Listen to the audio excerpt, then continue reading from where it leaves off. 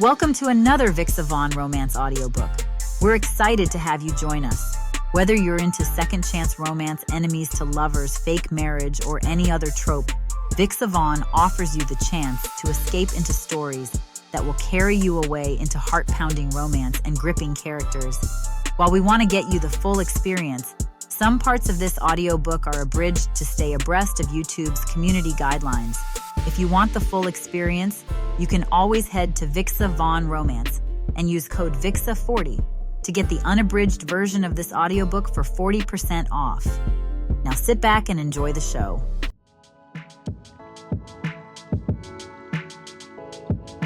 Chapter 1. Aaliyah. The bus door hisses open with a mechanical wheeze, and I step down onto the cracked pavement of Magnolia Springs' modest terminal. The December air hits me like a slap of reality, sharp and unforgiving against my cheeks. I pull my wool coat tighter, the cashmere blend doing little to ward off the chill that seems to seep straight through to my bones.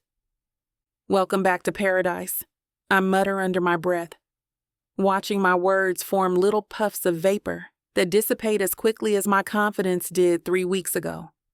The terminal hasn't changed much in the 5 years since I last set foot here. Same chipped concrete, same hand-painted sign that looks like it survived a tornado or two.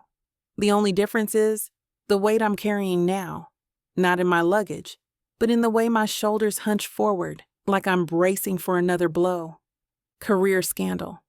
The words taste bitter even in my own mind. Patricia's voice echoes in my head, all fake concern and calculated corporate speak. Aaliyah, darling, perhaps a little holiday leave would do you some good. Time to recoup yourself. Recoup myself. As if I'm some kind of investment gone bad. The familiar scent of pine and wood smoke drifts past, carrying with it a flood of memories I wasn't prepared for. Suddenly, I'm 8 years old again, racing through these same streets on my bike, pigtails flying behind me as I tried to outrun Jackson Sullivan and his stupid smirk. The taste of Mrs. Rodriguez's hot chocolate from the corner cafe, the sound of my grandmother's laughter echoing from the front porch on Christmas morning. My chest tightens with something that might be homesickness or might just be the altitude change. Hard to tell the difference these days. I shoulder my duffel bag and start walking toward Main Street, my heels clicking against the sidewalk in a rhythm that feels foreign after weeks of padding around my Atlanta apartment in slippers and self-pity. The town spreads out before me like a postcard someone forgot to update, all charming storefronts and tree-lined streets that probably haven't seen a traffic jam since the Carter administration. The first thing that catches my eye is the explosion of Christmas decorations adorning every lamppost and storefront window. Garland twisted with twinkling lights winds around the old-fashioned street lamps, while wreaths hang from every door like green sentries standing guard over the holiday spirit. The hardware store has a massive inflatable Santa that waves mechanically at passers-by, and even the pharmacy sports a window display, featuring dancing reindeer that would make Macy's jealous. It's aggressively festive, obnoxiously cheerful, exactly the kind of in-your-face holiday cheer that makes you want to either burst into song or burst into tears. I'm leaning toward the latter. Get it together, Carter, I whisper, adjusting my grip on the duffel bag. You're here to heal and reconnect, not to have a mental breakdown in front of the town Christmas tree. But even as I say it, that familiar voice in my head, the one that's been my constant companion for the past month, starts its relentless commentary. Look at you, running home with your tail between your legs, 30 years old and moving back in with family because you couldn't handle the big city. What would your colleagues think if they could see you now? I shake my head, physically trying to dislodge the thoughts. That's exactly the kind of thinking that got me into this mess in the first place. The constant need to prove myself, to be better, faster, more successful than everyone else. The inability to see that sometimes the ladder you're climbing is leaning against the wrong damn wall. A couple walks past me, bundled up in matching scarves and laughing at some private joke. The woman catches my eye and offers a warm smile, the kind that small towns are famous for. I manage to smile back, though it feels rusty from disuse. This is what I need. Not the cutthroat world of Atlanta marketing agencies where your best friend will steal your clients and your boss will throw you under the bus faster than you can say quarterly projections. Just this. Simple human kindness without ulterior motives. The wind picks up, sending a cascade of red and gold leaves skittering across my path. I watch them dance for a moment, remembering how I used to jump in leaf piles right here on Main Street, back when my biggest worry was whether I'd finish my math homework or if Jackson would pull my hair during recess. Simpler times. Before I learned that success comes with a price tag and that sometimes the cost is higher than you're willing to pay. My phone buzzes in my pocket, and for a moment my heart rate spikes. Work emergency. Crisis that needs my immediate attention. Another fire to put out. But when I check the screen, it's just a text from my mom. Can't wait to see you, baby girl. Your room is ready and I made your favorite cookies. The knot in my chest loosens just a fraction. This is why I'm here. Not because I'm running away, but because I'm running toward something. Toward the people who knew me before I became a corporate shark in designer heels. Toward the place where my worth isn't measured in billable hours and client retention rates. I slip the phone back into my pocket and take a deep breath of the crisp December air. The self-doubt is still there, lurking like a shadow I can't quite shake. But for the first time in weeks, it's not the only thing I feel. Maybe Patricia was right about one thing. Maybe I do need to recoup myself. Not because I'm broken, but because I forgot who I was underneath all those power suits and late-night strategy sessions. And maybe, just maybe, Magnolia Springs is exactly where I need to be to remember. I turn left on Maple Avenue, my feet finding the familiar path toward home without conscious thought. The muscle memory of this route runs deeper than any GPS could navigate, carved into my bones by countless childhood bike rides and teenage walks of shame after missing curfew. The first landmark that stops me cold is George's Ice Cream Parlor, its cheerful pink and white striped awning fluttering in the December breeze. Through the frosted windows, I can see the same checkered floor, the same red vinyl booths that probably haven't been reupholstered since the Reagan era. My stomach does a little flip as I remember summer afternoons spent in the corner booth, sharing a chocolate milkshake with Jackson while we argued about everything from baseball statistics to whether aliens existed. Those were the good days, before hormones and expectations and the weight of the future complicated everything.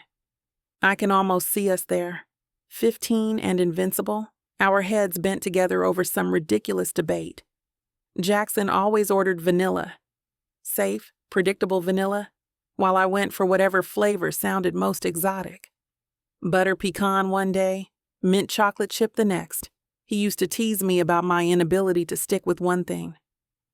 "You're gonna change your mind about that flavor before we finish the shake?" he'd say, that crooked grin spreading across his face. "Maybe I like having options," I'd shoot back. "Not everyone's content with boring old vanilla their whole life." The irony isn't lost on me now. He was the one who stayed vanilla, stayed safe, stayed in Magnolia Springs. I was the one who chased exotic flavors all the way to Atlanta, only to discover that sometimes vanilla is exactly what you need. I force myself to keep walking, but the memories follow me like persistent shadows. The old movie theater on the corner still has its vintage marquee, though, instead of the latest blockbusters, it's advertising the town's annual Christmas pageant. Jackson and I had our first real date here, watching some forgettable action movie, while I pretended not to notice him stealing glances at me in the flickering light. He'd been so nervous, his palms sweaty when he finally worked up the courage to hold my hand during the opening credits. I thought it was adorable then, this confident boy who could command any room suddenly fumbling over simple gestures. "You sure you want to hold hands with me?" I'd whispered, leaning close enough to smell his cologne, something woody and completely inappropriate for a 16-year-old. "Been wanting to do this for weeks," he'd whispered back, his fingers tightening around mine. That was Jackson. Bold enough to take over his father's business at 25, confident enough to close million-dollar deals, but turned into a mess whenever feelings got involved.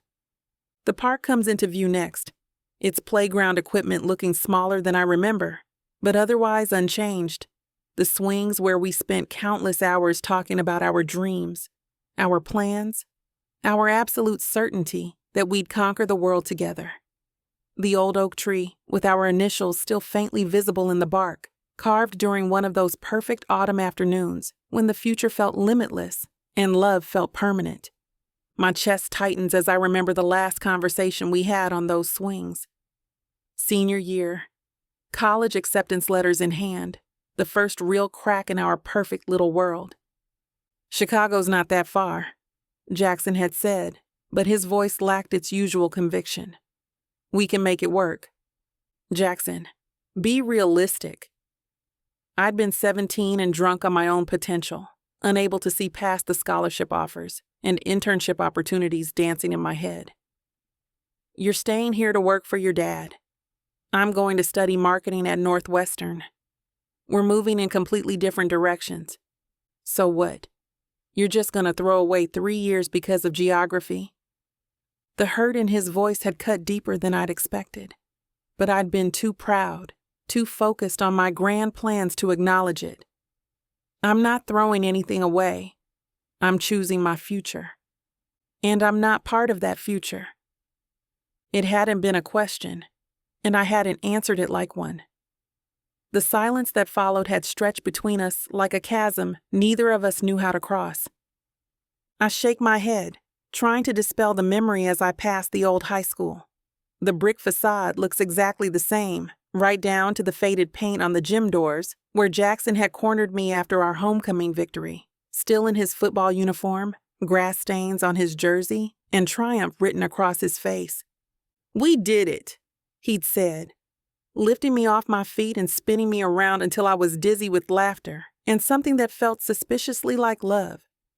"You did it," I'd corrected, but I was grinning too wide to sound serious.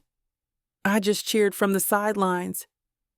"Best damn cheerleader in the county," he'd murmured against my ear before kissing me senseless against those same gym doors. God, we'd been so young, so sure that what we had was unbreakable, that love could conquer logistics and dreams could coexist without compromise. It took me years to understand that maybe Jackson had been the smart one, recognizing that some things are worth staying for while I chase shadows halfway across the country. I wonder if he ever thinks about those days, if he remembers the way we used to finish each other's sentences and steal each other's fries and plan elaborate pranks on our mutual friends, if he remembers the good parts, or if the bitter end overshadowed everything else. The last I heard through the small-town gossip network, he'd taken over Sullivan Realty completely when his father retired. Probably married some nice local girl by now, maybe has a couple of kids, and a golden retriever and a white picket fence that he never felt the need to jump over. The thought shouldn't sting, but it does. Not because I want that life for myself. I've never been the white picket fence type, but because I threw away my chance to find out what we could have been. Because I was so convinced that staying meant settling, that love meant limitations. Maybe it does. Maybe Jackson and I were always destined to want different things, to pull in opposite directions until something snapped. But 18-year-old me had been so quick to choose ambition over affection, so certain that success meant sacrifice. Now, walking these same streets with my career in ruins and my confidence shattered, I can't help but wonder if I chose wrong. If Jackson had been the one variable I should have held constant, while everything else shifted and changed around us.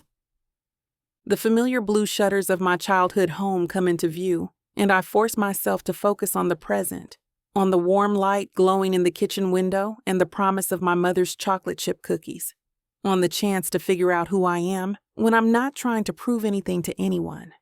But as I climb the front porch steps, my traitorous heart whispers one last question. Is Jackson Sullivan still the boy I fell in love with? Or has he become someone I wouldn't recognize? And more importantly, do I want to find out?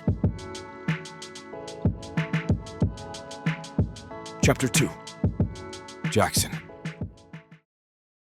The wrench slips in my grip, and I curse under my breath as my knuckles scrape against the cabinet door.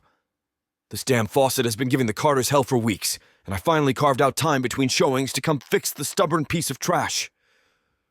"Language, Jackson," Mrs. Carter chides from behind me, but there's warmth in her voice. She's been scolding me for my mouth since I was 12 years old and tracking mud through her kitchen after baseball practice. "Sorry, Mrs. C." I adjust my position under the sink, squinting at the corroded joint that's been dripping for God knows how long. "This fitting's older than dirt. You should have called me sooner. The truth is, I could have sent one of my guys to handle this. Sullivan Realty keeps a list of contractors on retainer, and any one of them would have knocked this out in an hour.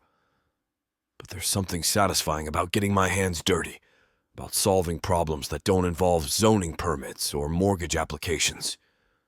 Plus, the Carters have been like family since I was old enough to ride my bike to their back door, looking for Aaliyah.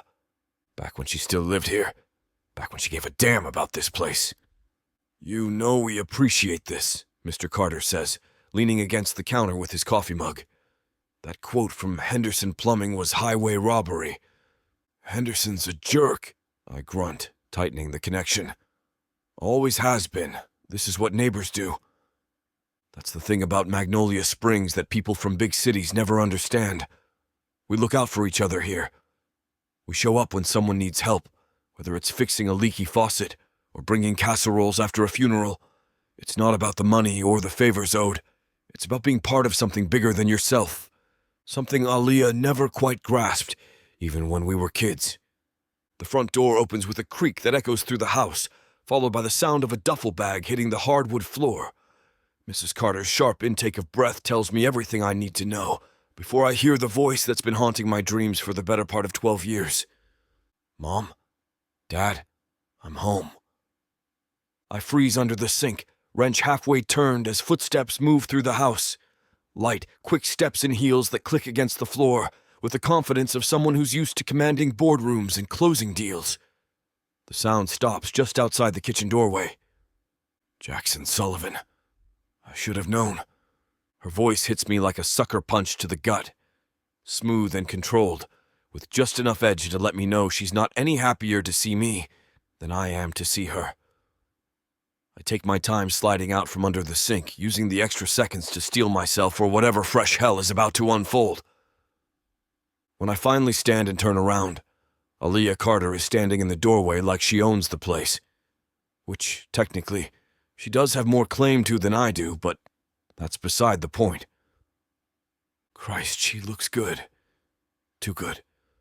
Her hair is longer than I remember, falling in soft waves around her shoulders, and she's wearing some fancy coat that probably cost more than most people in this town make in a month. Everything about her screams success, from her perfect posture to the way she's clutching her designer purse like it's armor.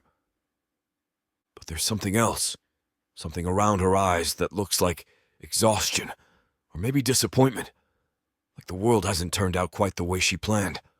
Join the club, Aaliyah. I wipe my hands on the towel Mrs. Carter handed me earlier, taking my time with it. Heard you were coming back. Did you now? She raises an eyebrow, and I can practically see the walls going up. Small-town gossip network still as efficient as ever, I see. News travels fast when the prodigal daughter finally decides to grace us with her presence. The words come out harsher than I intended, but I don't take them back. She's been gone for over a decade, too busy climbing corporate ladders to visit more than once every few years. Too important for the rest of us small-town folks. Her jaw tightens, but she keeps her voice level. I'm sure you've been just devastated by my absence. Devastated's a strong word. Barely noticed, actually. It's a lie, and we both know it. I've noticed every day she's been gone, every Christmas she missed, every major life event that happened without her here. But like hell, I'm giving her the satisfaction of knowing that. Mrs. Carter clears her throat, the sound cutting through the tension like a knife. Jackson was just fixing our faucet leak. Saved us a fortune on plumber fees. Aaliyah's expression softens slightly as she looks at her mother, then back at me. That was kind of you. Thank you.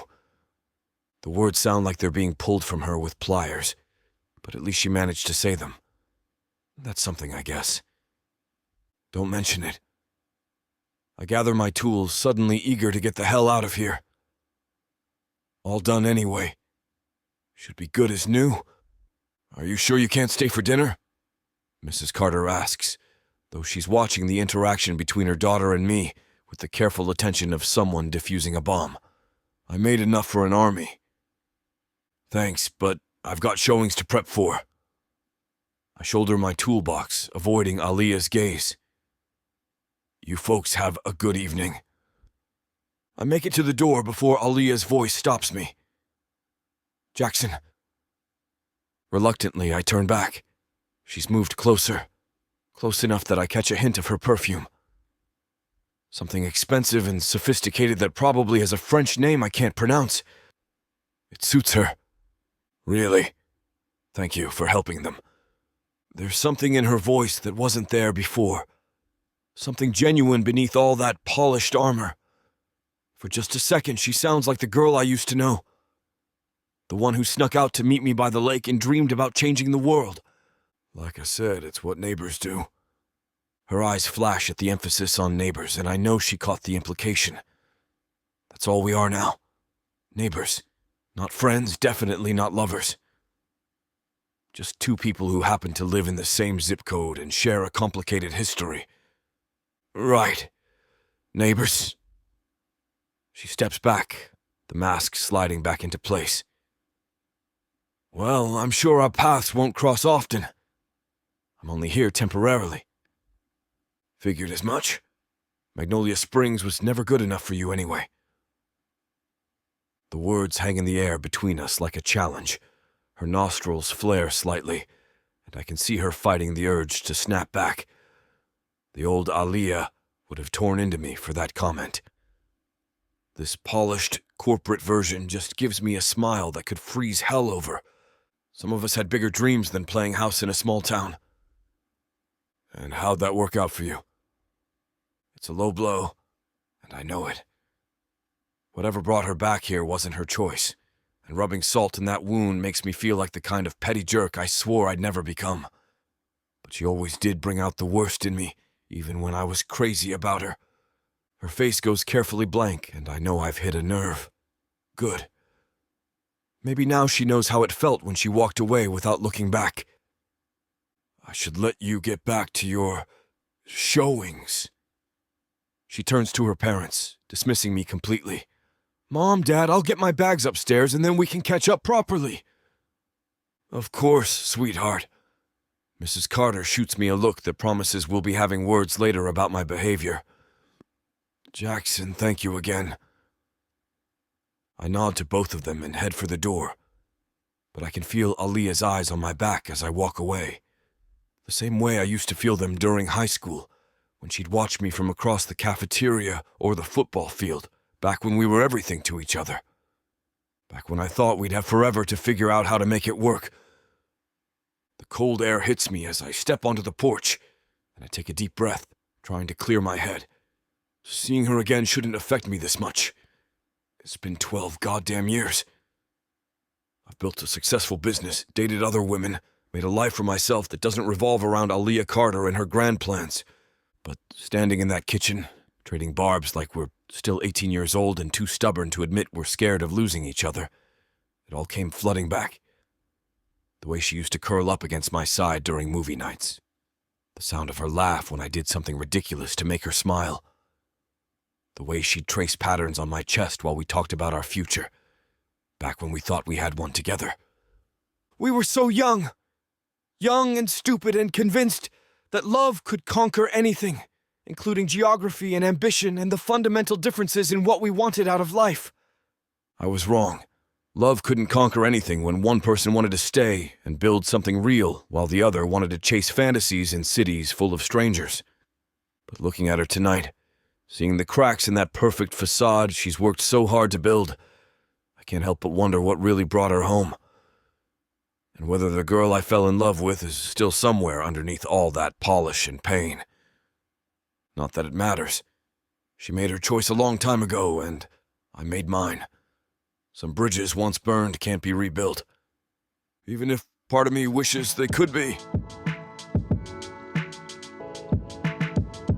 Chapter 3. Aaliyah. The evening air carries the bite of December, sharp enough to make me pull my coat tighter as Monica and I walk the familiar tree-lined streets of downtown Magnolia Springs. The streetlights cast long shadows across the sidewalk, illuminating patches of frost that glitter like scattered diamonds. God, it's good to see you. Monica bumps my shoulder with hers, her breath creating small puffs of vapor in the cold air. I can't believe it's been 3 years since your last visit. 3 years. Has it really been that long? Time moves differently when you're living in conference rooms and hotel suites, chasing deadlines and quarterly projections. The last time I was here, Monica had just announced her second pregnancy. Now she's talking about preschool applications and soccer practice schedules like they're the most natural things in the world. I know, I'm terrible. I sidestep a patch of ice near the old pharmacy. Work it consumed everything. Past tense. Monica catches the slip immediately. She always was too observant for her own good. What's going on, Aaliyah? Your mom mentioned you might be staying through the holidays, but she was pretty vague about why. I consider how much to reveal. Monica and I were close in high school, but marriage and motherhood have a way of changing people's priorities. The last thing I need is to become the cautionary tale she tells at book club meetings about career women who flew too close to the sun. Just taking some time to reassess. I keep my voice light, non-committal. You know how it is in corporate America. Sometimes you need to step back and figure out what really matters. Monica doesn't buy it, but she doesn't push either. That's another thing I'd forgotten about small-town friendships. People know when to give you space. Well, whatever the reason, I'm glad you're here. Emma and Tyler are going to be so excited to see their Auntie Aaliyah. The thought of Monica's kids calling me Auntie sends a strange pang through my chest. When did that happen? When did my best friend from high school become someone whose children see me as a distant relative who sends expensive gifts from far away? How are they doing? I ask, grateful for the subject change. Emma's 8 now, and she's got this attitude that would make your head spin. Thinks she knows everything about everything. Tyler's 3 and convinced he's going to be a superhero when he grows up.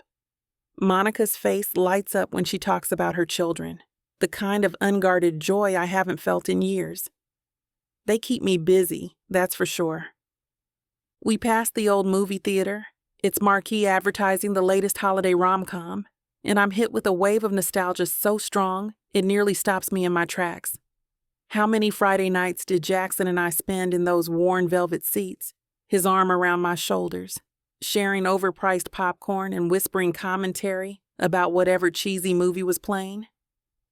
Speaking of keeping busy, Monica continues, apparently oblivious to my mental detour. Jackson's been doing amazing things with the family business. Have you heard? My stomach clenches at the mention of his name, but I keep my expression neutral. Can't say I've kept up with local real estate news. Oh, it's way more than just real estate now. He's developed half the commercial district downtown, brought in all these new businesses. The coffee shop we're heading to, that's one of his projects. And he just closed on that big development out by Miller's Lake, you know, where we used to go swimming. Of course he did. Jackson always had a head for business, even in high school. While I was dreaming of boardrooms in Manhattan, he was already thinking about ways to improve his hometown. The irony isn't lost on me that he's probably making more money now than I ever did in marketing. Good for him. I inject just enough disinterest into my voice to discourage further discussion. Monica isn't deterred. He's also been really involved in community stuff. Sponsors the Little League teams. sits on the Chamber of Commerce board, helps organize the Christmas festival every year. His parents are so proud. I'm sure they are. The words come out flatter than I intended. He never got married, you know. There it is. The information Monica's been dying to share since we started this walk. I can practically feel her watching for my reaction, waiting to see if 12 years of distance have dulled whatever feelings I used to have for Jackson Sullivan. They haven't. But she doesn't need to know that. Why would I care about Jackson's marital status? I ask, proud of how steady my voice sounds. Come on, Aaliyah. You two were crazy about each other in high school. Everyone thought you'd end up together. We were 18. I stopped walking and turned to face her. People change. Priorities change.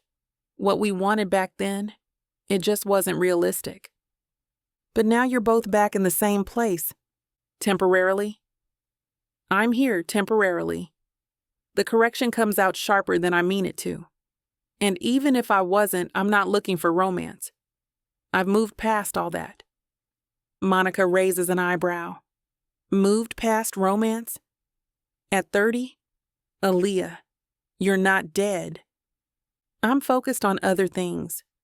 My career, my goals, figuring out what comes next. I don't have time for complications.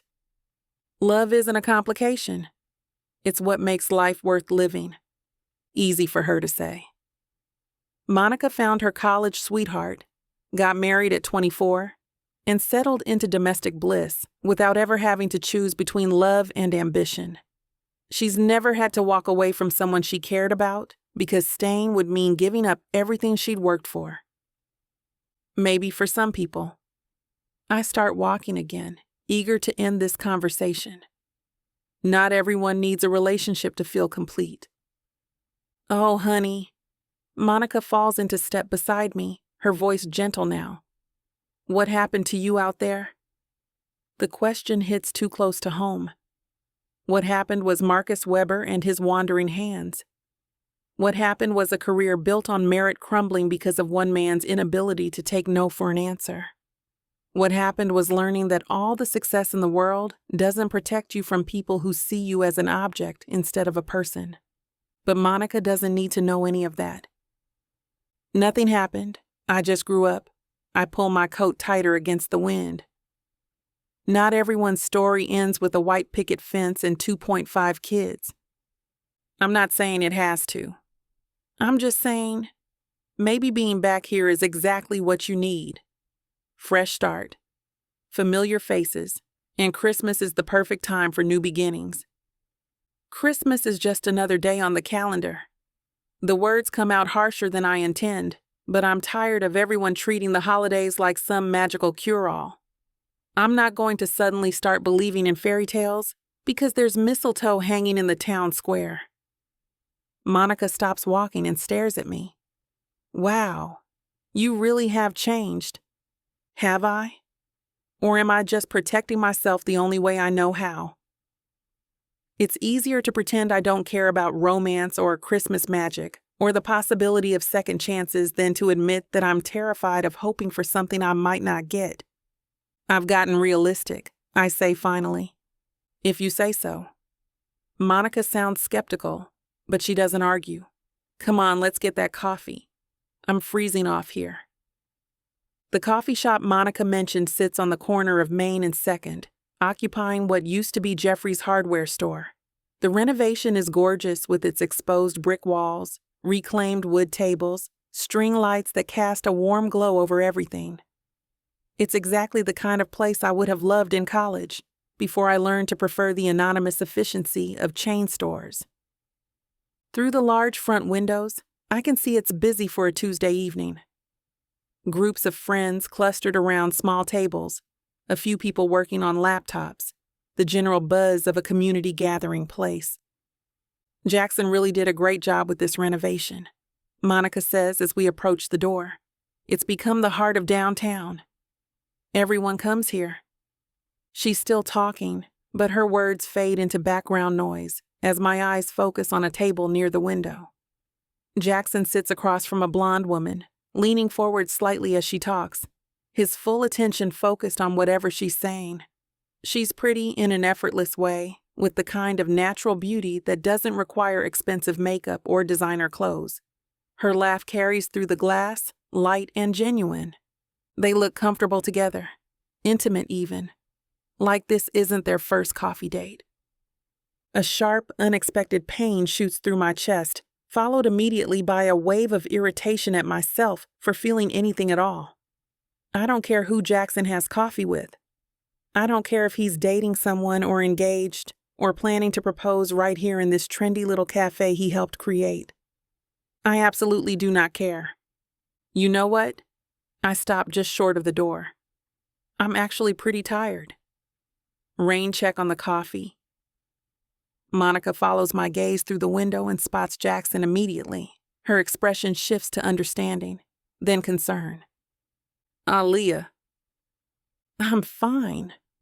I'm already backing away from the door, from the warmth and light, and the sight of Jackson looking happy with someone who isn't me. I just remembered I promised my mom I'd help her with something. It's a weak excuse, and we both know it, but Monica doesn't call me on it.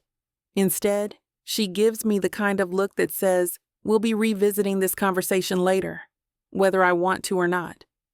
Okay, but we're definitely doing this tomorrow. No excuses. Sure, tomorrow. I'm already walking away, my heels clicking against the sidewalk in a staccato rhythm that matches my racing heartbeat. The cold air feels sharper now, cutting through my coat like it's made of paper instead of wool. I don't look back at the coffee shop. I don't need to see Jackson's easy smile or the way the blonde woman's hand rests on the table near his. I don't need the reminder that life in Magnolia Springs went on without me, that people found love and happiness and contentment while I was chasing success in boardrooms 1,000 miles away. The jealousy burning in my chest is completely irrational and entirely unwelcome. Jackson Sullivan means nothing to me. Nothing. So why does seeing him with someone else feel like a punch to the gut? Chapter 4. Jackson. The Magnolia Springs Community Center hasn't changed much since high school. Same fluorescent lights that flicker every few seconds, same motivational posters peeling at the corners, same folding chairs that screech against the linoleum when you move them. But tonight, it's buzzing with the kind of energy that only comes when people genuinely give a damn about something. All right, people, let's get this show on the road. I lean back in my chair at the head of the long conference table, surveying the dozen volunteers who've shown up for our Christmas festival planning meeting. We've got 3 weeks to pull off the best damn holiday celebration this town has ever seen. Sarah Martinez, who runs the flower shop, raises her hand. What's our budget looking like this year? Better than last year, thanks to the new businesses downtown. I flip through the papers in front of me. The coffee shop alone is sponsoring the hot chocolate station, and Samson's Auto agreed to cover the Santa photos setup. About time, grumbles Pete Morrison from his spot near the back. Been telling folks for years we needed more corporate sponsors instead of relying on bake sales and car washes. I bite back a smile. Pete's been complaining about the festival's funding since before I was born, but he's also been volunteering every year for just as long. Half the decorations we use came from his garage. This year we're thinking bigger, I continue. Extended hours, more activities, maybe even a tree lighting ceremony on the town square. Make it a real destination event, something that'll bring families in from surrounding towns. What about logistics? Asks Jennifer Walsh, our self-appointed keeper of schedules and permits. Street closures, vendor permits, insurance. Already on it. Filed the paperwork with the city last week, and the insurance company's sending over the updated policy tomorrow. I've learned the hard way that Jennifer's questions aren't suggestions. Cross your T's and dot your I's, or she'll make your life hell. We'll need volunteers for setup, breakdown, and everything in between. The discussion flows easily after that. These people know what they're doing, even if they sometimes need someone to wrangle them into action. Mrs. Jacobs wants to expand the craft booth section. Tom Bradley thinks we should add a second stage for local musicians. Everyone has opinions about where to put the petting zoo this year. I'm in my element here, coordinating plans and managing personalities. It's the kind of leadership that feels natural, not like the corporate stuff I see when I deal with out-of-town developers. These people trust me because I've earned it, not because my name's on a business card. Jackson, honey, I hope I'm not interrupting. Mrs. Carter's voice cuts through the chatter, and I look up to see her standing in the doorway with someone behind her. My brain registers the familiar silhouette before my eyes can focus on the details. Tall, confident posture, those distinctive curls barely visible over her mother's shoulder. Aaliyah! Every coherent thought evacuates my head like someone pulled a fire alarm. She steps into the room behind her mother, and the fluorescent lights catch the auburn highlights in her hair that I'd somehow forgotten about. She's wearing a black coat that looks extraordinarily elegant on her, looking like she just stepped out of a magazine, looking like she'd rather be anywhere else in the world. Of course not, Mrs. Carter. I stand up, grateful for the automatic politeness my mother drilled into me because my higher brain functions have apparently gone offline. We're just getting started. Wonderful. Mrs. Carter beams at me like I'm still the teenager who used to help her carry groceries. I brought someone who wants to help with the festival planning. Aaliyah's expression suggests she wants to help about as much as she wants a root canal, but her mother plows ahead like a freight train.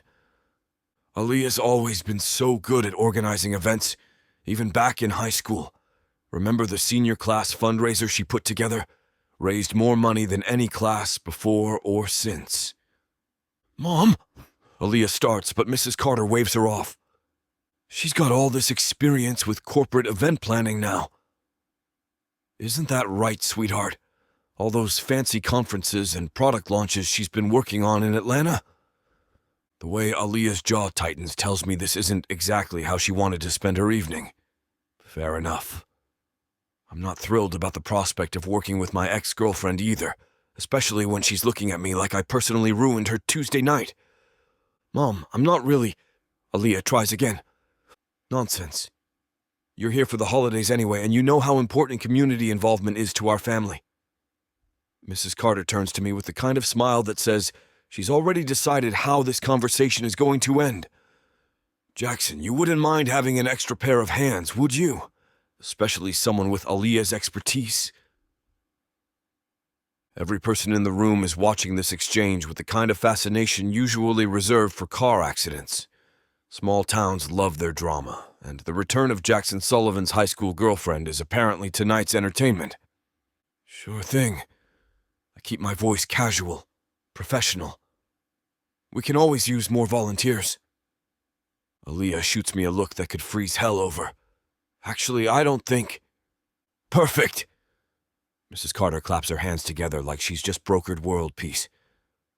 I'll leave you all to your planning.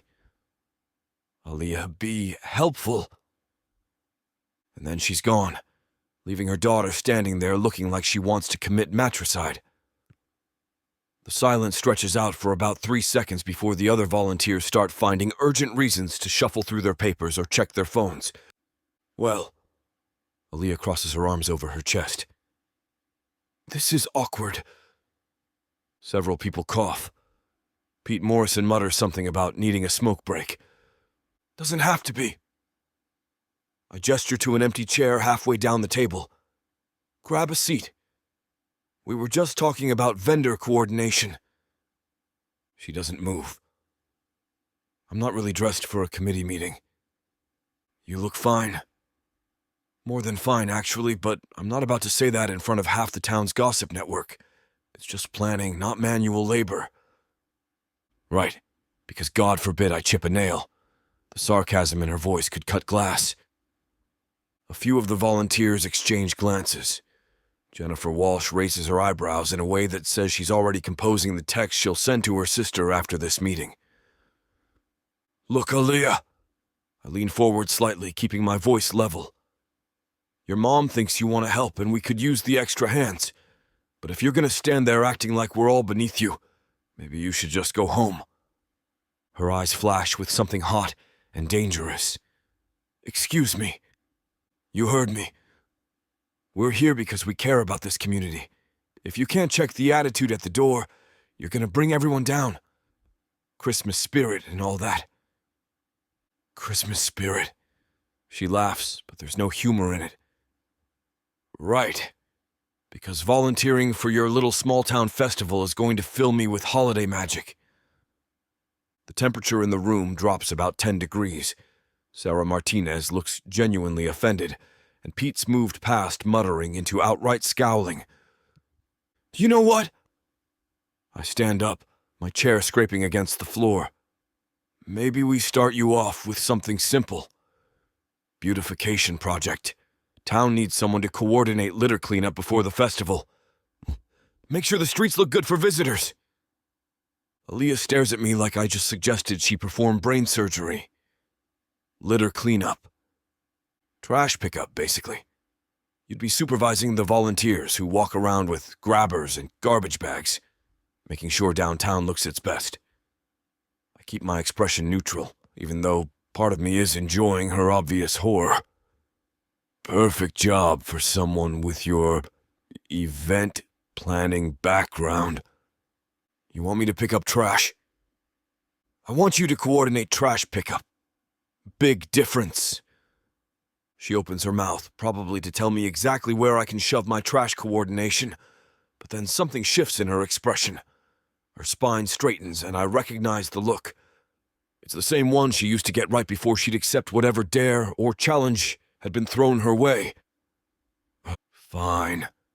The word comes out crisp and final. "I'll coordinate your litter cleanup." "Great." I sit back down, fighting the urge to smile. "We'll need teams organized by Thursday. I'll get you the volunteer contact list." "Perfect." She turns on her heel, designer coat swirling around her legs. "I'll just add trash supervisor to my resume." The door closes behind her with a controlled click that somehow sounds more ominous than if she'd slammed it. "Well," Pete breaks the silence. "That was entertaining." Jennifer Walsh is already pulling out her phone. I give it 2 days before one of them ends up in jail. "My money's on Aaliyah," Sarah adds helpfully. "She looked ready to murder him with that fancy purse." I rub my temples where a headache is starting to form. 3 weeks until Christmas, and I just volunteered to work closely with the one person in town who clearly wants nothing to do with me. This is either going to be the best festival Magnolia Springs has ever seen, or it's going to be a complete disaster. Either way, it's not going to be boring. Chapter 5. Aaliyah.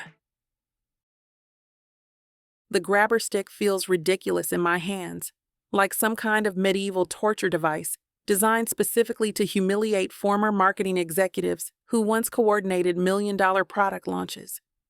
I've been at this for 2 hours, and my back is already protesting the constant bending and reaching. Downtown Magnolia Springs isn't exactly Times Square, but apparently people here have no problem dropping their coffee cups and candy wrappers wherever they please. I've already filled half a garbage bag with the detritus of small-town life, and I'm only halfway down Main Street. The irony isn't lost on me. 3 months ago, I was presenting quarterly projections to boardrooms full of suits. Today I'm using a mechanical claw to fish cigarette butts out of storm drains. The mighty have fallen, and apparently they've fallen directly into community service. My phone buzzes with a text from Mom. "How's the volunteering going, sweetheart? So proud of you for getting involved."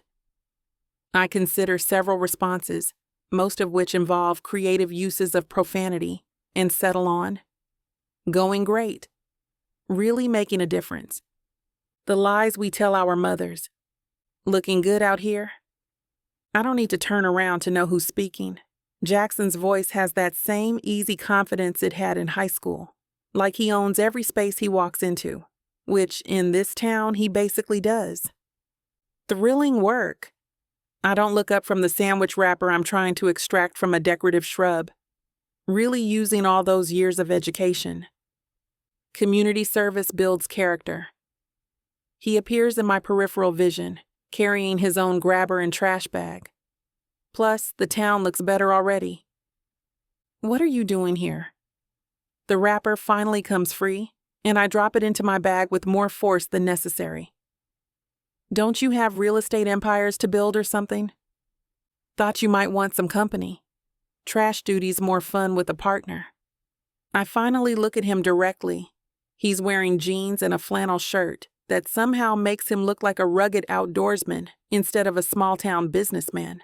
The sleeves are rolled up to his elbows, and there's something annoyingly attractive about the casual way he carries himself. I didn't ask for company. Didn't say you did. He starts working on a cluster of fast food containers near the bus stop. Just figured I'd help out.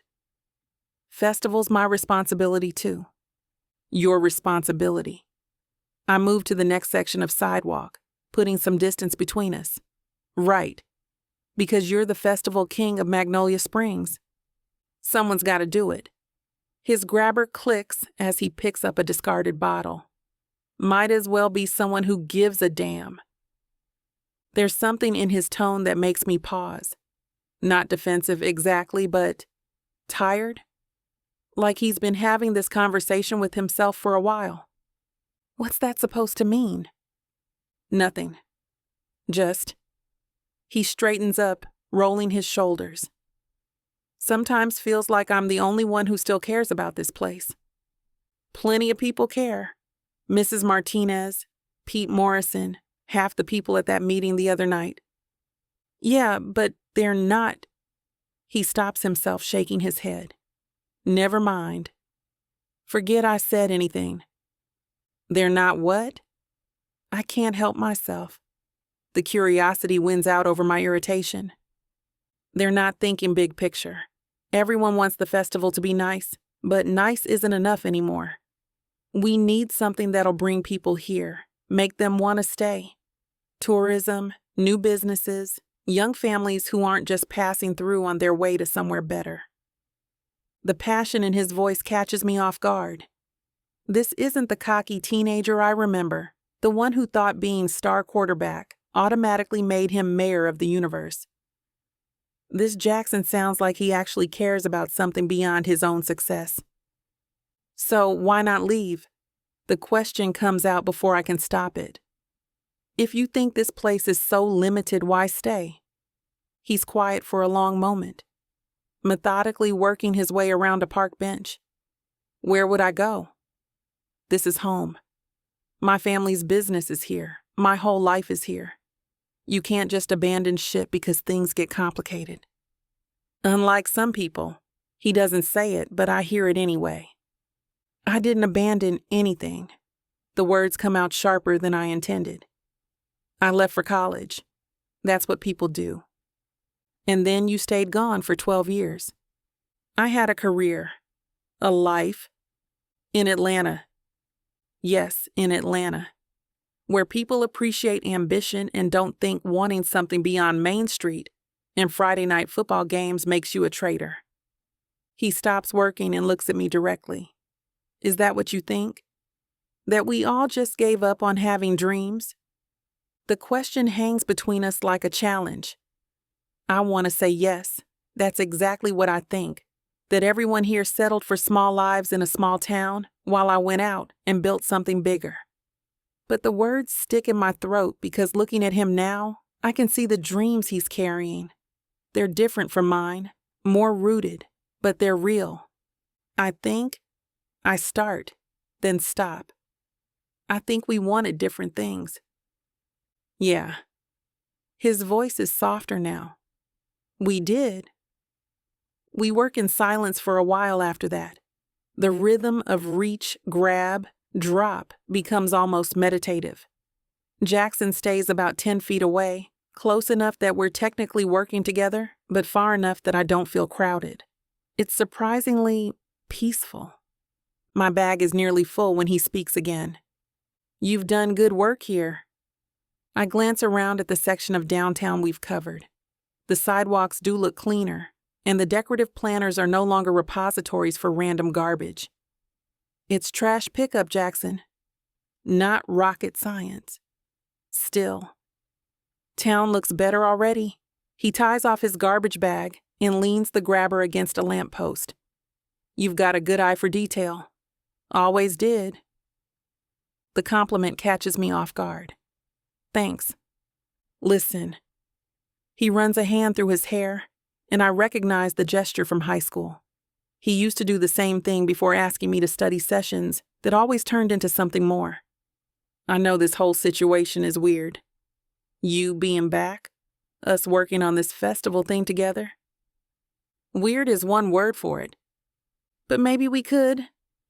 He pauses, seeming to choose his words carefully. Maybe we could grab dinner sometime. Or coffee. Catch up properly. My entire body goes rigid. Jackson, I'm not interested in dating you. Who said anything about dating? He raises his hands in mock surrender, but there's amusement in his eyes. I'm talking about catching up. Two old friends having a conversation that doesn't involve trash bags and community service. We're not friends. We were once. That was a long time ago. Doesn't mean we can't be civil now. He leans against the lamppost, studying my face. Come on, Aaliyah. One coffee. What's the worst that could happen? I want to say no. Everything logical in my brain is screaming that spending more time with Jackson Sullivan is a terrible idea that will only lead to complications I don't need. But there's something in the way he's looking at me, patient and hopeful, and completely without the arrogance I expected. Fine. The word comes out grudgingly. One coffee. But this isn't a date. Understood. His smile is pure triumph. Oh, and Aaliyah? What? Wear that French perfume you had on at your parents' house. The one that smells like jasmine and bad decisions. I swatted him with my grabber stick, but he's already laughing and stepping out of reach. You're a jerk. Yeah, but I'm a charming jerk. He picks up his trash bag and starts walking backward down the sidewalk. I'll text you about coffee. I might not answer. You will? His grin is infuriating and completely confident. You always were curious about what came next. Chapter 6. Jackson. I pull up to the Carter house at exactly 3 o'clock, because punctuality matters when you're trying to prove you're not the same reckless kid who used to show up 20 minutes late to everything. The engine of my truck idles while I check my reflection in the rearview mirror one more time. Clean shave, hair that doesn't look like I stuck my finger in an electrical socket, and a sweater that Mom insisted made my eyes look good. Christ, I'm nervous. When's the last time I was nervous about coffee with a woman? The front door opens before I can get out of the truck, and every coherent thought in my head evaporates. Aaliyah steps onto the porch wearing a cream-colored sweater that hugs her curves in all the right places. Dark jeans that should probably be illegal, and boots that add just enough height to make her legs look endless. She's got a red scarf wrapped around her neck, and her hair is down in those soft curls that used to drive me crazy in high school. She looks like Christmas morning, and every birthday wish I never made rolled into one perfect package. I'm out of the truck and halfway up the walkway before she can change her mind about coming down the steps. You look gorgeous, stunning. Like everything I've been missing for the past 12 years. Good. Really good. She tugs at the scarf, and I catch a whiff of that jasmine perfume that's been haunting my dreams since the night at her parents' house. Thanks. You clean up okay yourself. Thanks for the ringing endorsement. I reach for her elbow to help her down the steps, but she stops moving. Jackson, I don't think this is a good idea. The words hit me like a punch to the gut, but I keep my expression neutral. What's not a good idea? This? She gestures between us. Coffee, catching up, pretending like we can just be friends after everything that happened. I lean against the porch railing, taking in her flushed cheeks and the way she won't quite meet my eyes. You got all dolled up just to tell me no? I didn't get dolled up. This is just clothes. Aaliyah, you're wearing lipstick and that perfume I specifically requested. If this isn't getting dolled up, I'd hate to see what happens when you actually try.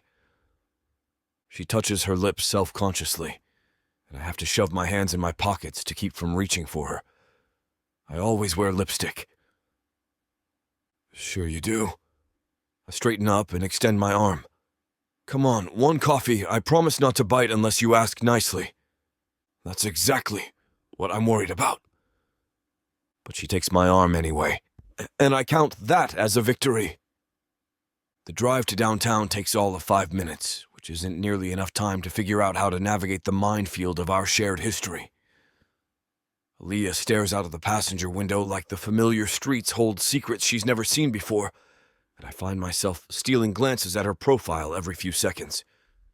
So, I start, then immediately regret opening my mouth because I have no idea what comes next. So, she echoes, still not looking at me. Nice weather we're having. That gets me a sideways look. Really? We're going with weather talk? I'm easing into conversation. Building rapport, establishing common ground. Common ground. She shakes her head. You sound like a corporate training manual. I've been to a few conferences. I pull into a parking spot in front of Magnolia Cafe, the same place we used to come after football games when we were teenagers. Picked up some professional development along the way. Right, because real estate is so corporate. Hey, I'll have you know I closed 3 deals last month using advanced negotiation techniques. I kill the engine and turn to face her. Very sophisticated stuff. I'm sure. But she's almost smiling now, and that feels like progress. The bell above the cafe door chimes when we walk in, and the place looks exactly the same as it did 15 years ago. Same mismatched chairs, same local art covering the walls, same smell of coffee beans and fresh pastries that always made this feel like the coziest place in town. Well, I'll be damned. The voice comes from behind the counter, where Mrs. Yeager is wiping down the espresso machine with a dish towel. She's got to be pushing 70 now, but her smile is just as bright as I remember. Jackson Sullivan and Aaliyah Carter together again.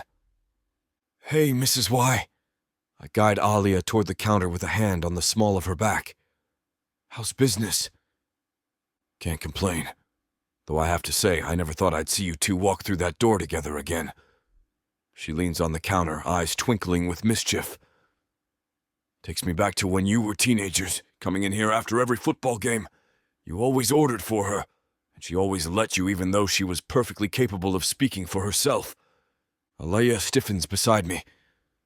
I can order my own coffee now, Mrs. Yeager. I'm sure you can, honey. But some things never change. She winks at me. What'll it be? Large cappuccino, extra foam with cinnamon?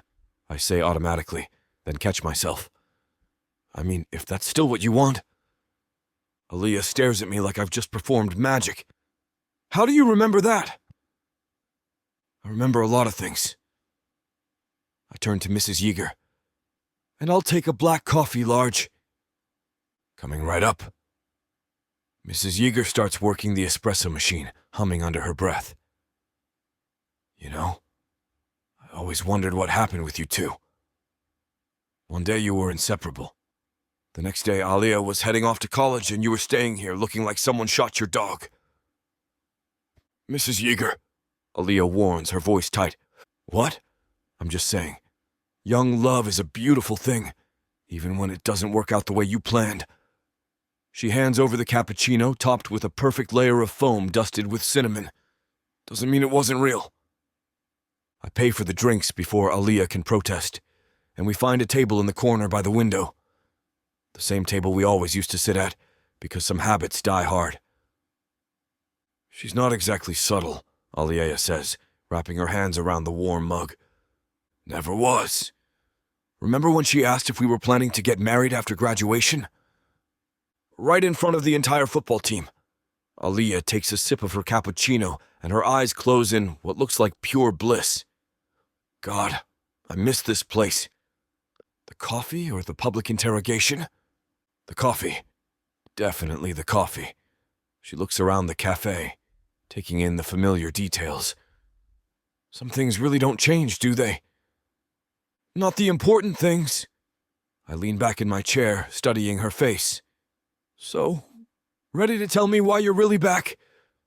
The question hangs in the air between us, and I watch her shoulders tense.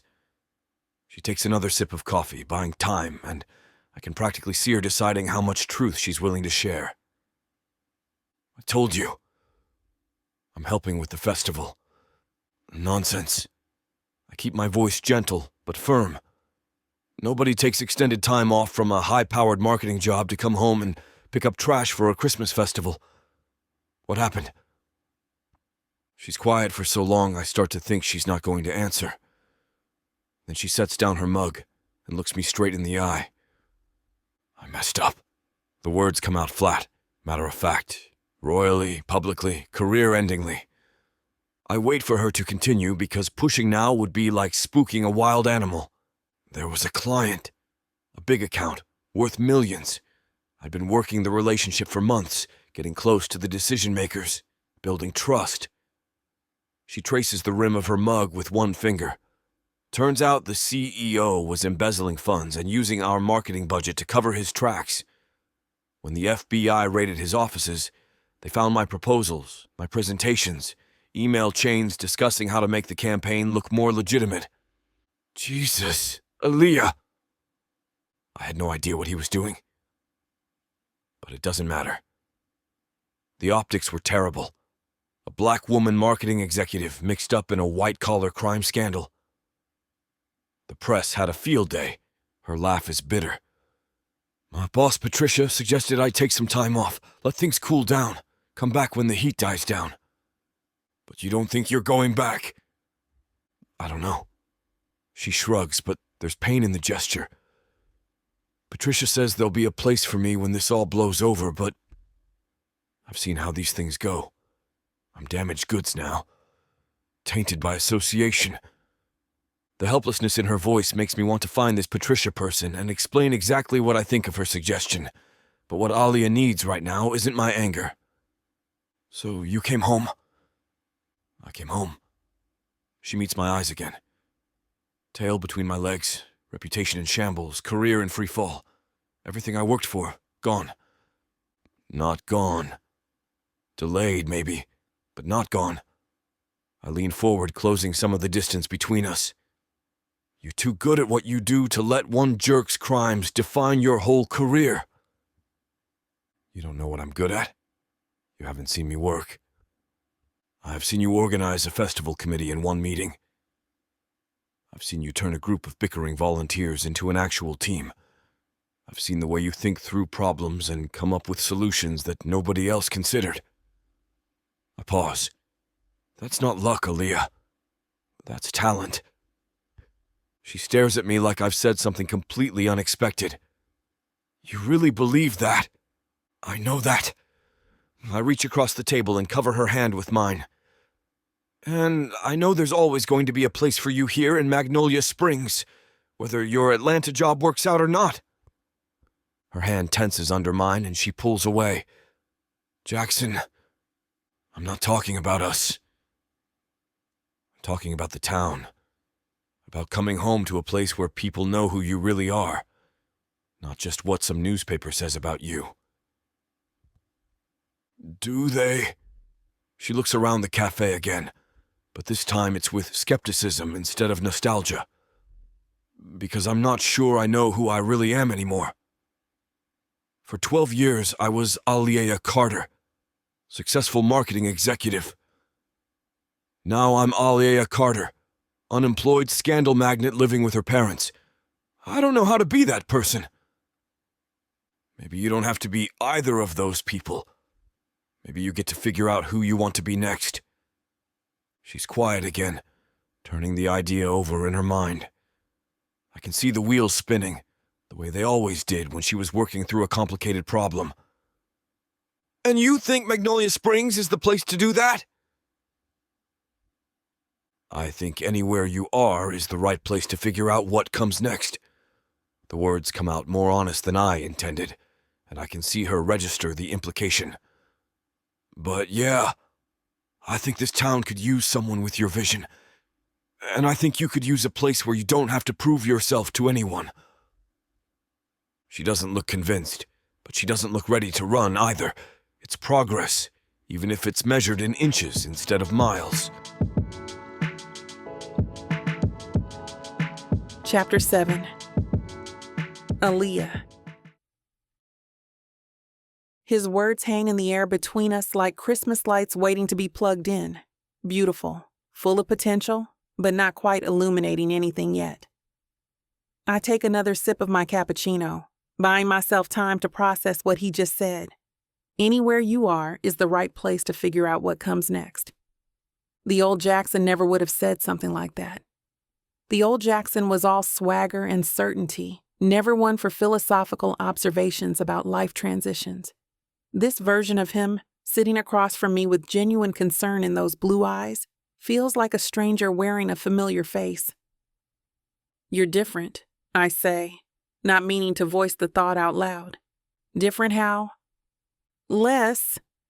I search for the right word. Reckless, I guess. More thoughtful.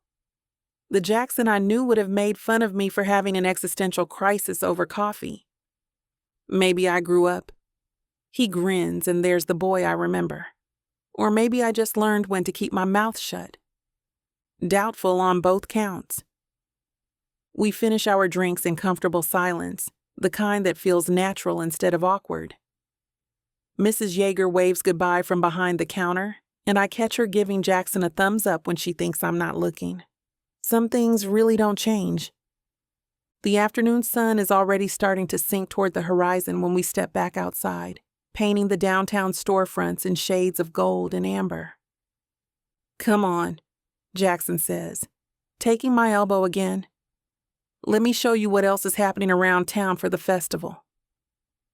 We walk down Main Street, past the pharmacy where I used to buy candy with my allowance, and the hardware store, where Jackson's dad taught him how to pick out the right screws for whatever project they were working on that weekend. Everything looks exactly the same, but smaller somehow. Like someone shrunk the whole town while I was gone. There. Jackson points to the park at the end of the street, where a small crew is setting up what looks like an outdoor stage. The high school choir is doing performances every weekend leading up to Christmas. And over there. He gestures toward the gazebo, which is wrapped in so many lights it looks like a spaceship. That's where Santa's going to set up shop for pictures with the kids. Santa? Bill Frank. He's been doing it for 15 years. Has the belly for it and everything? I laugh, remembering Mr. Frank from when we were kids. He owned the furniture shop and always had grease under his fingernails, which seems like an odd qualification for playing Santa. Does he still smell like motor oil? Only on weekdays. Weekends he switches to peppermint. We continue down the street and Jackson points out more festival preparations, vendor booths being assembled, storefronts decorated with wreaths and garland, even a small ice skating rink that's apparently being trucked in from the nearest city.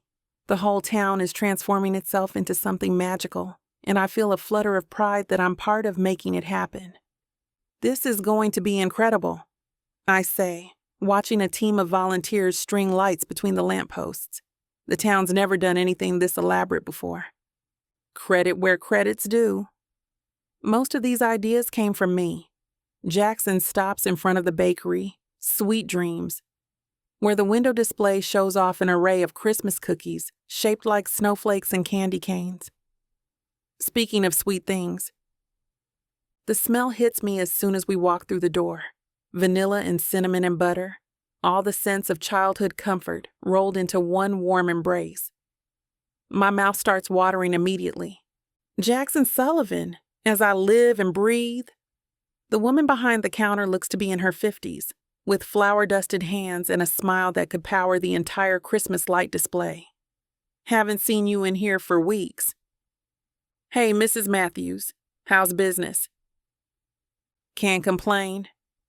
Everyone wants cookies for their holiday parties. She glances at me with obvious curiosity. And who's this lovely young lady? Aaliyah Carter, I say, extending my hand. I grew up here, but I've been living in Atlanta. Of course, the Carter girl. I remember you. Her handshake is firm, confident. Your mother used to bring you in here after dance recitals. You always ordered the same thing. Chocolate chip cookies with extra chips, I say automatically. That's right. Do you want to try one? I just pulled a fresh batch from the oven. Jackson orders a dozen assorted cookies for his office, and I'm debating between a gingerbread man and a sugar cookie shaped like a Christmas tree when the bell above the door chimes. I glance over my shoulder and immediately understand why Jackson's entire body language has shifted. The woman walking through the door is stunning in that effortless Southern belle way. Honey blonde hair that catches the light, legs that go on for days, and a dress that looks like one you'd see during Paris Fashion Week. She spots Jackson immediately, and her face lights up like she's just won the lottery. Jackson. What a wonderful surprise. Her voice has that practiced sweetness that makes my teeth ache. I was just thinking about you. Hey, Brittany. Jackson's smile looks like it's been carved out of wood. How's it going? Oh, busy with the holidays and all. She sidles up to the counter, positioning herself between Jackson and me in a move that's so smooth it has to be practiced. I was hoping we could grab dinner sometime this week. That new place in Thomasville everyone's talking about? I watched this unfold with the fascination of someone observing a nature documentary. Jackson's clearly trying to figure out how to extricate himself without being rude, and Brittany is just as clearly not picking up on any of his signals, or she's choosing to ignore them, which seems more likely. Actually, I'm pretty booked up this week, Jackson says, running a hand through his hair. Festival planning and all. Oh, the festival. Brittany's tone suggests she thinks community service is something that happens to other people. I'm sure that's very fulfilling. But surely you can spare one evening for an old friend.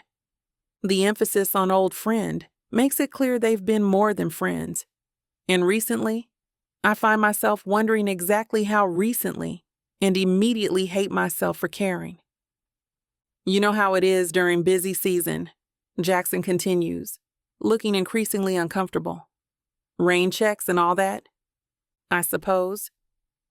Brittany finally notices me standing there and her smile becomes several degrees cooler. I'm sorry, I don't think we've met. Aaliyah Carter. I step forward and extend my hand, putting on my best professional smile. Jackson and I are working together on the festival. How nice. Her handshake is limp, dismissive. Are you visiting from out of town? Something like that. I can feel Jackson's tension radiating from beside me, and part of me wants to rescue him. The other part of me is thoroughly entertained by watching him squirm. Well, Jackson, Brittany continues, clearly deciding I'm not worth further attention. I'll call you tomorrow. We can figure out a time that works better.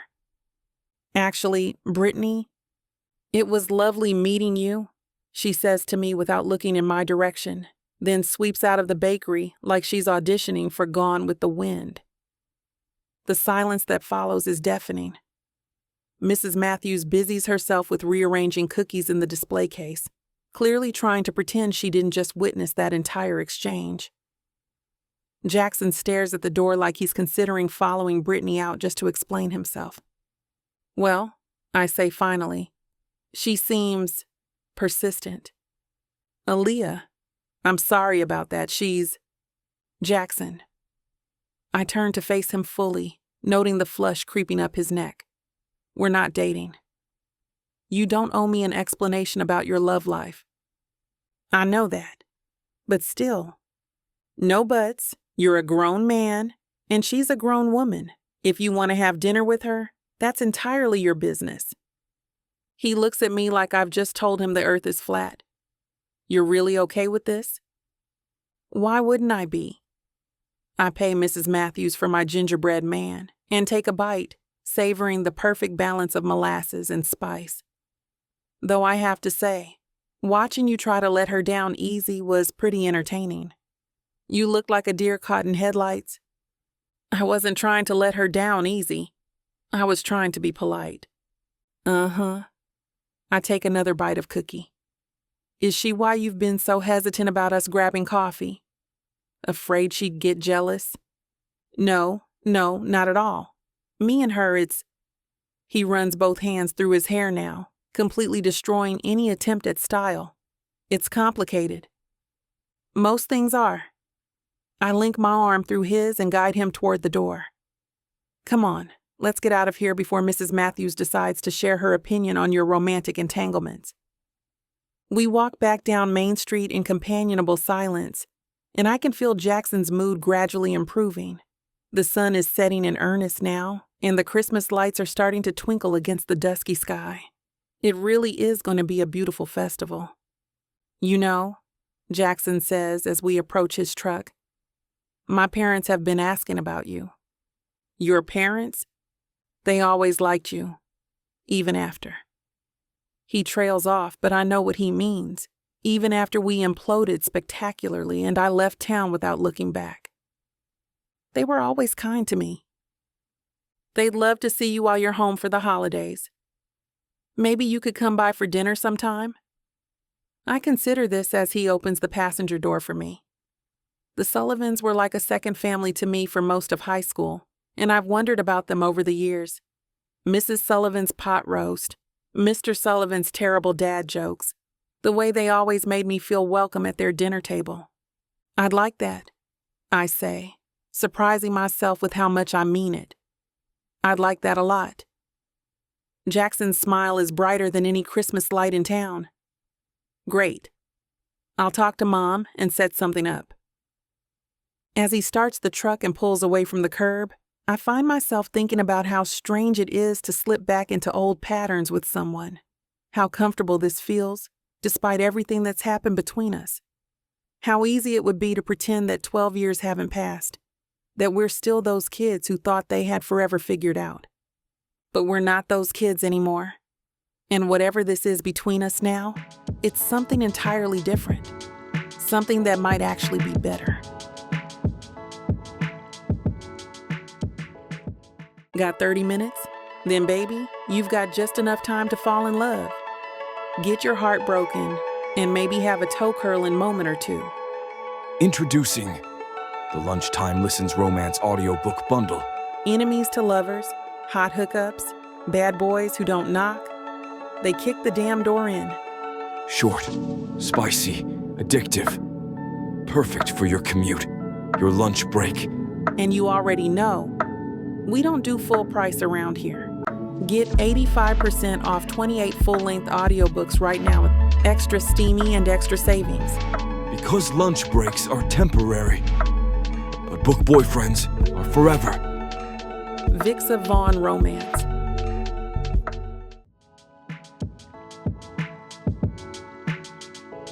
Chapter 8. Jackson. 3 days later, I'm standing in my childhood bedroom, staring at my reflection and second-guessing every clothing choice I've made in the last 30 minutes.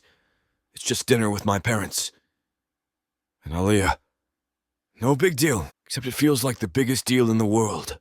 I've changed shirts twice, settled on a navy button-down that Mom always says brings out my eyes, then immediately wondered why the hell I care what my eyes look like. This isn't a date. It's dinner. With my parents, who've been asking about Aaliyah since the day she got back to town, because apparently the Magnolia Springs gossip network is more efficient than the FBI. Jesus, Sullivan, I mutter to my reflection. Get yourself together. My phone buzzes with a text from Aaliyah, on my way. Should I bring anything?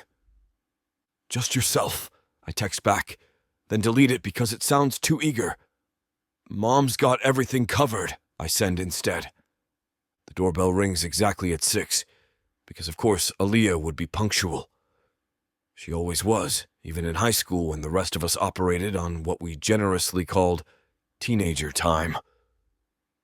I beat Mom to the front door by about half a second, which means she's right behind me when I open it, practically vibrating with excitement.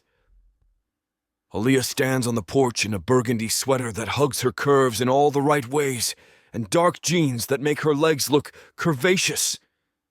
She's holding a bottle of wine and smiling that same smile that used to make me forget my own name. Still does, apparently. Aaliyah, sweetheart! Mom pushes past me like I'm a piece of furniture, pulling Aaliyah into one of her signature bear hugs. Look at you! Just as beautiful as ever. Mrs. Sullivan, it's so good to see you. Aaliyah returns the hug with genuine warmth, and something tight in my chest loosens at seeing how easily they fall back into their old rhythm. I brought wine, though I know you probably didn't need me to bring anything. Nonsense, that's very thoughtful. David, come see who's here. Dad appears from the living room, already grinning. He's wearing his good khakis and the sweater Mom bought him last Christmas, which means she briefed him on the importance of making a good impression.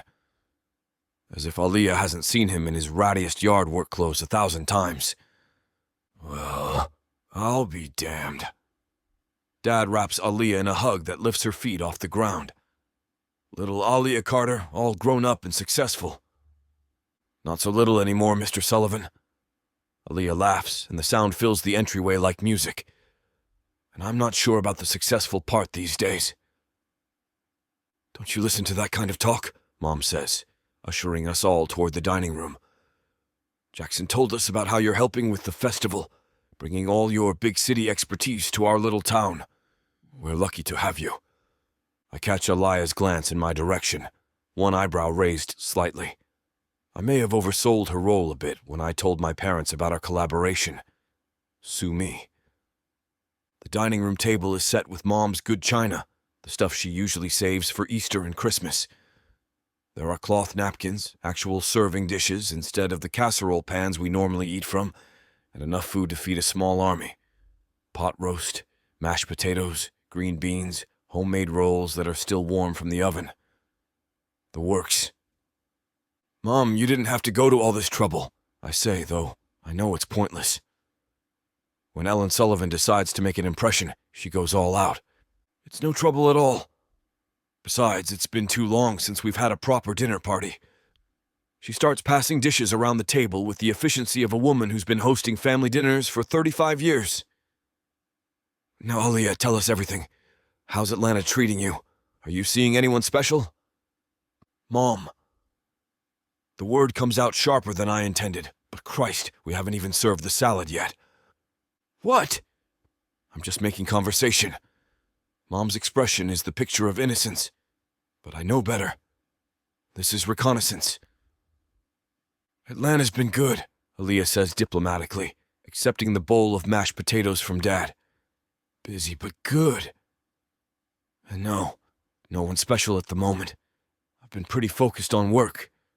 Work's important, Dad says, cutting into his pot roast. But so is finding the right person to share your life with. Don't wait too long to figure that out. I nearly choke on my water. Subtle as a brick, my old man. Speaking of which, Mom jumps in, because apparently we're doing this. Jackson's been spending quite a bit of time with someone lately. Haven't you, honey? My stomach drops straight through the floor. Have I? That Brittany girl. She's been calling the house looking for you. Mom's tone is carefully neutral, but I know that tone. It's the same one she used when she caught me smoking behind the garage in 10th grade. Oh, interesting. Aaliyah's voice is light, conversational, but there's something in her eyes that looks suspiciously like amusement. Actually, we ran into Brittany at the bakery the other day. She seemed very friendly. Friendly is one word for it, Mom mutters, then catches herself. I mean, she seems very nice. Very nice, Dad agrees in a tone that suggests he thinks she's about as nice as a rattlesnake. This is a disaster. She's just someone I've gone out with a few times, I say, aiming for casual and probably missing by a mile. Nothing serious. Of course not, Aaliyah says, and now she's definitely enjoying this. She did mention wanting to take you to that new place in Thomasville. Sounds romantic. You know what sounds romantic? Mom interjects. Remember when you two went to homecoming together senior year? You looked so handsome in your tuxedo, Jackson. And Aaliyah, That blue dress was just stunning. Mom, please. What? I'm just reminiscing. You two were always so good together, thick as thieves from the time you could walk. Until they weren't, Dad adds helpfully. Remember that fight they had right before graduation? Thought the whole neighborhood was going to split down the middle, picking sides. We were kids, Aaliyah says quickly. Kids fight. It's what they do. Some fights are worth having, Mom says with the kind of meaningful look that makes me want to crawl under the table.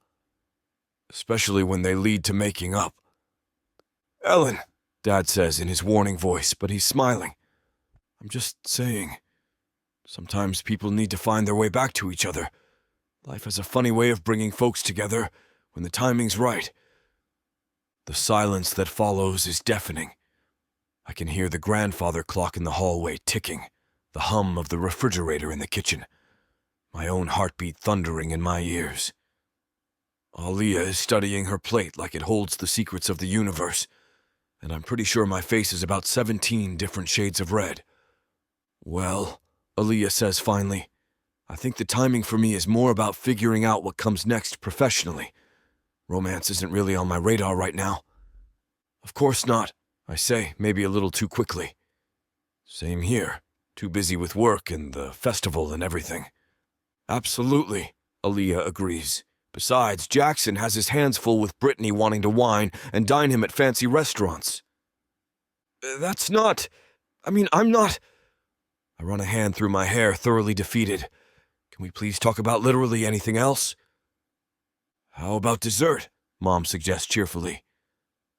I made apple pie. With ice cream?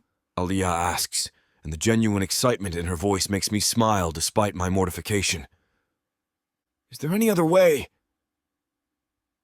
As Mom starts clearing plates and Dad launches into a story about the new fishing rod he bought last weekend, I catch Aaliyah's eye across the table. She's trying not to laugh, pressing her lips together in that way she used to when she was trying to keep from giggling during church. You're enjoying this, I mouth at her. She just grins and takes another sip of wine. But here's the thing my parents don't understand. The thing I can't exactly explain to them over pot roast and small talk. They're not wrong. About Aaliyah and me. About the way we used to be. About the possibility of something still being there between us. The problem is, wanting something and having it be realistic are two completely different things. Aaliyah's got a whole life in Atlanta. A career she's trying to rebuild. Ambitions that go way beyond anything Magnolia Springs has to offer. And I've got responsibilities here. A business to run, a family legacy to maintain. But sitting here, watching her laugh at Dad's terrible jokes and compliment Mom's cooking, seeing how easily she fits back into this space like she never left, I don't want to find a way to make it work anyway, even if I have no idea how. Chapter 9. Aaliyah. The next morning arrives crisp and clear, perfect for turning Magnolia Springs into a winter wonderland. I'm standing on Main Street at 8 a.m. sharp, coffee in one hand and a clipboard in the other, surrounded by boxes of Christmas decorations that look like they've seen better decades. All right, people, I call out to the assembled volunteers, channeling my best project manager voice. We've got garland for the lampposts, wreaths for every storefront, and enough string lights to power a small aircraft. Let's make this town sparkle. Mrs. Dickinson from the flower shop nods enthusiastically while her husband eyes the ladder propped against the nearest street lamp with obvious skepticism. The Reeves twins, home from college for winter break, are already tangled in a strand of lights, and Pastor Williams is examining a wreath like he's conducting a theological inspection. Aaliyah, honey, Mrs. Dickinson says, should we start with the wreaths or the garland? Wreaths first. They're easier to manage, and we can work our way up to the more complicated stuff. I check my clipboard, grateful for the familiar comfort of organization. Mr. Dickinson, if you could take the east side of Main Street with the twins, Mrs. Dickinson can handle the storefronts on the west side, and Pastor Williams, maybe you could coordinate the nativity scene setup in the square. Everyone disperses with purpose, leaving me staring up at the first lamppost and the coil of lights at my feet. Simple enough. Thread the lights around the post, plug them in, move to the next one. I've managed multi-million-dollar marketing campaigns. I can handle Christmas lights. 20 minutes later, I'm standing on a stepladder that feels less stable than my career prospects, wrestling with a particularly stubborn strand that seems determined to knot itself around everything except the lamppost. One end is plugged into the base, the other is somehow wrapped around my ankle, and the middle section is creating what can only be described as a tinsel tornado. Come on, I mutter, tugging at a particularly rebellious loop. Work with me here. The ladder wobbles. My coffee sloshes onto my boots, and the lights, apparently sensing weakness, tighten their grip around my leg like some kind of festive boa constrictor. Need a hand? I look down to find a familiar face grinning up at me. Tall, lanky, with the same unruly dark hair and kind brown eyes I remember from calculus class. Henry Winters, debate team captain, and the only person who could make me laugh during Mrs. Kwan's soul-crushing chemistry lectures. Henry! I nearly topple off the ladder in surprise. What are you doing here? Visiting Mom for the holidays. Saw you up there looking like you're losing a fight with Christmas and thought I'd offer assistance. He steadies the ladder with one hand, his touch confident and sure. Some things never change, huh? You still take on projects that are way too big for one person. I don't take on projects that are too big. I just refuse to accept that anything is impossible. I unwrap the lights from my ankle with as much dignity as I can muster. Besides, this is supposed to be simple. String lights around pole. Plug in. Admire festive glow. Simple is relative. Henry takes the end of the light strand from my hands, his fingers brushing mine briefly. Remember when you decided we needed to build that homecoming float that looked like the Taj Mahal? We won first place. We also spent 3 weeks sleeping in your garage and nearly gave your dad a heart attack when he found us hot gluing foam boards at 2 a.m.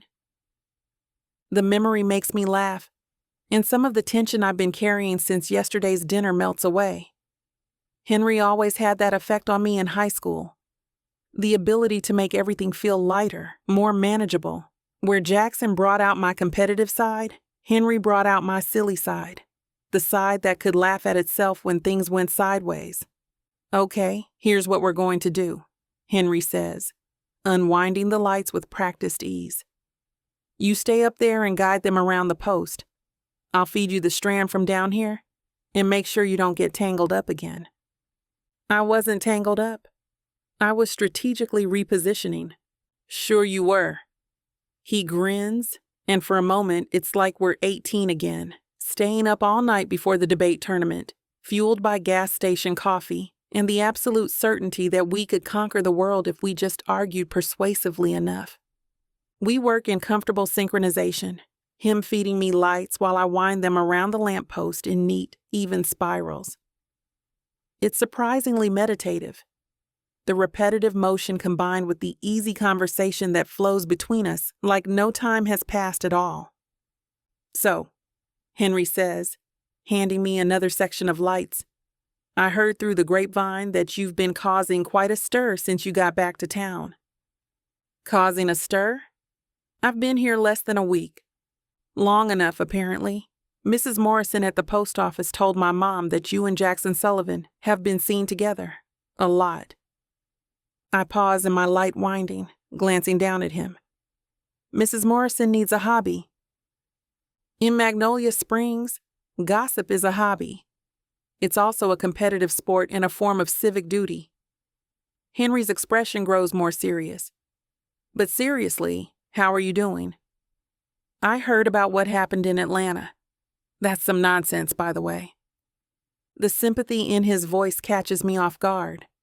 Most people either avoid the subject entirely or approach it with the kind of morbid curiosity usually reserved for car accidents.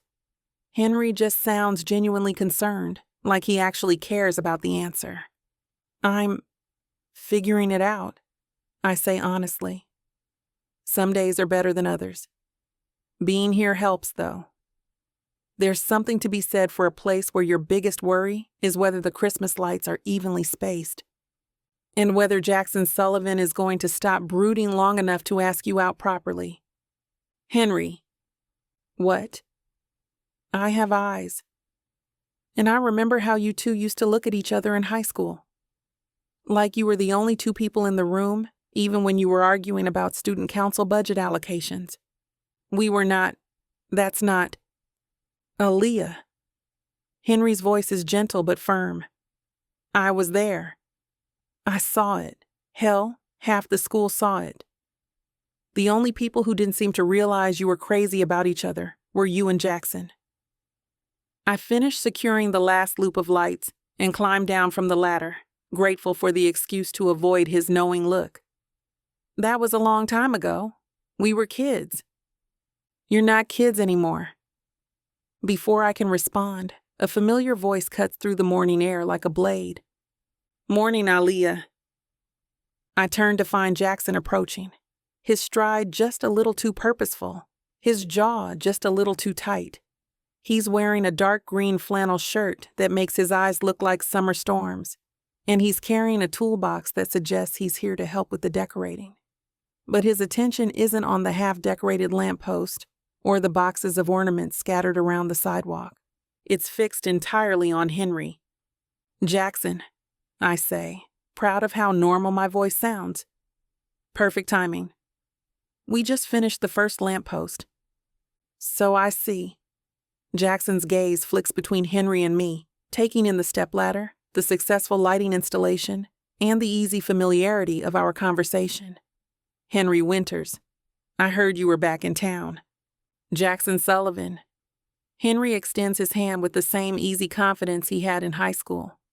Good to see you, man. Been a while? They shake hands with the kind of measured politeness that suggests they're both being very careful about grip strength and duration. I've seen this dance before, usually in corporate boardrooms when two executives are trying to establish dominance without actually saying anything confrontational. Aaliyah was just telling me about the festival, Henry says, his tone perfectly pleasant. Sounds like quite an undertaking. You two always did work well together on big projects. We did. Jackson's voice carries an edge that makes me want to step between them, though I'm not sure why. Still do, as a matter of fact. That's great to hear. Some partnerships just have staying power. The testosterone levels in this conversation are approaching critical mass, and I'm starting to feel like I'm watching a nature documentary about territorial disputes. Well, Henry says, checking his watch with the kind of casual motion that suggests he's not actually interested in the time. I should probably get going. Mom's expecting me for lunch, and you know how she gets when food goes cold. He turns to me with a smile that's warm and genuine and completely free of the undercurrents currently crackling between him and Jackson. It was really good catching up with you, Aaliyah. We should grab coffee sometime while I'm in town, like old times. I'd like that, I say, meaning it. Henry heads down Main Street with a wave, leaving Jackson and me standing next to the perfectly decorated lamppost, in a silence that feels anything but comfortable. I can practically feel the tension radiating off him in waves, and when I glance over, his expression is thunderous. So, I say, unable to resist poking at whatever's clearly bothering him. That was subtle. What was subtle? Oh, I don't know. The chest thumping, the territorial marking, the general alpha male posturing. I packed the empty light boxes with more force than necessary. For a minute there, I thought you were going to pee on the lamppost just to make your point. Jackson's jaw clenches. I wasn't doing any chest thumping. Right. And I wasn't just standing here watching you two have a pissing contest disguised as polite conversation. Henry Winters always was a little too interested in things that weren't his business. Things like what, exactly? Jackson doesn't answer immediately, just stands there looking like he's chewing on words he doesn't want to say. When he finally speaks, his voice is low and rough. Things like you. The admission hangs between us like a live wire, crackling with electricity and the potential for serious damage. I stop packing boxes and look at him directly, taking in the tension in his shoulders, the tight line of his mouth, the way his hands are clenched at his sides. "Jackson Sullivan," I say slowly, "are you jealous?" "So what if I am?" The words come out fierce and defiant, like he's daring me to make something of it, like he's tired of pretending otherwise, tired of dancing around whatever this is between us. My heart does something complicated in my chest, a flutter skip jump that makes it hard to breathe properly, because this is Jackson, my Jackson, looking at me like I'm something worth fighting for, like I'm something worth wanting. "So what if you are?" I repeat, tasting the words, testing their weight. "Yeah." He takes a step closer, close enough that I can smell his cologne, see the flecks of gold in his blue eyes. "So what if I don't like watching other men flirt with you? So what if it makes me want to do something stupid and possessive and completely irrational? Like what? Like this. But instead of kissing me, which is what I think he's going to do, which is what every cell in my body is suddenly hoping he's going to do, he takes a step back and runs a hand through his hair. "Damn," he mutters. "This is not how I planned to have this conversation." "What conversation?" "The one where I ask you to have dinner with me. Properly this time. Just the two of us. No parents, no interruptions, no pretending we're just working together on some festival committee." The invitation catches me off guard, even though I saw it coming. Maybe because I saw it coming. Because this is the moment where I have to decide what I want, what I'm willing to risk. "You're asking me on a date." "I'm asking you on a date." I study his face, taking in the determination there, the vulnerability he's trying to hide behind all that alpha male confidence. Jackson Sullivan, who's never had to ask twice for anything in his life, standing here asking me to give him a chance. "You'll need to be more convincing than that," I say finally. His eyebrows raise, and slowly that cocky grin I remember from high school spreads across his face, the one that used to make me want to punch him and kiss him in equal measure. "Is that a challenge, Carter?" "Maybe it is, Sullivan." "Good." He picks up his toolbox, shouldering it with the kind of easy confidence that suggests he's already planning his next move. I do my best work when I'm motivated. Chapter 10. Jackson. The next evening, I'm standing on the Carter's front porch with a bouquet of white lilies and purple irises, which are Aaliyah's favorites, though I doubt she remembers telling me that during our junior year biology class. My hands are steadier than they have any right to be, considering I'm about to wage psychological warfare using her own mother as my secret weapon. The door opens before I can knock, and Mrs. Carter's face lights up like I've just delivered Christmas morning personally. "Jackson Sullivan! Look at you, all grown up and handsome as ever." She pulls me into one of those maternal hugs that makes you remember why you used to hang around other people's houses when your own felt too empty. Come in! Come in! Don't stand out there catching your death!" "Mrs. Carter." I hand her the flowers with what I hope is my most charming smile. "These are for you, though I was hoping I might be able to steal Aaliyah away for dinner tonight. Well, aren't you just the sweetest thing?" She buries her nose in the lilies, then gives me a look that's pure mischief. "But I have to warn you, that daughter of mine has been as stubborn as a mule about going anywhere that isn't related to festival planning. She's been holed up in her room with spreadsheets and vendor contracts like she's preparing for war. That's actually why I'm here." I lean against the doorframe, lowering my voice conspiratorially. She challenged me to be more convincing about asking her out. I figured the direct approach might not work, but maybe the maternal pressure approach will. Mrs. Carter's laugh is delighted and slightly wicked. Oh, you are good. James, come see who's here. Mr. Carter appears from what I assume is his study, reading glasses perched on his nose and a newspaper tucked under his arm. Jackson, heard you've been keeping our girl busy with this festival business. Someone has to make sure she doesn't work herself into the ground, sir. You know how she gets when she has a project. Lord, do I ever. He shares a look with his wife that speaks of years of watching their daughter attack every challenge like it's personally offended her. She's upstairs right now muttering about lighting schedules and vendor permits. I swear that girl could organize the second coming if someone gave her a clipboard and enough coffee. Which is exactly why she needs to take a break. I've got them both on my side now, I can feel it. I was hoping to take her to Rosella's tonight. You remember that little Italian place on Elm Street? We used to go there after debate tournaments in high school. Rosella's is still open? Mrs. Carter claps her hands together. Oh, that's perfect. Aaliyah used to love their chicken parmigiana. She'd order it every single time. Still does, actually.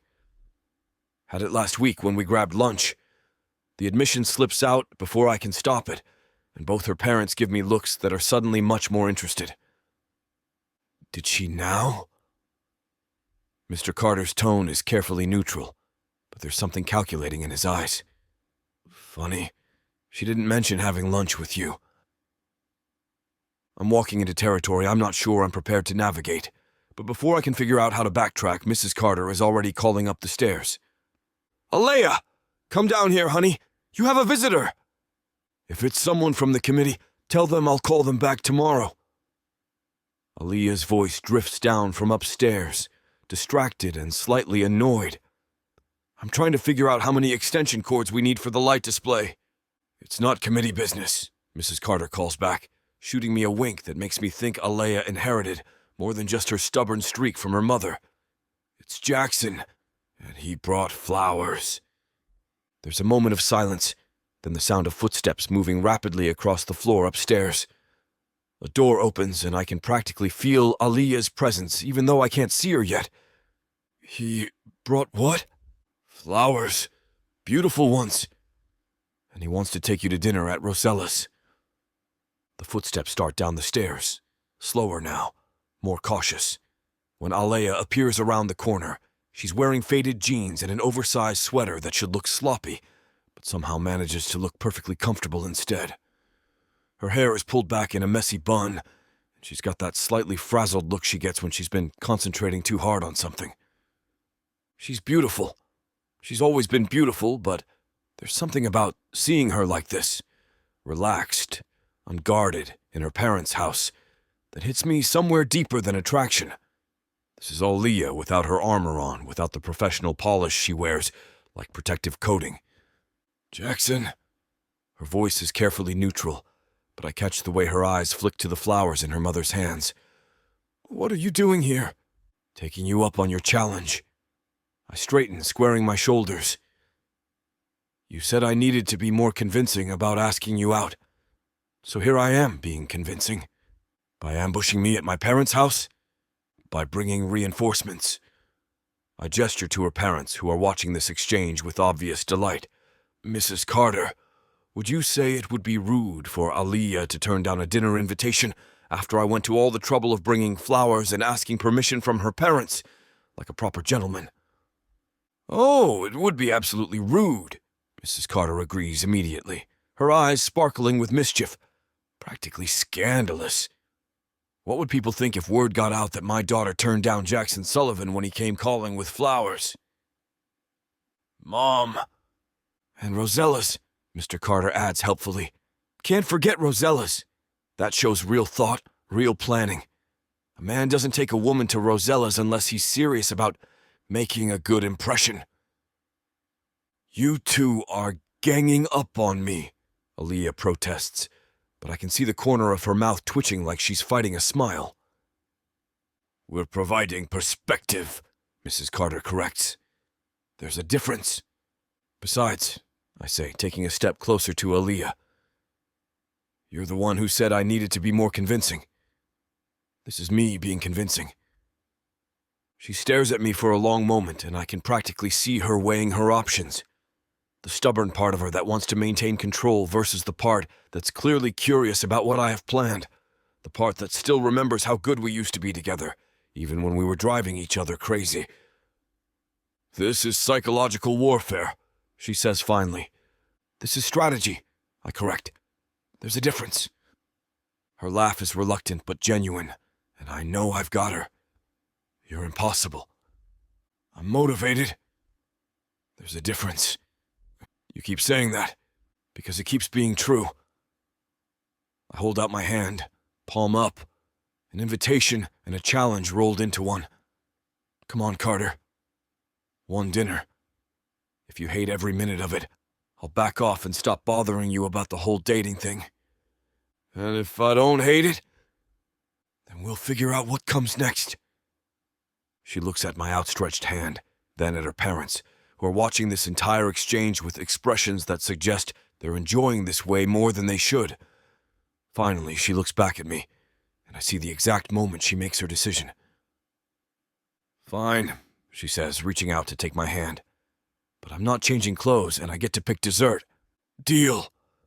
Her palm fits against mine like it was designed to be there, warm and slightly calloused from all the festival work she's been doing. I curl my fingers around hers, holding on maybe a little tighter than necessary, and feel something settle into place in my chest. We should be back by 10, I tell her parents, though I'm looking at Aaliyah when I say it. Take your time, Mrs. Carter says, practically beaming. Young people need time to catch up properly. Mom! What? It's true. You two have 12 years to talk about. 10 minutes later, we're in my truck heading toward downtown, and Aaliyah is shaking her head like she still can't believe what just happened. I can't believe you used my own mother against me. I prefer to think of it as strategic alliance building. You manipulated the situation to get what you wanted. I adapted my approach based on available resources. I glance over at her, grinning. Besides, it worked, didn't it? She doesn't answer, just stares out the window at the familiar streets of our hometown rolling past. But she's not telling me to turn around and take her home, and she hasn't let go of my hand since we got in the truck. I'm calling that a victory. Rosella's looks exactly the same as it did years ago. Red brick facade, small windows with checkered curtains. The kind of family-owned place that's been serving the same recipes for 3 generations. The parking lot is nearly full, which is impressive for a Tuesday night in December. But then again, Rosella's has always been popular with locals who know good food when they taste it. I can't believe this place is still here, Aaliyah says as we walk toward the entrance. Some things don't change. I hold the door open for her, breathing in the familiar scent of garlic and oregano that hits you the moment you step inside. Good thing, too, because I was counting on them still having that chicken parmigiana you used to order every time. She stops in the doorway and turns to look at me, something unreadable in her expression. You remember that? I remember everything about you, Aaliyah. That's the problem. Chapter 11. Aaliyah. His words hit me somewhere deep in my chest, right in that place I've been carefully guarding since I got back to town. The hostess appears before I can figure out how to respond, saving me from having to process the weight of what he just said. 2 for dinner? She's young, maybe 20, with the kind of bright smile that suggests she hasn't been worn down by years of serving demanding customers yet. Yes, please, Jackson says, his hand settling on the small of my back as we follow her through the restaurant. The dining room is exactly as I remember it, small tables with red checkered tablecloths, wine bottles turned into candle holders, and the soft murmur of conversation that comes from people who've known each other for years. The hostess leads us to a corner table by the window, and I slide into the booth across from Jackson, hyper-aware of how his long legs stretch out under the small table. Your server will be right with you, the hostess says. placing menus in front of us before disappearing back toward the front of the restaurant. I pick up my menu, even though I already know what I want. It's easier than looking directly at Jackson, who's studying me with that intense focus he's always had, like I'm a puzzle he's determined to solve. "You're nervous," he observes, and there's amusement in his voice that makes me want to throw my menu at his head. I'm not nervous. I'm cautious. There's a difference. You keep saying that, because it keeps being true. I finally look up from the menu, meeting his eyes across the table. "This is weird, Jackson. Us being here, like this. It feels like we're 18 again and sneaking out to argue about everything under the sun. Something like that." The admission comes out quieter than I intended. Except we're not 18 anymore, and we both know better than to think this is just harmless nostalgia.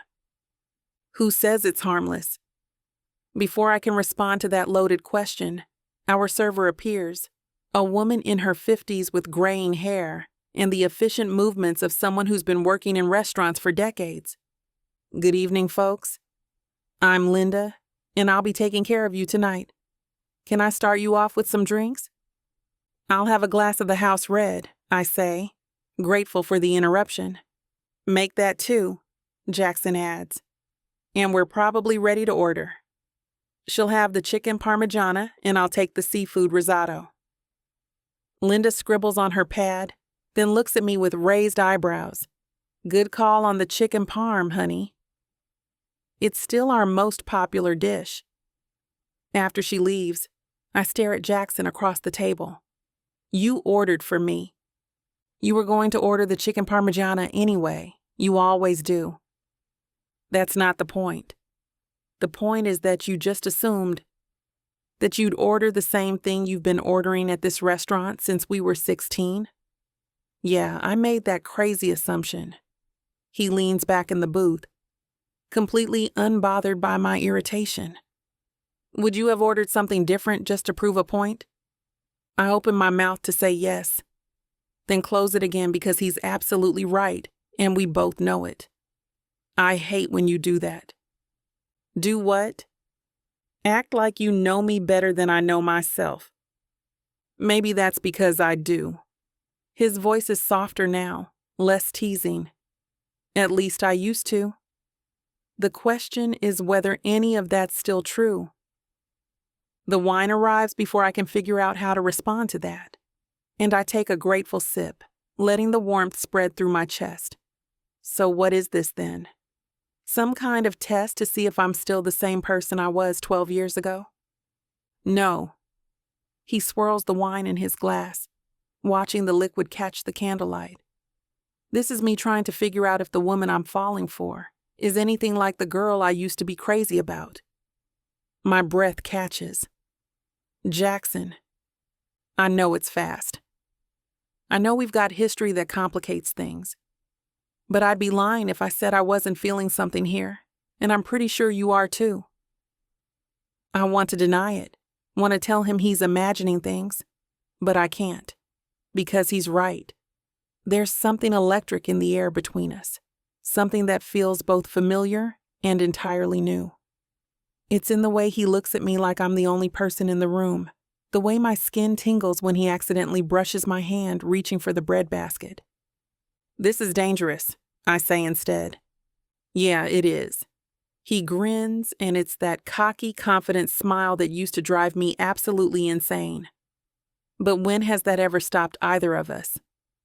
Our food arrives, interrupting the moment, and I focus on cutting my chicken into precise pieces while Jackson digs into his risotto.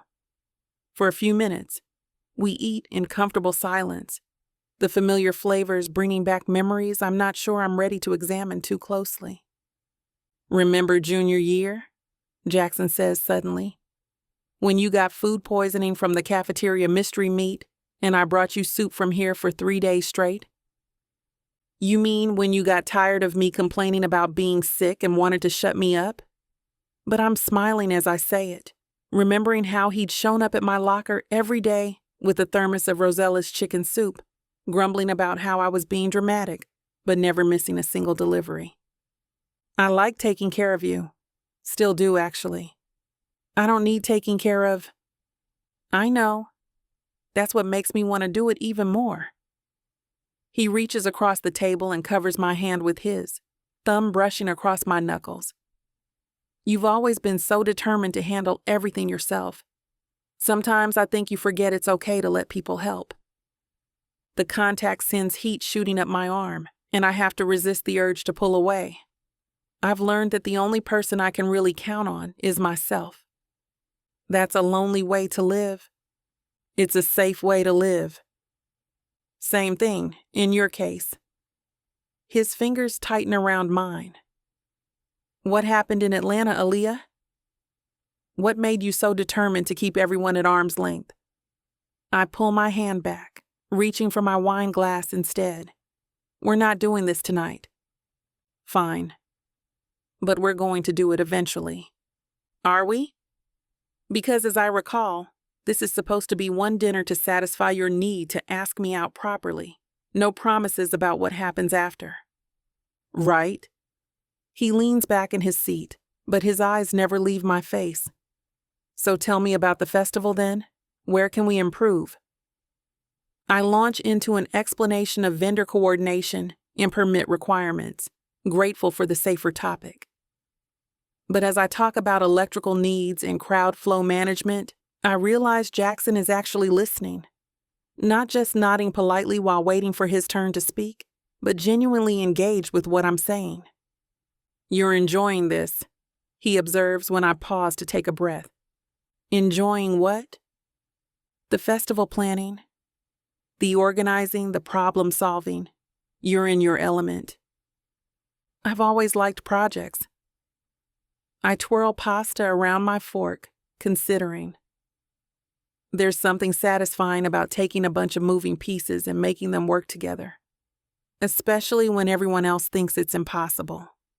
Like us, the question hangs in the air between us, loaded with possibilities I'm not ready to examine.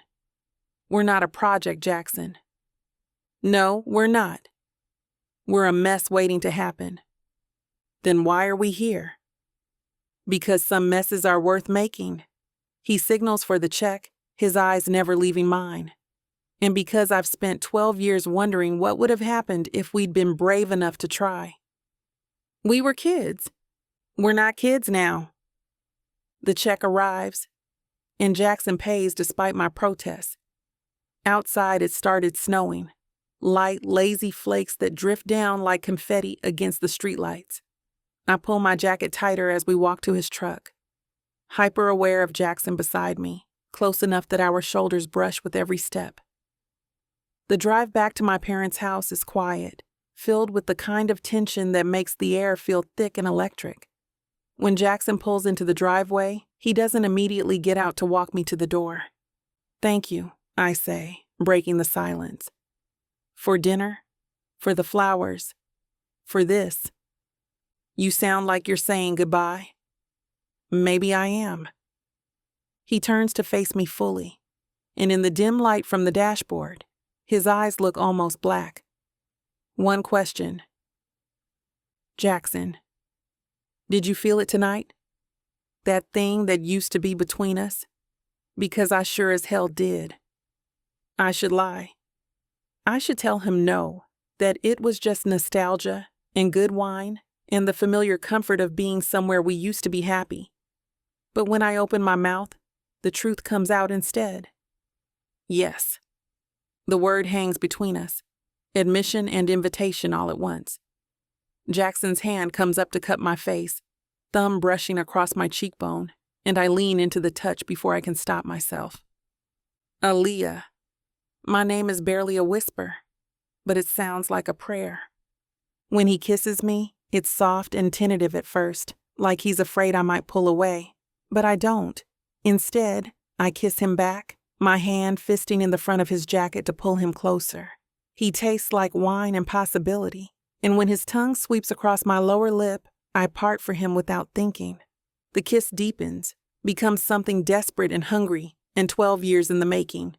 His other hand tangles in my hair, and I make a sound that's half sigh, half whimper against his mouth. For a moment, the truck disappears. The snow disappears. Everything disappears except the heat building between us and the way Jackson kisses like he's been starving for it. Then the porch light flicks on, cutting through the moment like a bucket of cold water. I jerk back, breathing hard, my lips tingling and my heart racing. I have to go. Aaliyah, wait. But I'm already opening the truck door, stumbling out into the snow before I can do something really stupid, like invite him inside. Thank you for dinner. I practically run up the front steps, fumbling with my keys while Jackson's truck idles in the driveway behind me. By the time I get the door open and look back, he's pulling away, taillights disappearing into the snowy night. How was dinner, sweetheart?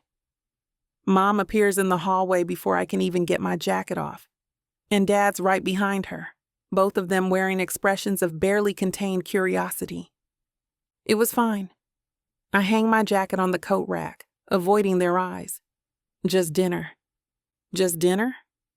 Mom's tone suggests she's not buying it for a second. You were gone for 3 hours. We talked. Caught up. You know how Jackson likes to talk. And nothing. It was dinner with an old friend. That's all. Dad crosses his arms, settling into that stance that means he's not letting this go easily. Funny, because from where I was standing at the window, it looked like a little more than dinner. Heat floods my body. You were spying on me? The porch light wasn't working properly, Mom says innocently. Your father had to check it. Right, honey? Right. Had to make sure it was functioning correctly, for safety reasons. You two are impossible.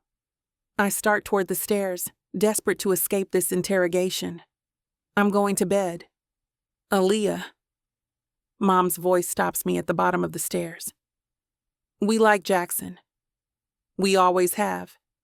And if you're thinking about giving him a chance, I'm not thinking about anything except getting this festival completed and then figuring out what I'm doing with my life. The words come out sharper than I intended. Jackson and I are working together on the committee, that's it. But as I climb the stairs to my childhood bedroom, I can still taste wine and possibility on my lips. And I know I'm lying to them. I'm lying to myself too. Chapter 12. Jackson. The next morning, I wake up with Aaliyah's taste still on my lips and the memory of her pulling away burning in my chest. 3 cups of coffee later, I'm still replaying that kiss, the way she melted against me for exactly 30 seconds before reality kicked in and she ran. Typical Aaliyah. Give an inch, take back a mile. I'm early to the committee meeting, partly because I need the distraction and partly because I want to get there before she does. Set the tone. Make sure we can work together without the awkwardness that's bound to follow last night. The community center conference room smells like burnt coffee and industrial cleaning supplies. I grab a seat at the head of the long table, spreading out my notes while other committee members filter in. Jennifer arrives first, followed by Tom, then Sarah, and then everyone else starts trickling in too. Aaliyah walks in exactly at 9, and I feel it like a punch to the gut. She's wearing a navy blazer over dark jeans, her hair pulled back in a sleek bun, and she looks every inch the professional she is. Whatever.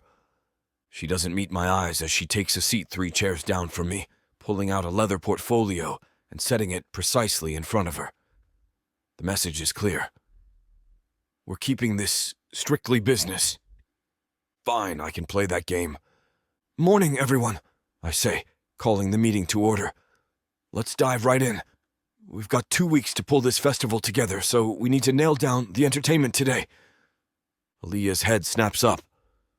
Actually, I think we should start with the vendor layout. Entertainment is pointless if we don't have proper staging areas mapped out. Entertainment drives attendance, I counter, keeping my voice level. People need a reason to show up first. We can work around whatever staging requirements we have. That's backward thinking. Infrastructure comes first, then. This isn't a corporate boardroom, Aaliyah. It's a small-town festival. The words come out harsher than I intended. I catch the flash of something, hurt, anger, across her face before her expression smooths into professional neutrality. Jennifer clears her throat. Perhaps we could address both concerns? Jackson, what did you have in mind for entertainment? I flipped through my notes, grateful for the redirect. I reached out to some contacts in the city. There's a country band called Whiskey Creek that's between tours right now. They'd headline Saturday night, get people excited about sticking around for the whole weekend. How much? Tom asks, ever practical. 15 grand. The number lands like a bomb in the quiet room. Sarah's eyebrows shoot up, and Tom's mouth falls open. $15,000? Aaliyah's voice is carefully controlled, but I can hear the disbelief underneath. That's half our entire budget. It's an investment. This band has a following. People will drive from 3 counties over to see them perform. Or we could book local acts who won't bankrupt us before we even get started. She opens her portfolio, pulling out a neatly typed list. I've contacted several bands from the area.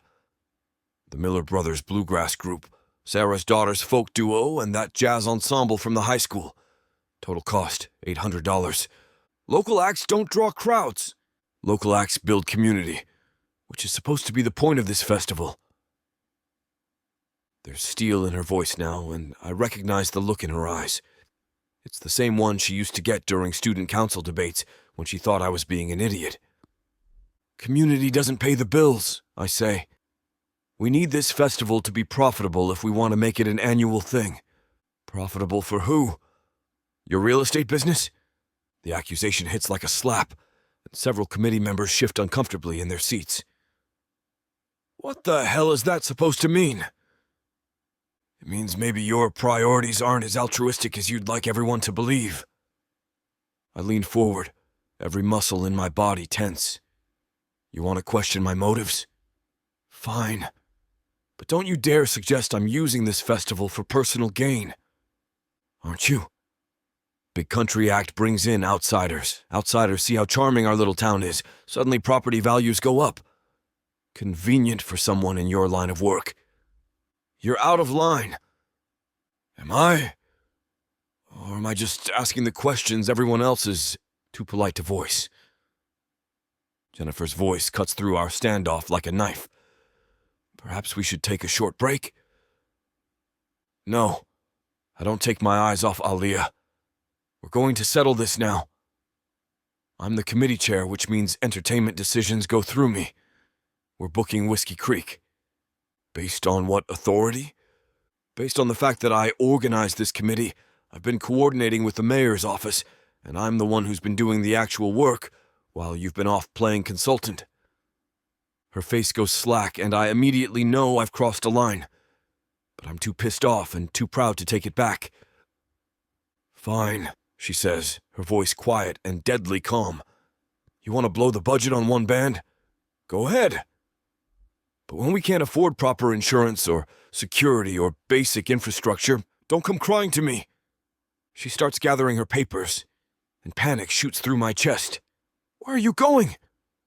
I have other things to do. Clearly my input isn't valued here. Aaliyah. The conference room door opens before I can finish, and everything gets 1,000 times worse. Sorry, I'm late, y'all. The voice is pure honey and magnolia blossoms, and it makes my blood run cold. I hope I didn't miss anything important. Brittany Caldwell glides into the room like she owns it, blonde hair perfectly curled, wearing a pink cashmere sweater. She's got that practiced Southern Belle smile that used to make my head spin, and now just makes me tired. Brittany. My voice comes out strangled. What are you doing here?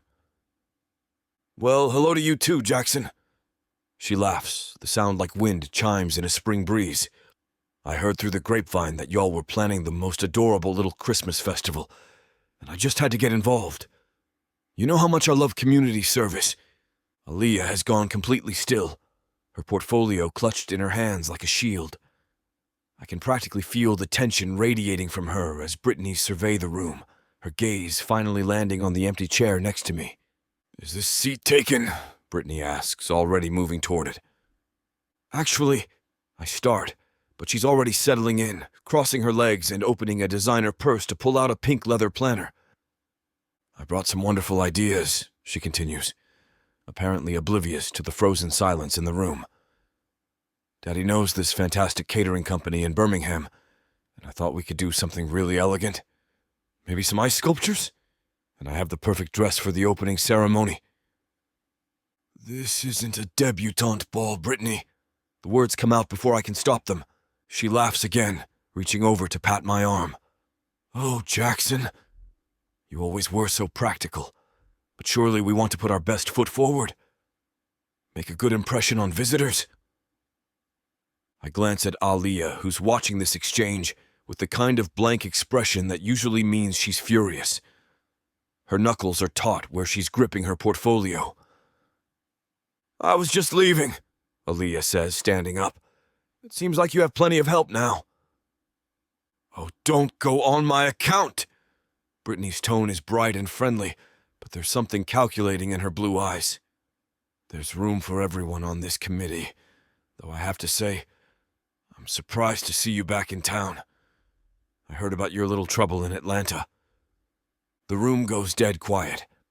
Tom and Sarah exchange uncomfortable glances while Jennifer suddenly becomes very interested in her notepad. Aaliyah's face is a mask, but I can see the muscle jumping in her jaw. "My trouble?" "Well, you know, the whole scandal with your company. Such a shame when these things happen to good people. I want to say something, want to shut Brittany down before she can do any more damage, but Aaliyah beats me to it. "Yes, well, some of us actually have real jobs to return to. Enjoy your committee meeting." She walks out without another word, leaving behind a silence so thick you could cut it with a knife. Brittany turns to me with wide, innocent eyes. "Did I say something wrong?" "I was just trying to be friendly." Like hell she was. Chapter 13. Aaliyah. I slam through the door of Magnolia Brew like I'm being chased by demons, which isn't far from the truth. The familiar scent of roasted coffee beans and cinnamon does nothing to calm the storm raging in my chest. Monica looks up from her laptop at our usual corner table, takes one look at my face, and immediately closes the screen. Okay, spill. What did Jackson do now? What makes you think this is about Jackson? I drop into the chair across from her, probably harder than necessary. Because you have that specific look you get when he's being a jerk. The same one you had in 10th grade when he beat you for class president. I flag down the barista. Large coffee, extra shot, and whatever pastry has the most sugar. Monica raises an eyebrow. It's that bad? He basically told me my opinion doesn't matter. Spent $15,000 we don't have on some country band. And then, I stop, pressing my lips together. And then what? His ex showed up. Monica's eyes light up with the kind of glee that makes me regret confiding in her. Oh, this is good. Which ex? Brittany Caldwell, all pink cashmere and fake concern. I accept my coffee from the barista and wrap my hands around the mug like it's a lifeline. She waltzed in there acting like she owns the place, making little digs about my trouble in Atlanta. And Jackson just let her? He looked like he wanted to crawl under the table. But did he defend me? Hell no. Just sat there while she implied I'm some kind of disgraced corporate refugee who has no business being on their precious committee. Monica leans back in her chair, studying me with that infuriatingly knowing expression. You're jealous. I am not jealous. The words come out sharper than I intended. I'm pissed off that Jackson thinks he can steamroll every decision and then let his Barbie doll ex-girlfriend insult me. Uh-huh. And the fact that she's blonde and perky and probably still has feelings for him has nothing to do with your current mood. My mood has everything to do with being professionally disrespected and nothing to do with whatever genetic lottery Brittany Caldwell won. I take a long sip of coffee, hoping the caffeine will calm my nerves instead of making them worse. Besides, I couldn't care less who Jackson dates. Right. That's why you're gripping that mug like you want to throw it at someone's head. I force my fingers to relax. I'm thinking about backing out of the whole committee. Like hell you are. The vehemence in Monica's voice surprises me. She leans forward, her expression suddenly serious. Aaliyah, this festival could be huge for Magnolia Springs. Tourism revenue, community pride, putting us on the map for something other than being a pit stop between Birmingham and Montgomery. You think I'm going to let you walk away because Jackson Sullivan is being a territorial alpha male? It's not just that. Yes, it is. You're running away because things got complicated, and you hate complicated. But you know what? Sometimes complicated is worth it. I'm not running away. I'm making a strategic retreat. Same thing, different words. Monica pulls out her phone and starts scrolling. Look, I've been doing research on small-town tourism initiatives. Communities our size that successfully launch annual festivals see an average of 30% increase in local business revenue within 2 years. 30%, Aaliyah? That's enough to save half the struggling shops on Main Street. Despite myself, I'm intrigued. Numbers don't lie, and these are good numbers. Where'd you get that data? State Tourism Board.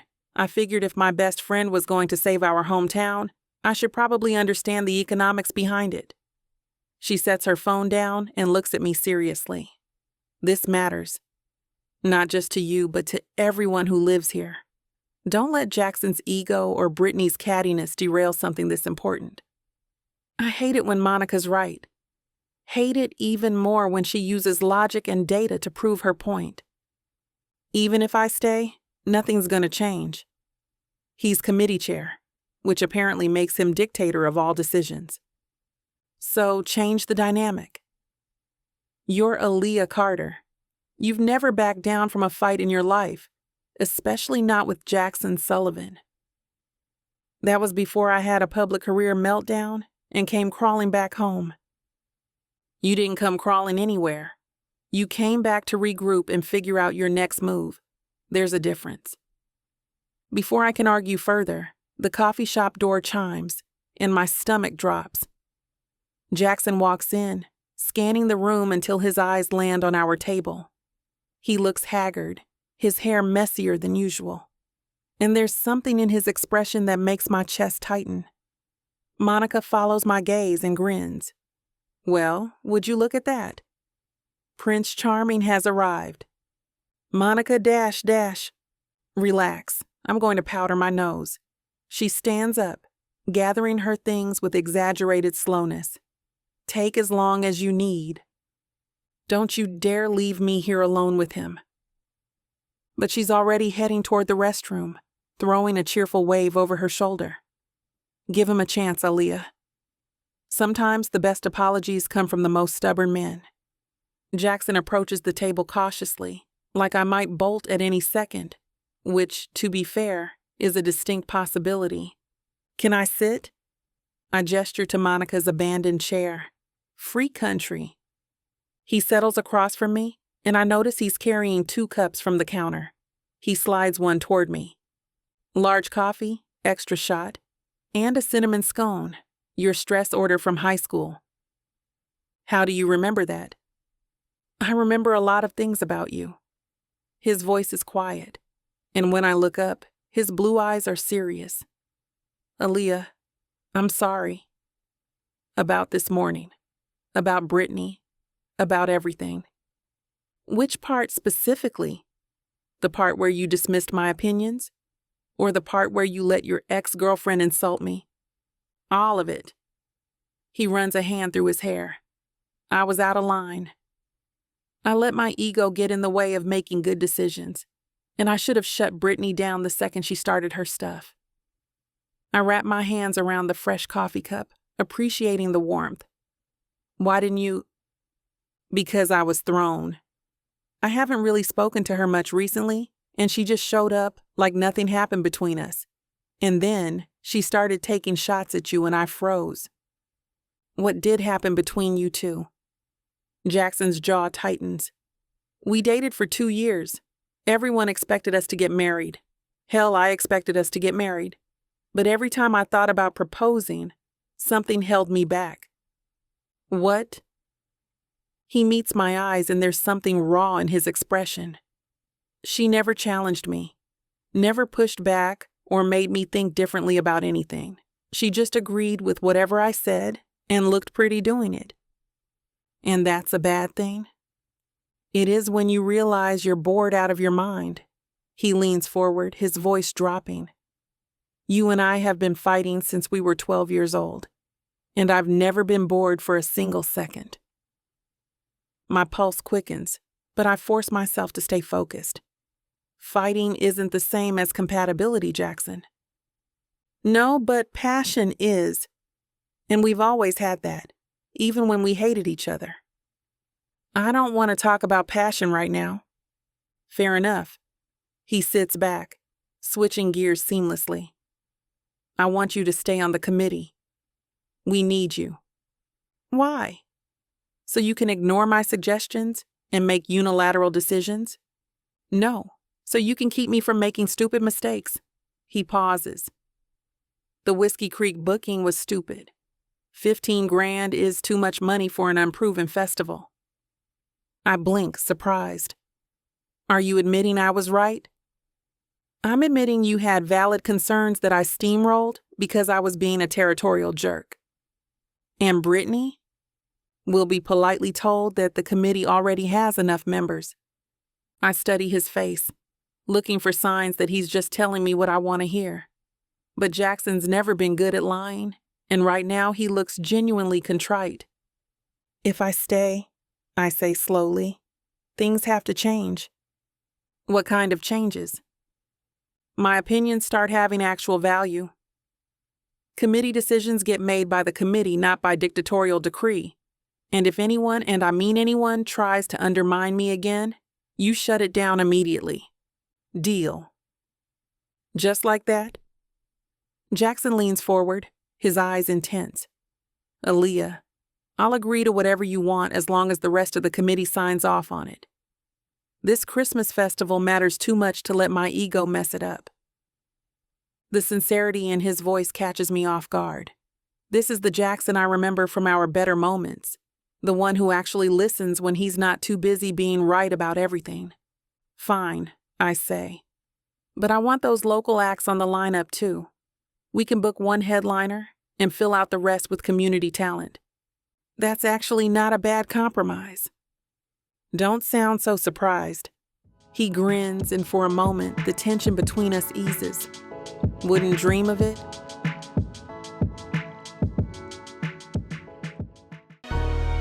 Oh, honey, subtle is not on the menu. This bundle, it's big, it's bold, it's extra as hell, just like you deserve. 9 full-length audiobooks, 12-pack abs, billion-dollar bank accounts, and a whole lot of filthy, over-the-top love. We're talking possessive bad boys, jealous billionaires, growling alpha males who act like you hung the damn moon. And the steam? Baby, it's off the charts. These men don't flirt. They claim. And guess what? This beautifully chaotic romance buffet is already 70% off. Use the YouTube exclusive code VIXA40. Click the link, use the code, and dive into the messy, crazy, all-consuming love you've always dreamed of. The over-the-top romance audiobook bundle, because too much is never enough. Vic Vaughn Romance.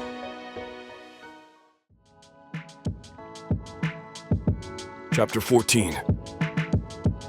Jackson. I spend most of Tuesdays second-guessing myself. Inviting Aaliyah to dinner at my place feels like crossing a line we've been dancing around since she got back to town. But we need to hash out this band situation properly, away from committee meetings and coffee shop interruptions. The grocery store trip takes longer than expected because I can't decide between the salmon she used to love and the steak that's safer territory. I settle on both, plus ingredients for the chocolate lava cake I remember her ordering every time we ended up at Romano's during high school academic competitions. My kitchen doesn't usually see this much action. Most nights I'm grabbing takeout or heating up whatever Mrs. Valeria from next door dropped off. But tonight feels different, important. The snow starts falling around 4, just light flakes that dust the windows of my house. Nothing serious. Magnolia Springs snow rarely amounts to much anyway. Aaliyah arrives at 6 sharp because punctuality is apparently genetic with her. She's bundled in a thick coat and scarf, snowflakes caught in her dark curls like tiny diamonds. "Please tell me you didn't go overboard," she says, stomping snow off her boots on my front porch. "Define overboard." "Jackson, I made dinner." That's what normal people do when they invite someone over. She follows me inside, unwinding her scarf and taking in the space. I watch her eyes widen slightly as she surveys the vaulted ceilings, the stone fireplace, the wall of windows overlooking the lake. This place is massive. Inherited it from my grandfather. Most days it feels too big for one person. I take her coat, trying not to notice how the deep green sweater she's wearing brings out the gold flecks in her brown eyes. "Can I get you some wine? Red, if you have it." I pour 2 glasses of the Cabernet I picked up specifically for tonight, watching as she wanders around my living room. She pauses at the bookshelf, running her finger along the spines. "You kept all your college business textbooks." Reference material. You never know when you might need to refresh your knowledge of macroeconomic theory. Nerd, but she's smiling when she says it. Dinner goes better than expected. The salmon turns out perfectly, and we manage to have an actual conversation about the festival without it devolving into an argument. She tells me about her marketing background, the campaigns she worked on in Atlanta, the strategies she thinks could work for promoting our event. "Local radio partnerships are crucial," she explains, gesturing with her fork. "WSPR in Birmingham has a huge reach through this area. If we can get them to sponsor the event, we get promotional airtime worth thousands of dollars." What's the catch? They'll want exclusivity and probably naming rights. The WSPR Christmas Festival has a nice ring to it. I pour more wine, considering. That's actually brilliant. Why didn't I think of that? Because you're used to thinking like a real estate developer, not a marketer. Different skill sets. The compliment catches me off guard, partly because it's genuine, and partly because she's right. I've been approaching this festival like I approach property development, throw money at problems until they go away. But marketing requires finesse. What about those local acts you wanted? I've been making calls. The high school choir is interested. Plus, there's a bluegrass trio that plays at Miller's Tavern on weekends. And Monica mentioned her cousin has a country band. Monica's cousin? The one who works at the auto shop? Don't be a snob. They're actually pretty good. She pulls out her phone, scrolling through something. I found their Facebook page. They've got a decent following. By the time we move to dessert, the snow outside has picked up significantly. What started as light flakes has turned into a steady downfall, coating my deck and the trees beyond in a thick white blanket. "Damn," Aaliyah says, peering out the window. "It's really coming down. Alabama snow. It'll probably stop in an hour." I serve the chocolate lava cake, and the look on her face when she takes the first bite makes every minute I spent in the kitchen worth it. Oh my God, this is that dessert from Romano's. You always ordered it after academic bull meets. You remember that? I remember you getting chocolate on your nose and being too stubborn to let anyone tell you about it. She touches her nose self-consciously, and I have to resist the urge to reach across the table and brush away the imaginary chocolate. We're debating the merits of acoustic versus electric setups when the lights flicker. Once, twice, then die completely, plunging the house into darkness.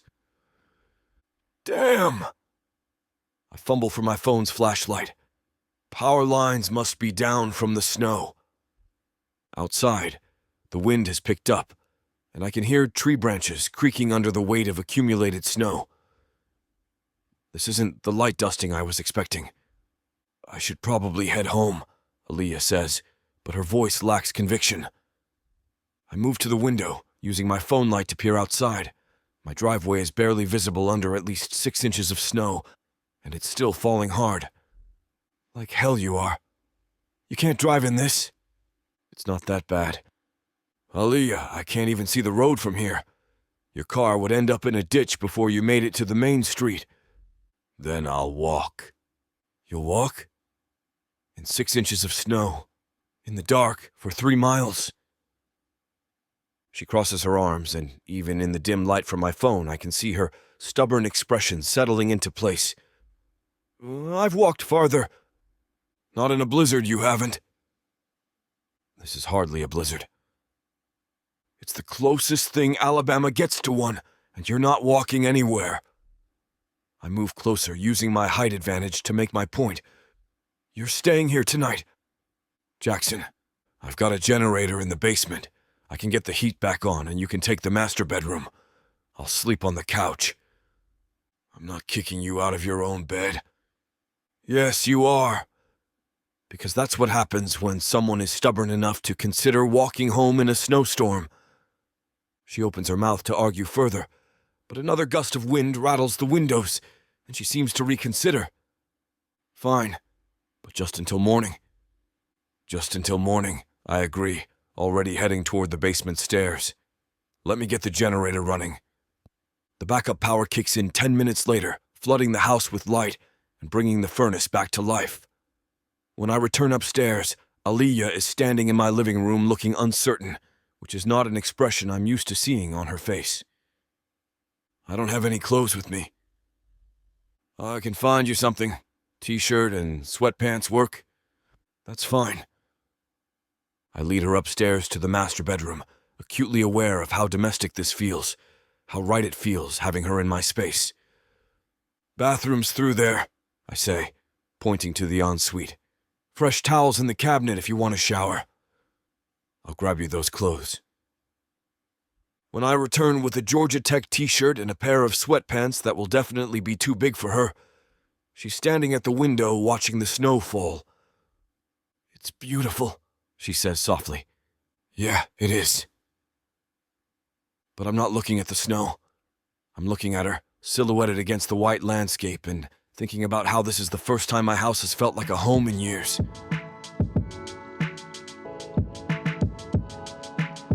Chapter 15. Aaliyah. The clothes Jackson brings me are impossibly large, but they smell like him.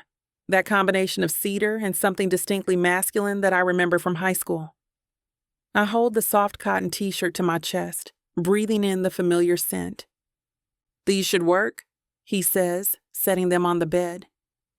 The space between us feels charged, like the air before a thunderstorm. He's standing closer than necessary, close enough that I can see the flecks of green in his blue eyes, close enough to notice the slight stubble along his jaw. Thank you. My voice comes out softer than intended.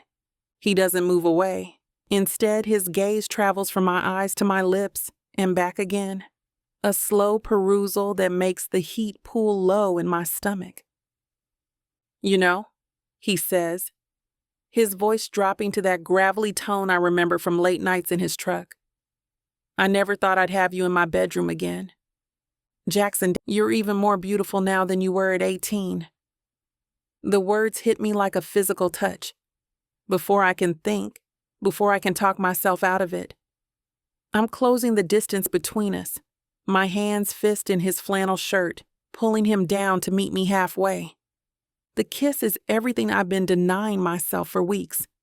Fierce and desperate, 12 years of separation and longing poured into the connection of our mouths.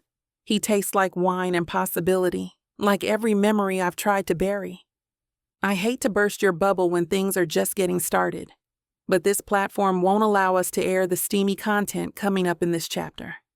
If you want us to keep bringing you free audiobooks, we have to abide by their rules. Luckily for you, the unabridged version of every Vixa Vaughn audiobook is available at VixaVaughnRomance.com. And with promo code VIXA40, You can get 40% off any digital product. Afterward, we lie tangled in the sheets, our breathing slowly returning to normal. His arm is wrapped around me, holding me close against his chest, and I can hear the steady rhythm of his heartbeat beneath my ear. The snow continues to fall outside the windows, sealing us in together, but I no longer care about anything beyond these walls. Chapter 16, Jackson. I wake up to the soft weight of Aaliyah's body against mine, her curls tickling my chest where her head rests. Morning light filters through the curtains, highlighting the golden undertones in her dark skin. She's still asleep, one arm draped across my torso, her breathing deep and even. Christ, she's beautiful. Last night feels like a dream, but the evidence is all around us. Her clothes scattered on my bedroom floor, the lingering scent of her perfume on my sheets, the way she fits perfectly against me like she never left. I brush a curl away from her face, and she stirs, those deep brown eyes fluttering open. For a moment she looks confused, then awareness floods her features. I watch as she remembers where she is. What happened between us? Morning, beautiful. She stretches like a cat, arching her back in a way that makes my blood heat all over again. What time is it? Early. I tighten my arm around her waist when she starts to sit up. Where do you think you're going? I should head home. People will talk if they see my car here all night. Let them talk. I roll her beneath me, pinning her to the mattress with my weight. Besides, the roads are probably still messed from the storm. She laughs. That throaty sound I've missed more than I realized. Such language, Mr. Sullivan. You love my language. I lean down to capture her lips with mine, pouring all the possession I feel into the kiss. She melts beneath me immediately, her hands sliding up my back. Well, things are heating up here. You know what to do. Go to VixAvaughnRomance.com to get the dirty details that this platform won't put on the air. I know it sucks, but at least you can get a 40% discount with code VIXA40 to make up for it. Use it while it lasts, and apply it to every digital product in your cart. Back to the story. I grab a pair of boxers from the floor, yanking them on with more force than necessary. The doorbell continues its relentless assault on my eardrums, each chime grating against my already frayed nerves. Whoever's out there clearly doesn't understand the concept of backing off. I snatch my jeans from where they landed last night, hopping on one foot as I pull them up. The knocking starts now, too. Not just polite tapping, but aggressive, demanding pounds that echo through the house like someone's trying to break down my damn door. Damn it, I mutter, zipping up as I head down the stairs 2 at a time. The persistent noise is killing any chance of getting back to what I was doing with Aaliyah, and that pisses me off more than anything. I reach the front door just as another round of knocking starts, the sound reverberating through the wood. Through the peephole, I catch sight of perfectly styled blonde hair that makes my stomach drop like a stone. Brittany. What the actual hell is she doing here? And why does she have to show up now, of all times? I crack the door open just enough to see her face, keeping the chain latched out of pure instinct. The last thing I need is her barging into my house uninvited. Brittany. What do you want? Her face immediately lights up with that practiced pageant queen smile, the one that used to work on me back when I was younger and stupid enough to fall for it. Now it just irritates me, especially when I've got Aaliyah upstairs in my bed. Jackson! I was in the neighborhood and thought I'd drop by. She holds up a plate covered with foil. I made your favorite cookies. Chocolate chip with pecans, just like you like them. This isn't a good time. Oh, come on. It's been ages since we talked. She pushes against the door and I have to brace it with my shoulder. Just let me in for a few minutes. I missed you. Brittany, I said this isn't a good time. I have company. Her smile falters slightly, but she doesn't back down. Typical Brittany always was persistent as hell when she wanted something. Company? It's barely 8 in the morning. Who could possibly... That would be me. I turned to see Aaliyah coming down the stairs, wearing my t-shirt and nothing else. Her hair is tousled from sleep and sex, and there's no mistaking what she was doing in my bed. She looks confident as hell, like she owns the place. Damn, she's magnificent. I think you should go, Aaliyah says, her tone polite but firm. Jackson's busy. Through the crack in the door, I see Brittany's eyes widen as she takes in Aaliyah's appearance. The realization of what's happening hits her like a slap. Oh. Her voice is small, deflated. I didn't realize you were...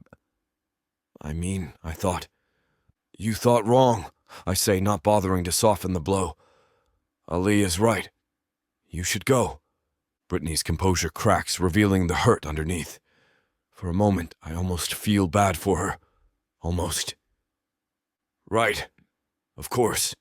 She straightens her shoulders, trying to salvage some dignity. Well, maybe we can catch up another time. When you're not so... occupied. Don't hold your breath, Aaliyah mutters, and I have to bite back a grin. Brittany shoots her a sharp look but doesn't respond. Instead, she thrusts the plate of cookies at me through the gap in the door. These are for you. I hope you enjoy them. The words carry a double meaning that doesn't escape any of us. Then she's turning on her heel and walking back to her car, her heels clicking angrily on the porch steps. I close the door and turn to find Aaliyah watching me with an unreadable expression. Your ex is going to be a problem, she says. I shrug, tossing the cookies onto the hall table without a second glance. Only if you let her be one. What's that supposed to mean? I close the distance between us, backing her against the wall. It means Brittany's past. You're my present, my future. She can show up with all the cookies in the world, and it won't change that. Aaliyah searches my face, looking for any hint of doubt or deception. She won't find any. Whatever Brittany and I had was over long before she came back to Magnolia Springs. What Aaliyah and I have is something else entirely. You sure about that?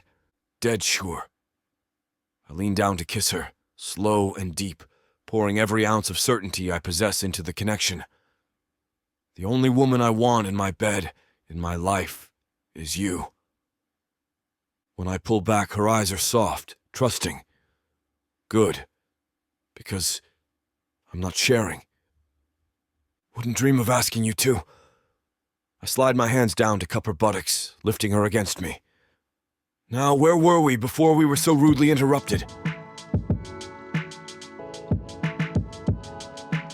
Chapter 17. Aaliyah. The crisp December air bites at my cheeks as I step back to admire the garland we've just hung across the lamppost. Main Street looks like something out of a Christmas card. Twinkling lights wound around every available surface. Red velvet boughs adorning the shop windows, and wreaths hanging from every door. The transformation is remarkable, and I can't help but feel a surge of pride at what we've accomplished. 1 week. Just one more week until the Christmas festival, and everything is falling into place exactly as I envisioned it. Hand me that next strand of lights, I call to Marcus, who's balanced precariously on a ladder beside me. You know, for someone who claims she's not staying long-term, you sure are invested in making this place look perfect, he teases, passing down the lights. I shrug, focusing on untangling the cord. I believe in doing things right, no matter how temporary they are. The words taste bitter in my mouth. Temporary. That's what I keep telling myself about being back in Magnolia Springs, about working with Jackson, about whatever's happening between us. But standing here, watching the town transform under my guidance, feeling the satisfaction of a project coming together, it doesn't feel temporary at all. Aaliyah, dear. I turn to see Mrs. Evans approaching, her silver hair perfectly coiffed despite the wind. She's carrying a box of ornaments, her cheeks pink from the cold and exertion.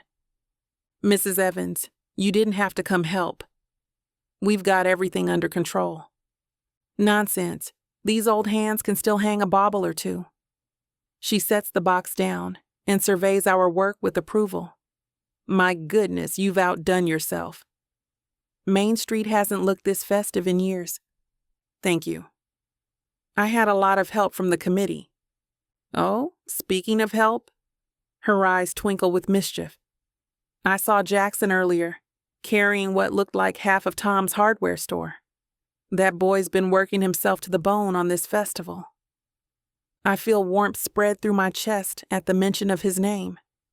Jackson has been incredible these past few weeks.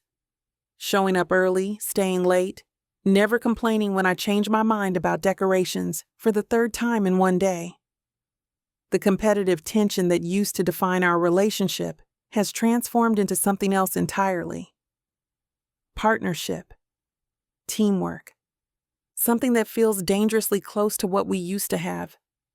He's been very dedicated, I manage, trying to keep my voice neutral. Mrs. Evans isn't fooled for a second. Dedicated to the festival or dedicated to you? Heat crawls up my neck. Mrs. Evans, oh, don't get all flustered on me. I've got eyes, dear, and I've been watching you two dance around each other for weeks. She picks up a gold ornament, examining it in the light. You know, I always thought you and Jackson made a lovely couple back in high school. We were never really a couple back then. Maybe not officially, but anyone with half a brain could see the sparks flying between you two. All that competition, all that fire. It was obvious you cared about each other, even if you were too stubborn to admit it. I busy myself with the lights, not trusting myself to respond. Because she's right, isn't she? Even when Jackson and I were at each other's throats, even when we were competing for valedictorian or class president, or whatever meaningless high school achievement we thought mattered, there was always something there. An undercurrent of attraction I was too young and too proud to acknowledge. You're both different now, Mrs. Evans continues, hanging ornaments on the nearby tree with practiced efficiency. More mature. Less concerned with proving yourselves and more focused on what actually matters. And what's that? Community, family, love. She gives me a pointed look. The kind of love that lasts through the good times and the bad. The kind that makes you want to build something together instead of tearing each other down. My throat tightens. Build something together. Is that what Jackson and I are doing? Because it feels like it some days. When we're working side by side, finishing each other's sentences, moving in perfect synchronization like we've been partners for years instead of weeks.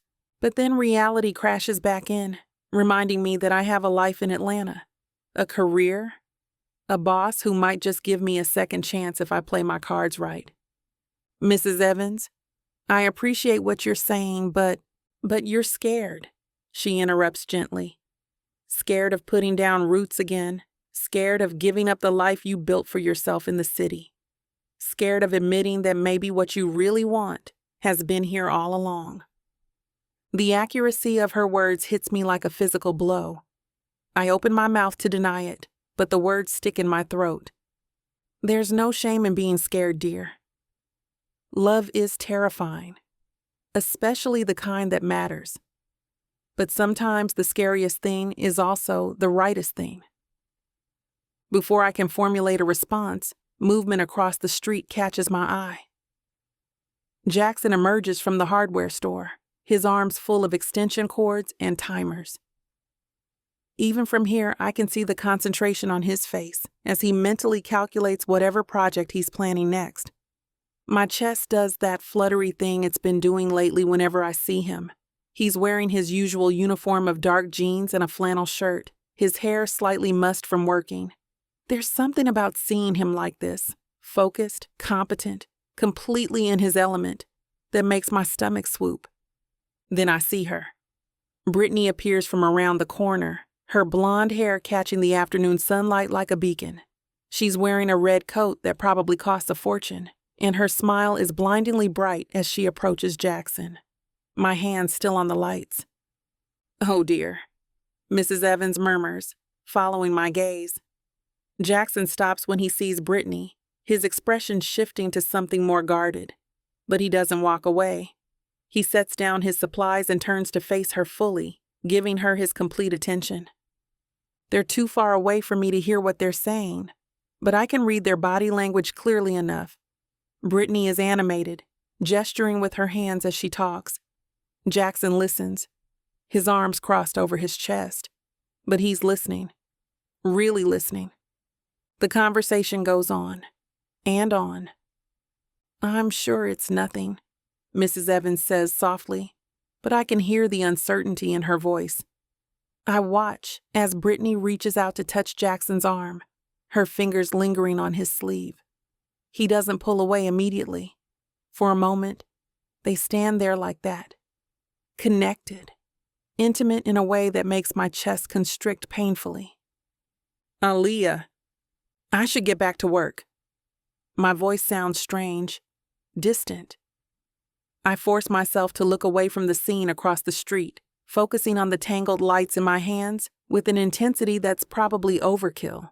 But I can still see them in my peripheral vision. Still see the way Brittany leans closer. The way Jackson's posture softens slightly as whatever she's saying continues. The lights blur in front of me and I realize my hands are shaking. This is ridiculous. Jackson and I aren't even officially together. Not really. We've shared some heated moments, some incredible chemistry, but we haven't talked about what any of it means. We haven't made any promises or commitments. So why does seeing him with Brittany feel like a knife twisting in my gut? "You know," Mrs. Evans says carefully, "Brittany's been having a hard time since her divorce. She's been reaching out to a lot of old friends looking for support." "That's nice of her." The words come out flat, emotionless. I'm sure that's all this is. Jackson's a good man. He wouldn't turn away someone who needed help. I nod, not trusting myself to speak. Because Mrs. Evans is right, Jackson is a good man. The kind of man who would help an ex-girlfriend through a difficult time, even if it meant putting himself in an awkward position. It's one of the things I've always admired about him, his loyalty and compassion. But it's also one of the things that terrifies me. Because Jackson comes with history, baggage, a past that includes a long-term relationship with someone who clearly isn't ready to let him go. Someone who knows him in ways I'm only just beginning to rediscover. Someone who shared years with him while I was off building my life in Atlanta. I think about the phone call I received yesterday from my boss. The carefully worded suggestion that if I wanted to return after the holidays, there might be a position available. Not my old job. That bridge is thoroughly burned. But something new. A chance to rebuild my career, to prove that one scandal doesn't define me. In Atlanta, I know who I am. I know what I'm capable of. I know the rules of the game and how to play them. Here in Magnolia Springs, everything feels uncertain, undefined. Like I'm walking through a minefield where one wrong step could destroy everything I've worked so hard to rebuild. My phone buzzes in my pocket, and I pull it out to see a text from my former colleague. Heard through the grapevine that Patricia is seriously considering bringing you back. Don't let this opportunity slip away. I stare at the message, my thumb hovering over the keyboard. A month ago, this would have been the best news I could imagine. The validation I desperately needed, proof that my career wasn't over. Now, it just feels like another complication in an already complicated situation. Across the street, Jackson and Brittany are still talking. Chapter 18. Jackson.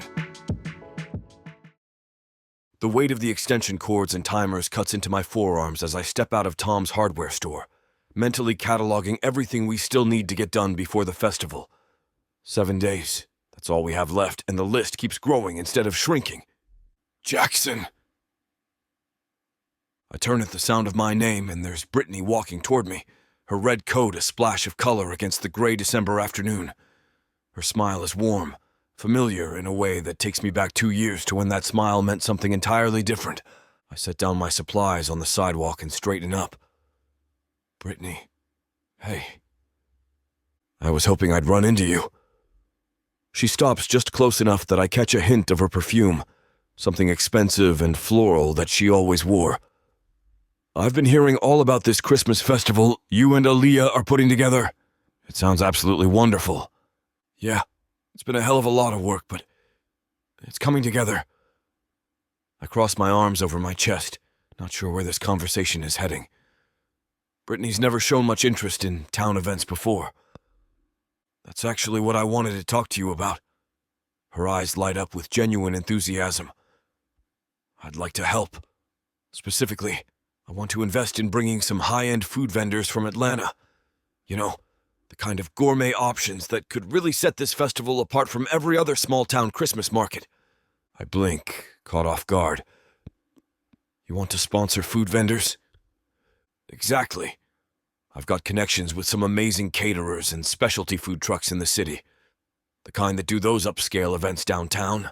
Artisanal hot chocolate, gourmet grilled cheese, craft beer pairings, that sort of thing. She gestures animatedly as she talks, her enthusiasm infectious.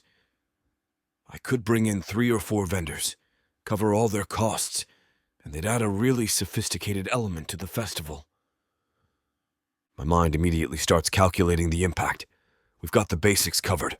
Mrs. Patterson's bake sale, the church's chili booth, a few local restaurants setting up stands. But what Brittany's describing would elevate the whole event. Give it the kind of draw that could bring people from neighboring towns. That's actually a fantastic idea. The committee's been worried about food variety. I thought you might be interested. Her smile widens, and for a moment, it's like we're back in college, brainstorming business ideas over coffee. Remember how we used to talk about bringing more upscale dining options to Magnolia Springs? This could be a test run, see how the community responds. The memory hits me unexpectedly. Brittany and I sprawled across my living room, dreaming about ways to modernize our hometown without losing its charm. She'd always been the one with the vision for sophistication, while I focused on the practical side of development. I remember. My voice comes out softer than intended. You always had good instincts about what people wanted. Some things never change. She steps closer, her hand reaching out to touch my arm. Her fingers rest on my flannel sleeve, warm even through the fabric. I've missed this, you know, working together, planning things. We made a good team. There's something in her voice, a wistfulness that makes me look at her more carefully. Really look. She seems tired beneath the perfectly applied makeup, and there's a tightness around her eyes that wasn't there when we were together. How are you doing, Britt? Really? I heard about the divorce. Her composure falters for just a second before she recovers. It's been challenging. Turns out Hector wasn't the man I thought he was. Amazing how someone can hide their true nature for so long. The bitterness in her voice is subtle, but unmistakable. I've heard enough gossip around town to know the divorce was messy, that her ex-husband's financial improprieties left her in a difficult position. I'm sorry. That's gotta be rough. It is, but I'm figuring it out. And being back here, helping with something positive like this festival, it feels good. It feels like coming home. Her fingers tighten slightly on my arm. Do you ever think about what would have happened if we'd stayed together? If I hadn't gotten so caught up in chasing bigger and better things? The question hangs between us, loaded with implications I'm not ready to unpack. Because the truth is, I have thought about it. Especially during those first few months after she left for her job in Birmingham, when I was still figuring out how to fill the space she'd left behind. But that was before Aaliyah came back. Before I remembered what it felt like to have my blood catch fire every time someone walked into a room. Before I rediscovered the difference between comfortable love and the kind that threatens to consume you completely. Brittany, I'm not trying to complicate things, she says quickly, reading the wariness in my voice. I know you and Aaliyah have something. The whole town's been talking about it. Of course they have. In Magnolia Springs, two people can't share a cup of coffee without someone planning their wedding. I just want you to know that I'm grateful for how gracious you've been. Not everyone would be willing to work with their ex, especially when there's another woman in the picture. Movement across the street catches my eye, and I glance over to see Aaliyah on a ladder, hanging lights with Marcus.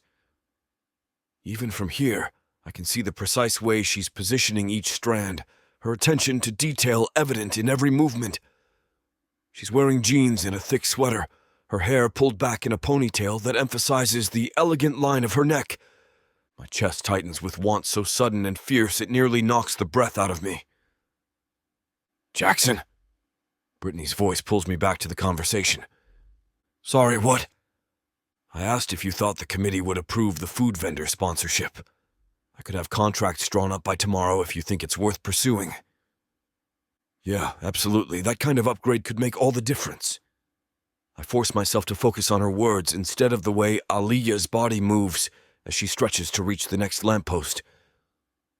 The festival's important to the town's economic development.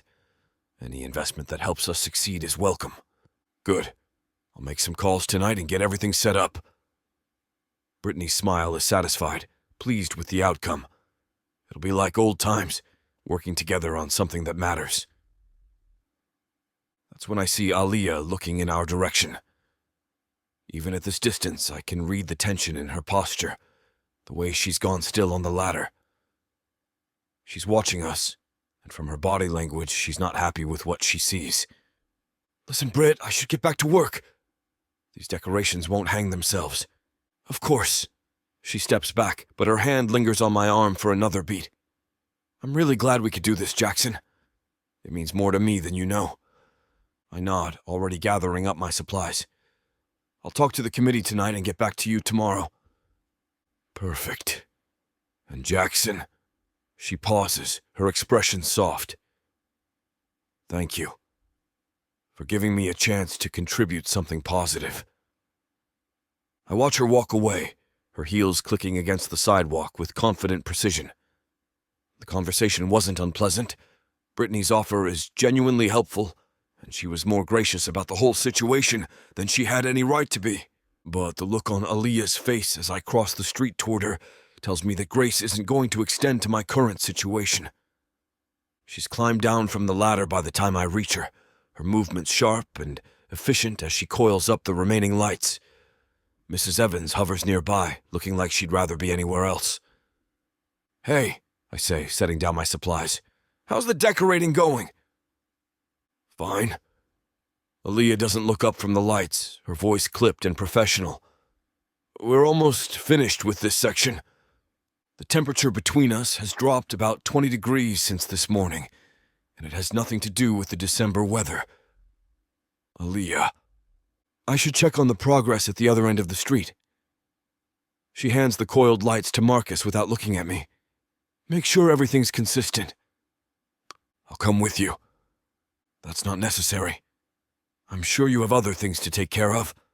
Her tone is perfectly polite, perfectly neutral, and that's how I know I'm in deep trouble. Mrs. Evans clears her throat delicately. "I think I'll head inside for some hot chocolate. This old body wasn't built for ladders in December." She disappears into the nearest shop with suspicious haste, leaving Marcus to follow her lead with mumbled excuses about checking on something urgent. Which leaves me alone with Aaliyah, who's now staring at me with the kind of expression that could freeze hell. "What is your problem?" I ask, because subtle has never been my strong suit. "I don't have a problem." She picks up her clipboard and starts walking toward the far end of Main Street. "I'm simply focused on getting this festival ready. You know, the thing we're supposed to be working on together." I fall into step beside her, frustration building in my chest. That's exactly what I was doing with Brittany. She wants to sponsor food vendors from Atlanta. High-end stuff that could really set us apart. How convenient. What's that supposed to mean?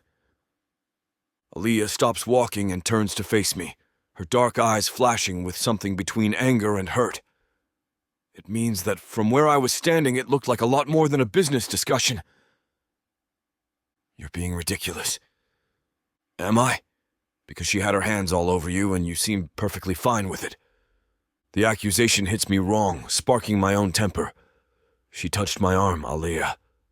It's not like we were making out in the middle of Main Street. Right. Of course. How silly of me to think there might be something inappropriate about your ex-girlfriend showing up and offering to help with our festival. Her voice drips with sarcasm. I'm sure her motives are completely pure. Her motives don't matter. What matters is that her offer could benefit the entire town. And I'm sure that's the only reason you were so receptive to whatever she was saying. I stop walking, my patience finally snapping. What the hell do you want me to say, Aaliyah? That I should have told her to get off? That I should have been rude to someone who was trying to help? I want you to be honest about what that conversation was really about. It was about food vendors. Nonsense. The word comes out flat and final. That woman didn't drive all the way from Birmingham to discuss catering options. She came here because she wants you back, and you're either too blind to see it, or you don't want to see it. Chapter 19. Aaliyah.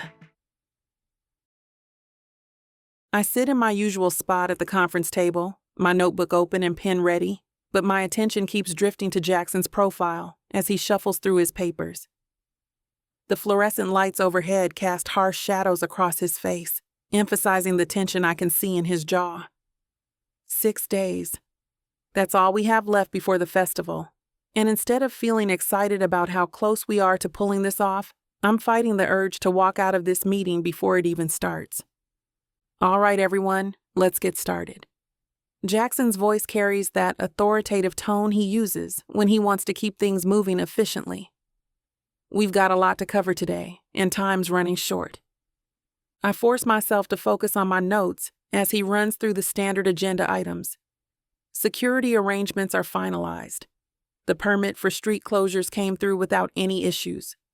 The weather forecast looks promising, cold but clear. Everything is falling into place exactly as we planned.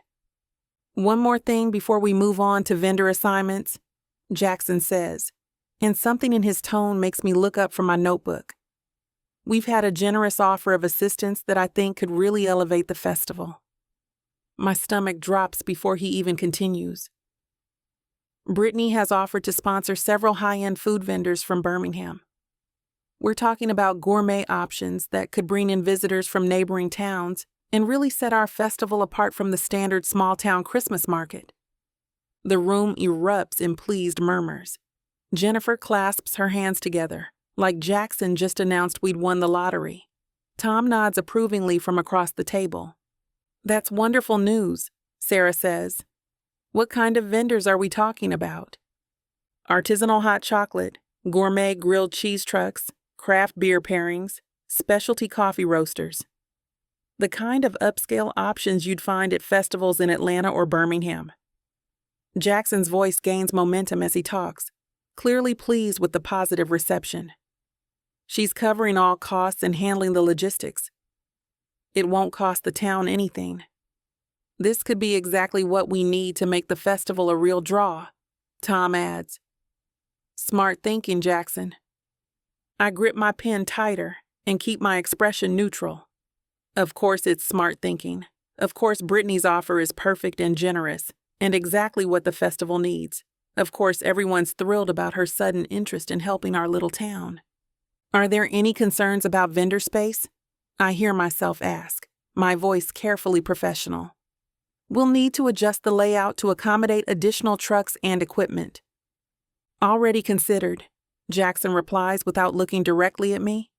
Brittany's coordinating with the vendors to ensure their setups work within our existing footprint. How efficient of her. The words slip out before I can stop them, carrying just enough edge that a few people around the table glance in my direction. Jackson's eyes finally meet mine, and I see a flash of warning there. Any other questions about the food vendor situation?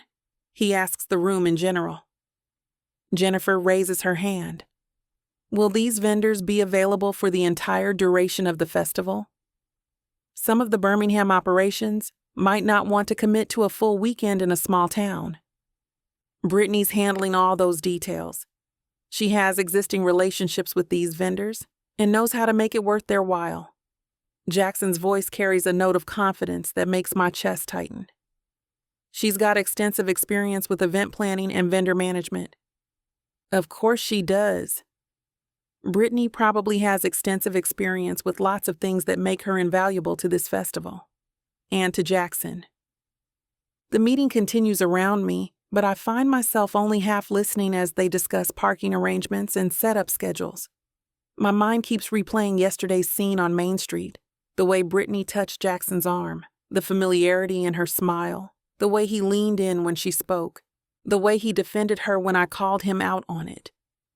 Aaliyah, Sarah's voice cuts through my mental spiral. What do you think about moving the craft booths to the south end of the square to make room for the food trucks? I blink, realizing everyone's looking at me expectantly. That should work fine. We'll need to update the maps and signage, but it's doable. Great. Jackson, can you coordinate with Brittany on the exact space requirements? Already on it, he says, and there's something in his tone that makes my jaw clench. Already on it. Of course he is. He's probably already planning another cozy meeting with his ex-girlfriend to go over every detail of her generous contribution to our festival. The rest of the meeting passes in a blur of logistics and last-minute details. I take notes mechanically, respond when spoken to, and maintain the professional facade I've perfected over years of corporate meetings.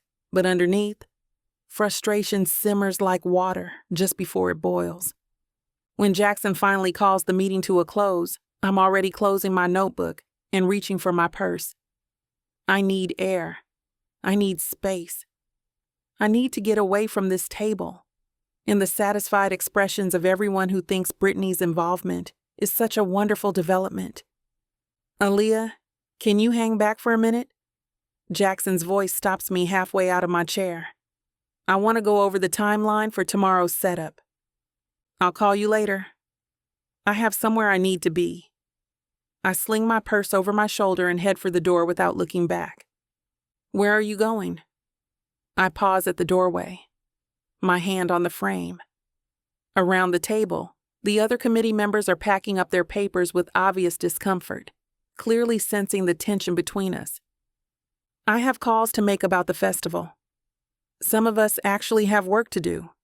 It's a low blow, and I know it. But the hurt and anger I've been swallowing for the past 24 hours needs somewhere to go. And Jackson's the only target available. I don't wait for his response. I push through the door and stride down the hallway, my heels clicking against the tile with sharp precision. Behind me, I can hear the murmur of voices resuming, probably everyone wondering what the hell just happened. The cold December air hits my face as I step outside, and I take a deep breath, trying to calm the storm in my chest. 6 days. I just need to make it through 6 more days, and then this festival will be over. The town will have their Christmas celebration. Jackson can work with Brittany on whatever the hell they want to work on together, and I can figure out what comes next. My phone buzzes in my purse as I reach my car. I dig it out, expecting to see Jackson's name on the screen, but instead it's a number I haven't seen in weeks. Patricia, my boss from Atlanta. My finger hovers over the screen for a moment. Patricia hasn't been too vocal with me since I left Atlanta in disgrace. My reputation in tatters and my future at the company uncertain. Whatever she wants, it can't be good news. But curiosity wins over caution, and I swipe to answer. Patricia, this is unexpected. Aaliyah, darling, how are you holding up? Her voice carries that smooth professionalism that made her so effective as a senior executive. I hope you've been able to decompress during your time away. Decompress. As if I've been on some kind of wellness retreat instead of hiding out in my hometown while my career imploded. I'm doing well, staying busy. I lean against my car, watching the bare branches of the oak trees sway in the winter wind. What can I do for you? Actually, I'm calling with some rather exciting news.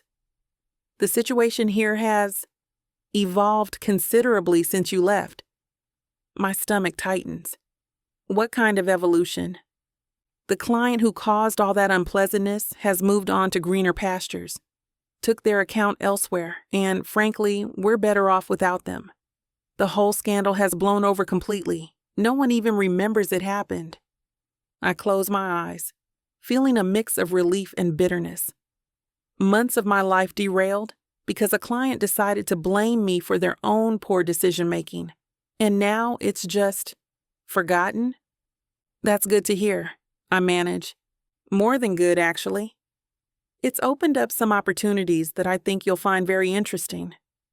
Patricia's voice takes on the tone she uses when she's about to make an offer. How would you feel about coming back to Atlanta? In a much better position than when you left. My breath catches. What kind of position? Senior Manager of Creative Operations. It's a newly created role that would put you in charge of our entire creative strategy division.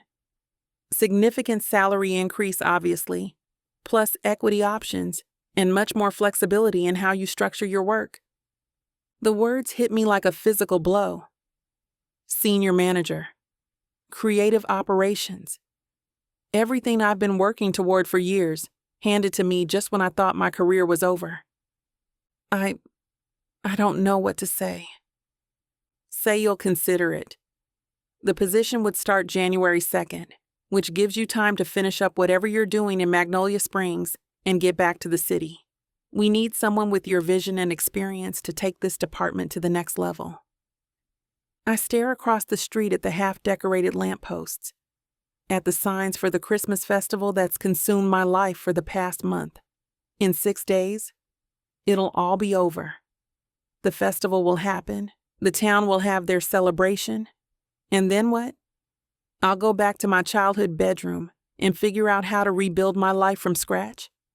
Or I could go back to Atlanta, back to the career I've spent a decade building, back to the life I had before everything fell apart. Aaliyah, are you still there? Yes, I'm here. I'm just processing. Of course, it's a big decision. But I want you to know that we've missed having you on the team.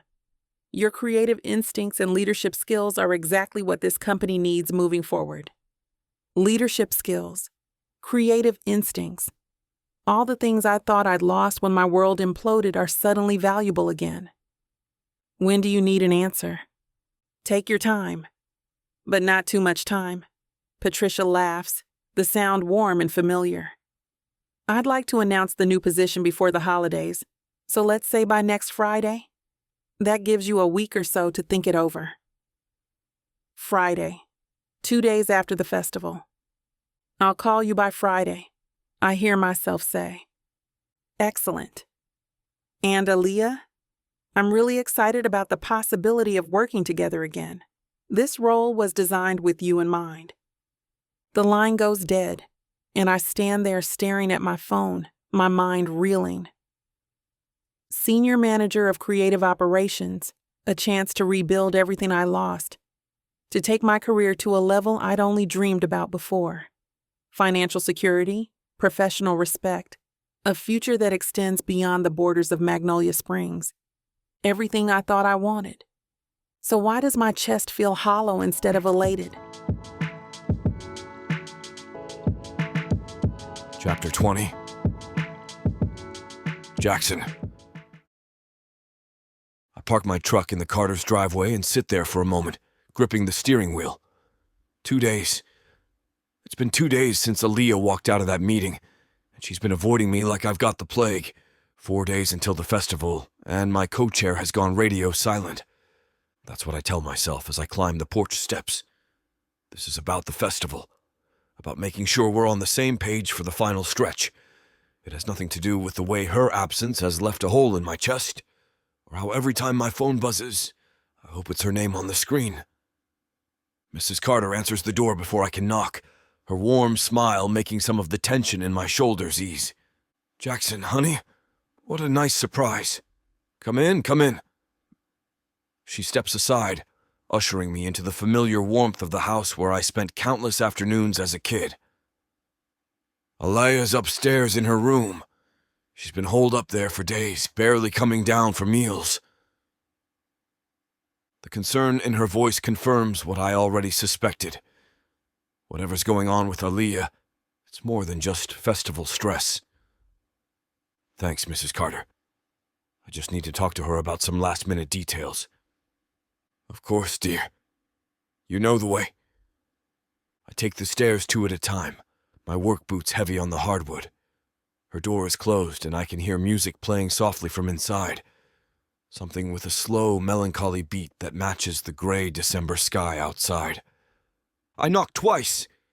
Aaliyah, it's me. The music stops abruptly, followed by several long seconds of silence. Just when I'm about to knock again, her voice comes through the door.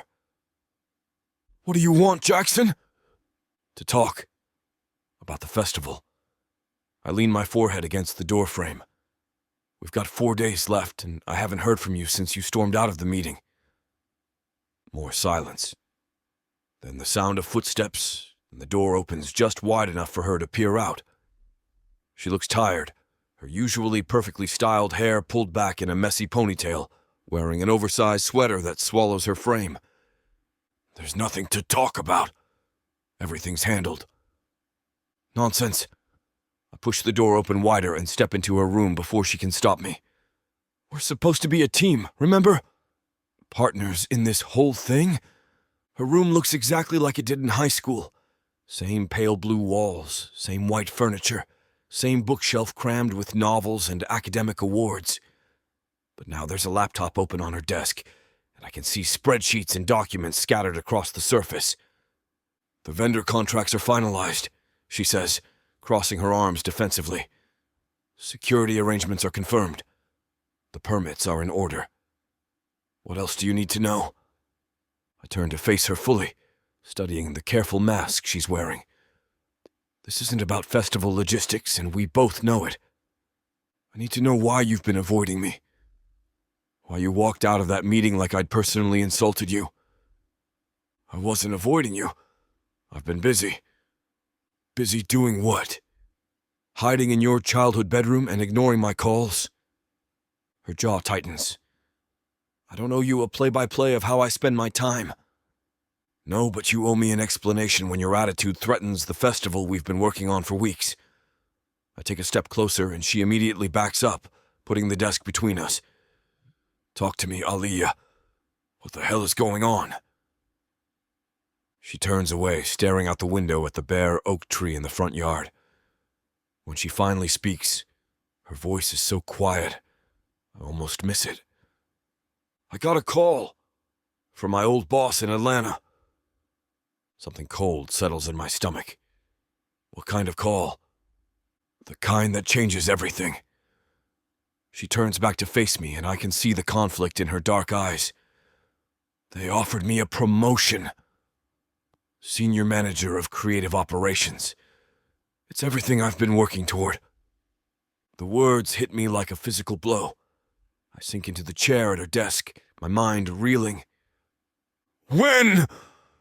The position starts January 2nd. That's less than 2 weeks away.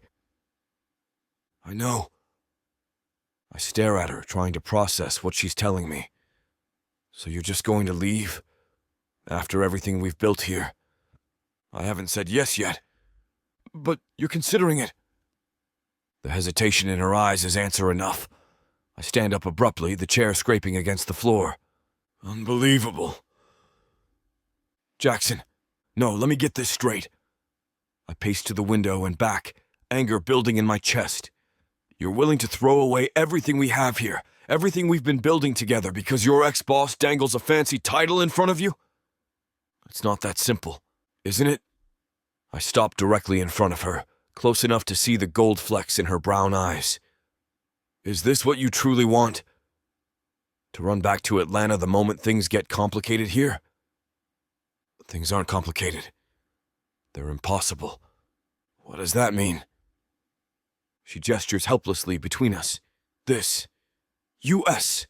Whatever this is supposed to be. You have Brittany offering to help with the festival. Everyone thinks she's wonderful, and I'm standing here feeling like a complete idiot for thinking. For thinking what?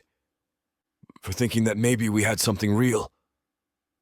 The vulnerability in her voice stops my anger cold. I reach for her, but she steps back again.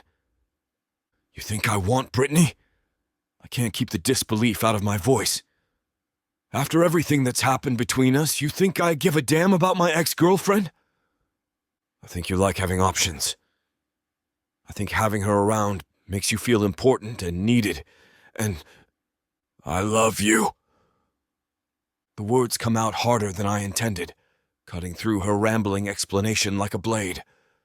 She goes completely still, her eyes wide. I'm in love with you, Aaliyah. I'd do anything for you. Move mountains, change my entire life, whatever it takes. I step closer, and this time she doesn't back away. And you're telling me you want to run away the moment my ex shows up to help with a festival? Jackson --. I only have eyes for you. I thought I made that clear, but apparently I need to spell it out. Brittany means nothing to me. Less than nothing.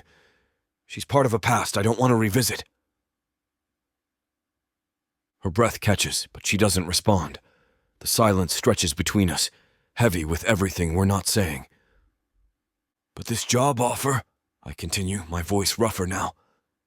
This is what you really want, isn't it? The big city career, the prestigious title, getting the hell away from this small town and everyone in it. It's not about getting away from... It's not fair, Aaliyah. The hurt in my chest transforms into something sharper, more cutting. You don't get to make me fall in love with you all over again, and then disappear when things get complicated. You don't get to act like what we have doesn't matter. I never said it doesn't matter. Then prove it. Tell me you're not going to take that job. Tell me what we have is worth fighting for. She opens her mouth, then closes it again. The hesitation in her eyes tells me everything I need to know. You can't, can you? I laugh, but there's no humor in it. You're already gone.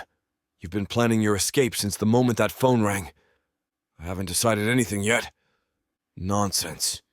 You've already made up your mind. You're just too much of a coward to admit it.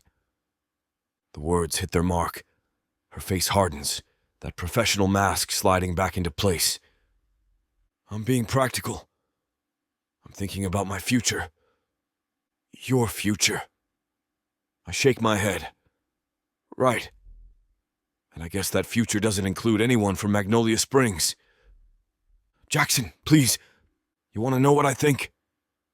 I head for the door, my hand on the knob. I think taking that job will be the worst decision you'll ever make. And when you're sitting in some sterile office in Atlanta, wondering why you feel so empty, remember this conversation. I pull the door open, then pause to look back at her one more time. She's standing by the window again, her arms wrapped around herself like armor. I hope that promotion is worth it, Aaliyah. I really do. I don't wait for her response.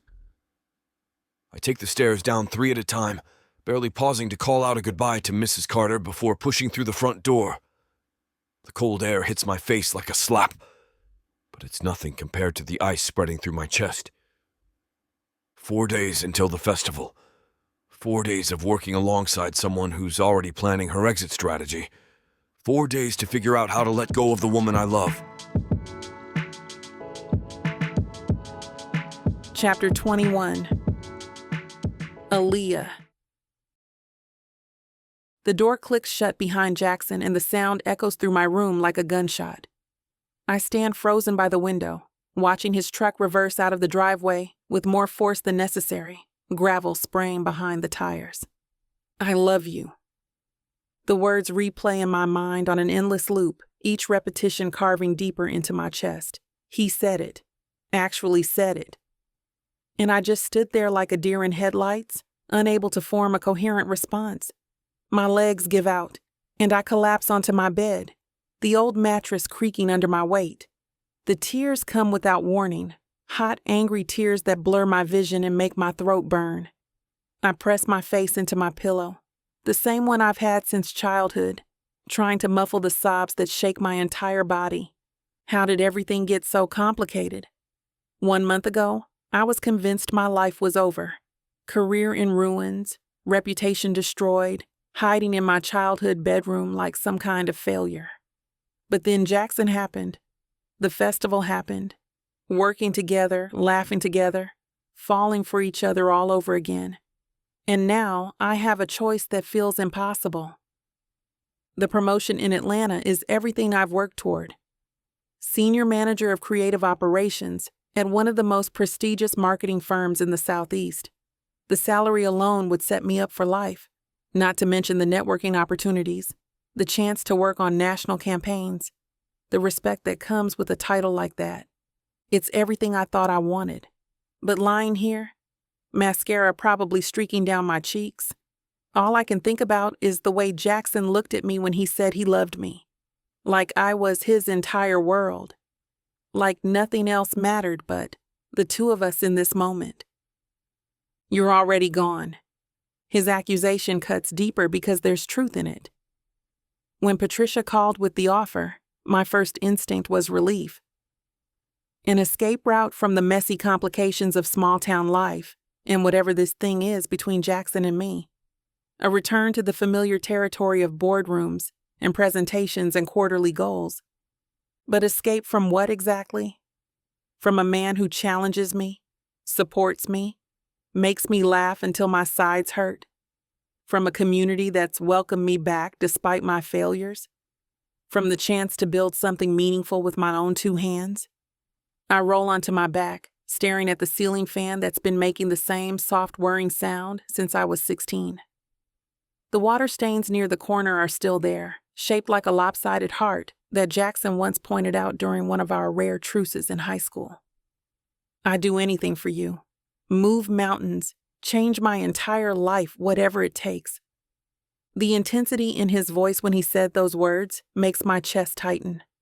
When was the last time someone was willing to change their life for me? When was the last time I was willing to do the same for someone else? In Atlanta, I had colleagues, not friends. I had networking events, not genuine connections. I had a corner office with a view of concrete and steel, not the rolling hills and oak trees of Magnolia Springs. But I also had independence, security, the satisfaction of knowing I could take care of myself, that I didn't need anyone else to validate my worth. Except Jackson has never made me feel like I need validation. He's seen me at my absolute worst, crying over failed business ventures, stressed about festival logistics, panicking about my future. And he's never once suggested I'm anything less than capable. A soft knock on my door interrupts my spiral of thoughts. "Honey?" Mom's voice is gentle, concerned. "Can I come in?" I wipe my eyes with the back of my hand, though I'm sure I look like a disaster anyway. Yeah. The door opens, and Mom appears with a steaming mug in her hands. She takes one look at my tear-stained face and clicks her tongue sympathetically. "Oh, sweetheart." She settles onto the edge of my bed, offering me the mug. "I made you some chamomile tea." The familiar scent of honey and herbs makes my throat tighten with childhood memories. Mom's solution to everything from scraped knees to broken hearts has always been chamomile tea and a listening ear. "I heard raised voices," she says carefully, smoothing my hair back from my face. "Do you want to talk about it?" Jackson told me he loves me, and he really means it. The words tumble out before I can stop them. Mom's face softens, and she doesn't look surprised. "And how do you feel about that?" "Terrified." I take a sip of tea, letting the warmth settle in my stomach. Confused, happy, completely overwhelmed. That sounds about right for being in love. I meet her eyes, seeing the knowing smile there. "How did you know?" "Baby girl, I've been watching you two dance around each other since you were children. The way you fought so hard, even back then, that kind of passion doesn't come from indifference. We were kids. We hated each other. No, you challenged each other. There's a difference. Mom shifts on the bed, facing me fully. You brought out the fighter in Jackson, and he brought out the fire in you.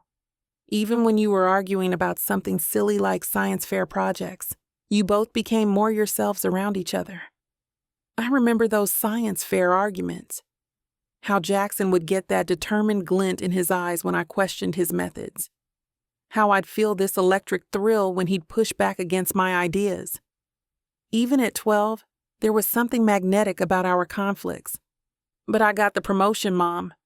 Everything I've been working toward. In Atlanta. Yes. She nods slowly, considering. And you think taking that job means you can't have Jackson? It means leaving Magnolia Springs. It means going back to my old life. The life that made you miserable enough to come home in the first place. Her words hit like a gentle slap. I wasn't miserable. I was successful. Were you happy? The question hangs in the air between us. I want to say yes, want to defend the life I built in Atlanta, the career I sacrificed so much for.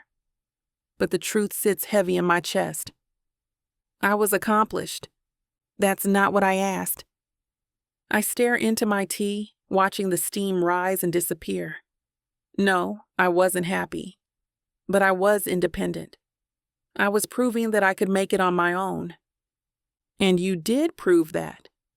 You built an impressive career, made a name for yourself, achieved more than most people dream of.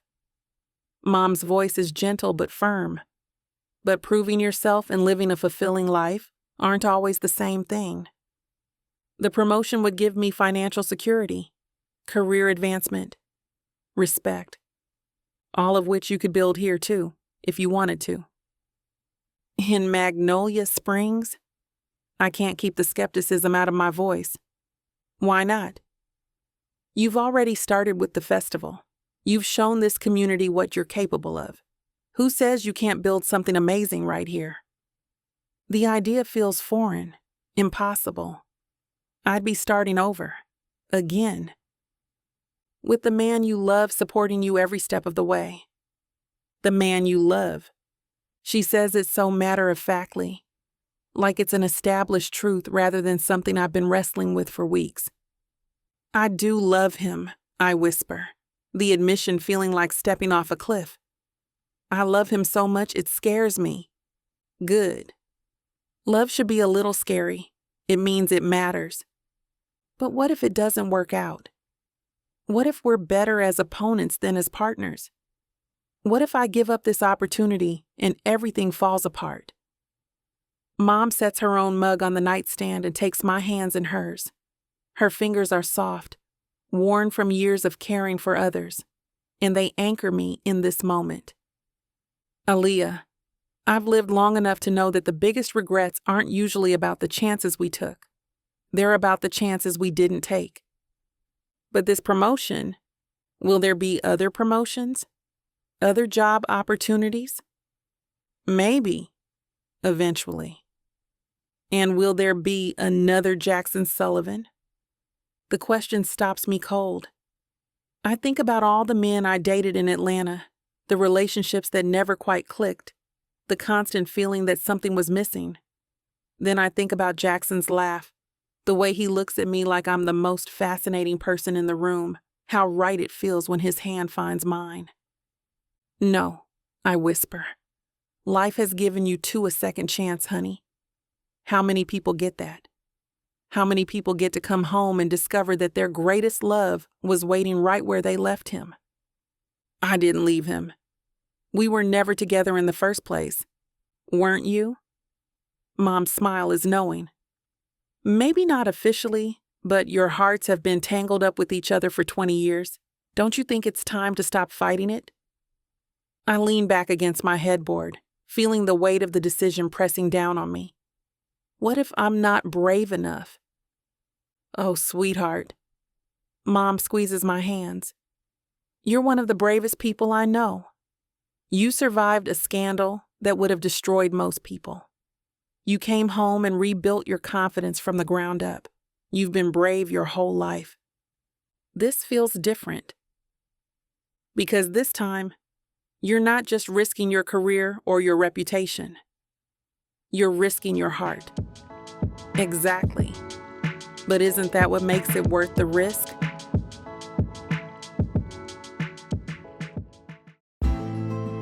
You ever think about that one person? Yeah, that one. The one that got away. Or maybe the one who never really left your heart. They broke it once, but what if they're the only one who can fix it? Who, baby? Now we're talking second chances. 8 full-length audiobooks, dozens of hours of longing, regret, and the kind of love that refuses to stay buried. And because healing your heart shouldn't break the bank, you get all of this for 70% off. Use the YouTube exclusive code VIXA40 and get an additional 40% off. The Second Chance Romance Audiobook Bundle. It's not too late. Vixa Vaughn Romance. Chapter 22. Jackson. The festival is everything we hoped it would be and more. Snow drifts down in fat, lazy flakes, coating the town square in a perfect blanket of white that makes the twinkling lights look like something out of a damn fairy tale. The scent of hot chocolate and roasted chestnuts mingles with the crisp winter air. And everywhere I look, families are laughing. Kids are running around with sticky fingers and wide grins. And the whole place buzzes with the kind of magic that only happens when a community comes together. I should be proud as hell. We pulled this off. Against all odds, through every obstacle and setback, Magnolia Springs has its Christmas festival. And it's beautiful. But all I can think about is the fact that Aaliyah isn't here to see it. 4 days. 4 goddamn days since I laid my heart on the line, and she just stood there, looking at me like I'd grown a second head. 4 days of radio silence, of driving past her house and seeing her car in the driveway, but having no idea what's going through her mind. 4 days of wondering if I completely messed up the best thing that's ever happened to me. Jackson! Brittany's voice cuts through my brooding, and I turn to see her approaching with that megawatt smile that used to make my pulse quicken. Now it just reminds me of how shallow everything felt before Aaliyah came back into my life. Hey, Britt.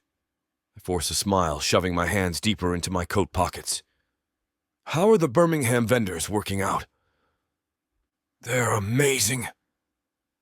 The kettle corn guy is already talking about setting up a permanent stand here, and the artisan soap booth has sold out twice.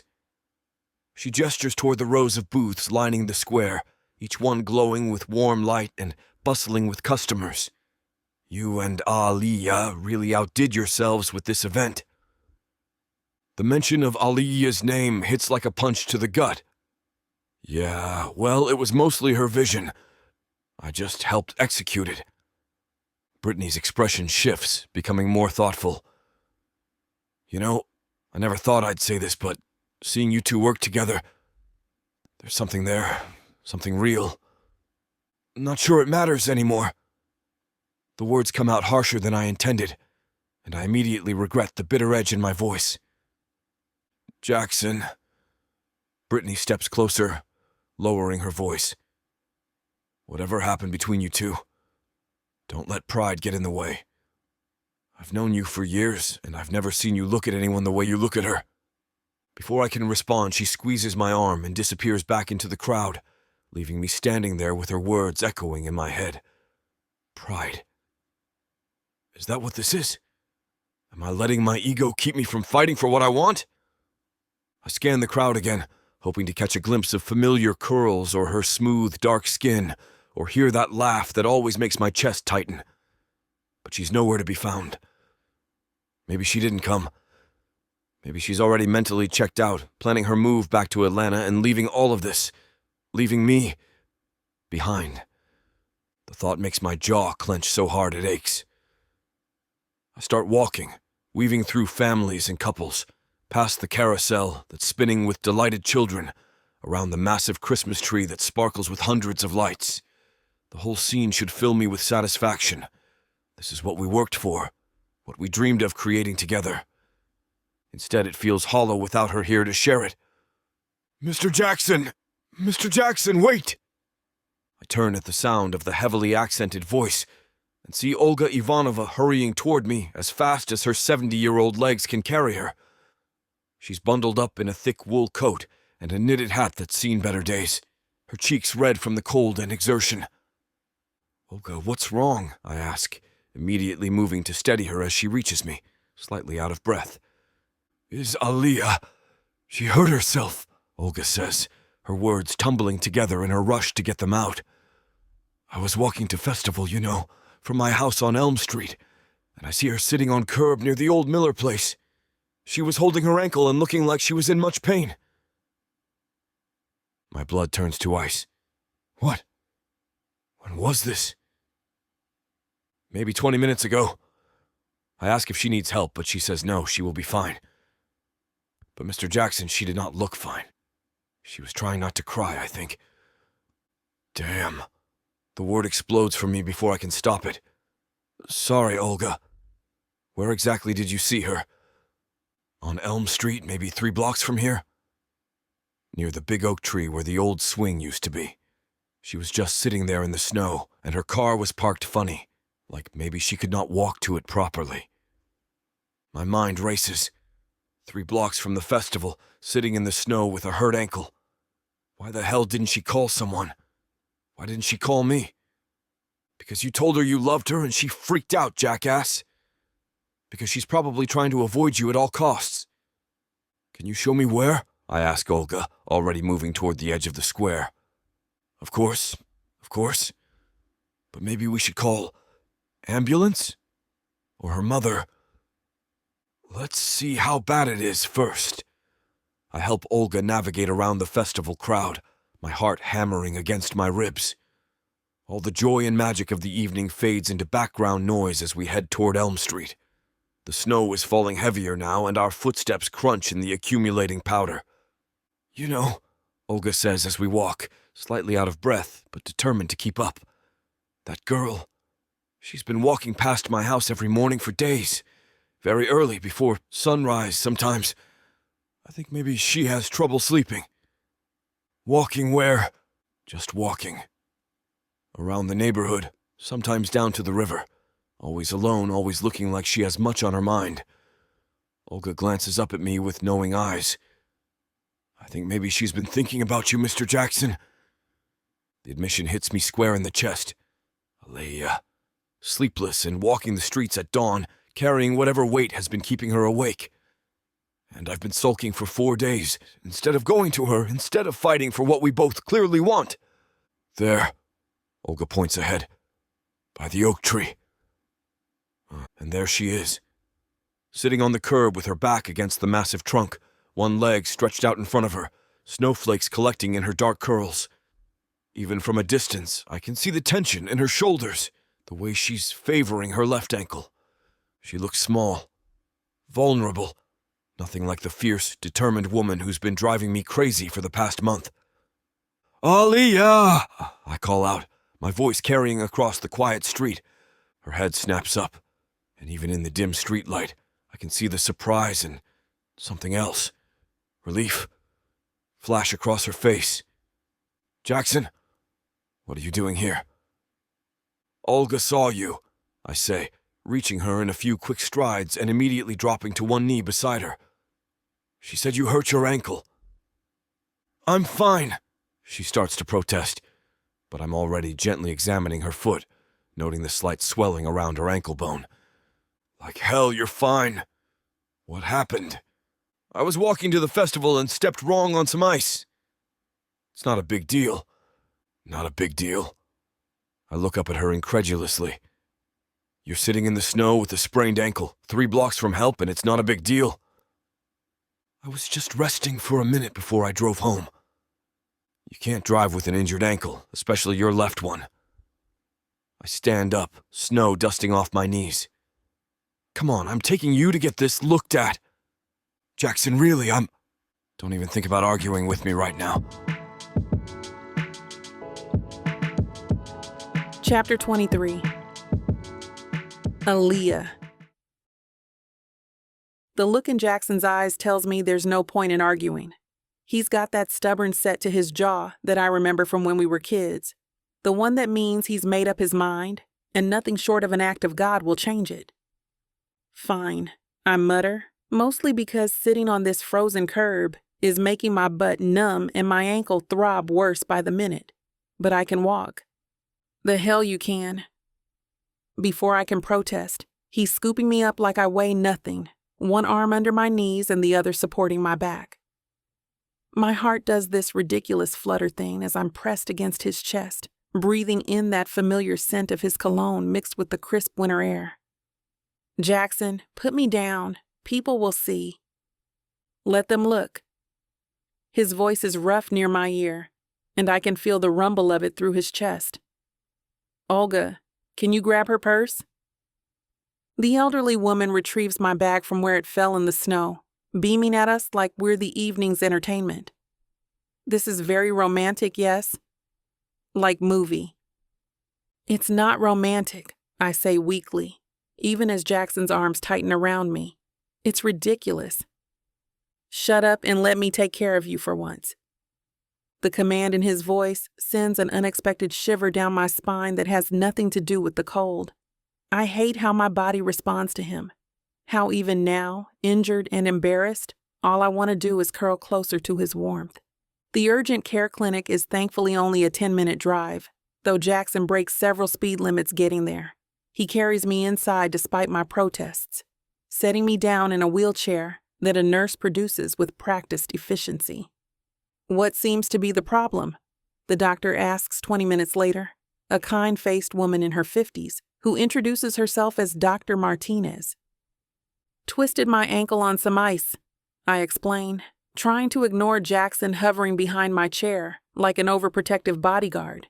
It's really not that bad. Dr. Martinez examines my ankle with gentle hands, moving it this way and that while I wince. Well, the good news is it's just a minor sprain. No fracture, nothing torn. The bad news is you're going to be uncomfortable for a few days. How uncomfortable? Jackson asks before I can. She'll need to stay off it as much as possible for the next 48 hours. Ice 20 minutes on, 20 minutes off. Ibuprofen for the pain and swelling. After that, gentle movement and walking as tolerated.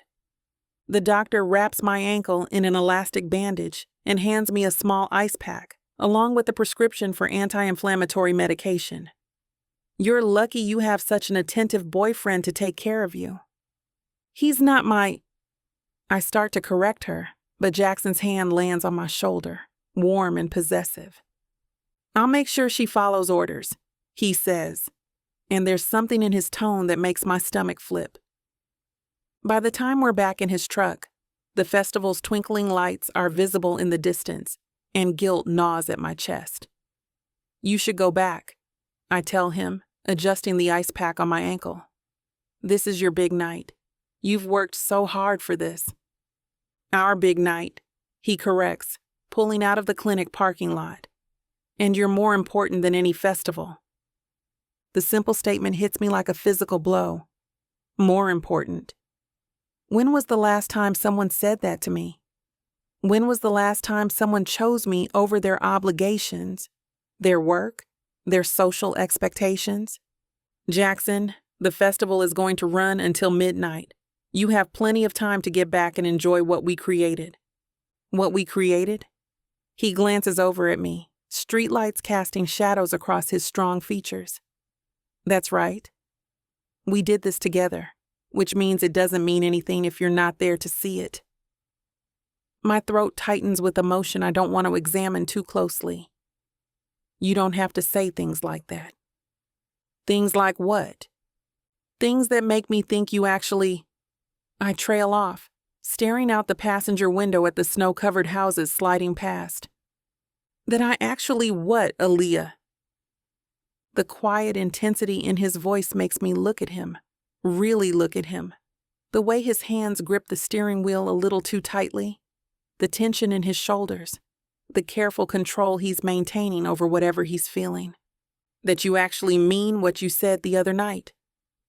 He pulls into his driveway and turns off the engine, the sudden silence deafening. For a long moment, neither of us speaks. The snow continues to fall, coating the windshield in a delicate pattern that makes the world outside seem muffled and distant. "I meant every word," he says finally, his voice low and rough. "Every damn word." My chest aches with the weight of everything I've been carrying for the past 4 days.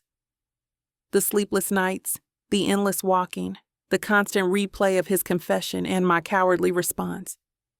The phone call from Atlanta that changed everything. "I need to tell you something," I say, my voice barely above a whisper. The words feel fragile in the cold air between us, like they might shatter if I speak too loud. "Yeah?" His response is careful, measured, like he's bracing himself for whatever blow I'm about to deliver. I take a deep breath, steeling myself for his reaction. My hands twist in my lap, fingers knotting together as I summon the courage to voice what I've been rehearsing for hours. "I'm not taking the job in Atlanta." The silence that follows is deafening. It stretches between us like a chasm, heavy and charged with electricity I can almost taste. Jackson doesn't move, doesn't even seem to breathe, and I can feel the weight of his stare boring into the side of my face, even though I'm staring determinedly at my clasped hands. The snow continues its gentle assault on the windshield, each flake adding to the cocoon of quiet that surrounds us. "What?"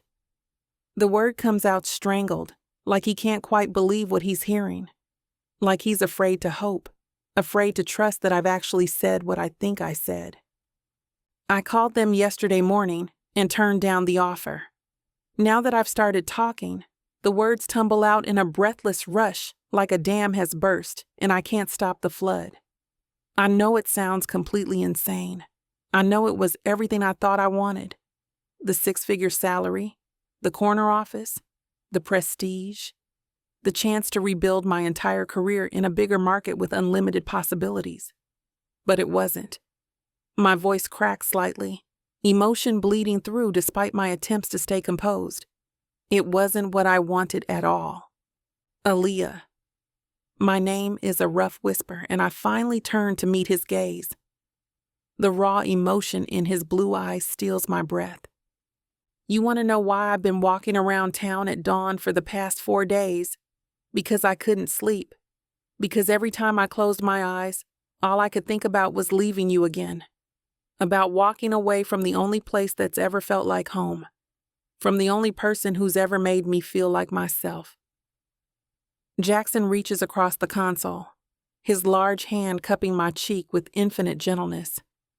"Baby." I already made that mistake once, 12 years ago.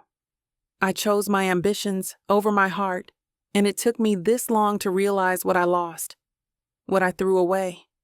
Tears I've been holding back for days finally spill over, hot against my cold skin. "You're everything I ever wanted, Jackson. You always were. I was just too scared and too proud to admit it." His thumb brushes away my tears, and I can see his own emotions threatening to overwhelm him. 12 years, Aaliyah. 12 years I've been comparing every woman to you, wondering what would have happened if I'd fought harder for us back then. We were kids. We thought we knew everything, but we didn't know anything about love, about what really matters. And now I know that success means nothing if you don't have someone to share it with. That all the career achievements in the world can't fill the hole you leave when you're not in my life. Jackson leans closer, his forehead resting against mine, and I can feel the tremor in his breathing. Christ, Aaliyah, do you have any idea what you're saying? I'm saying I love you too. I'm saying I want to stay.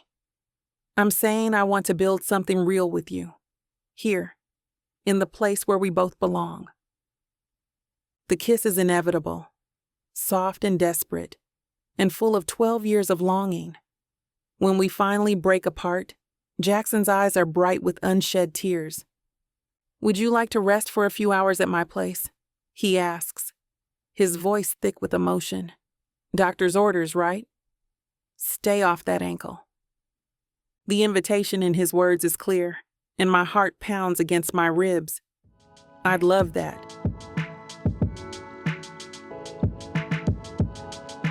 Chapter 24. Jackson. The weight of Aaliyah in my arms feels different this time as I carry her through my front door.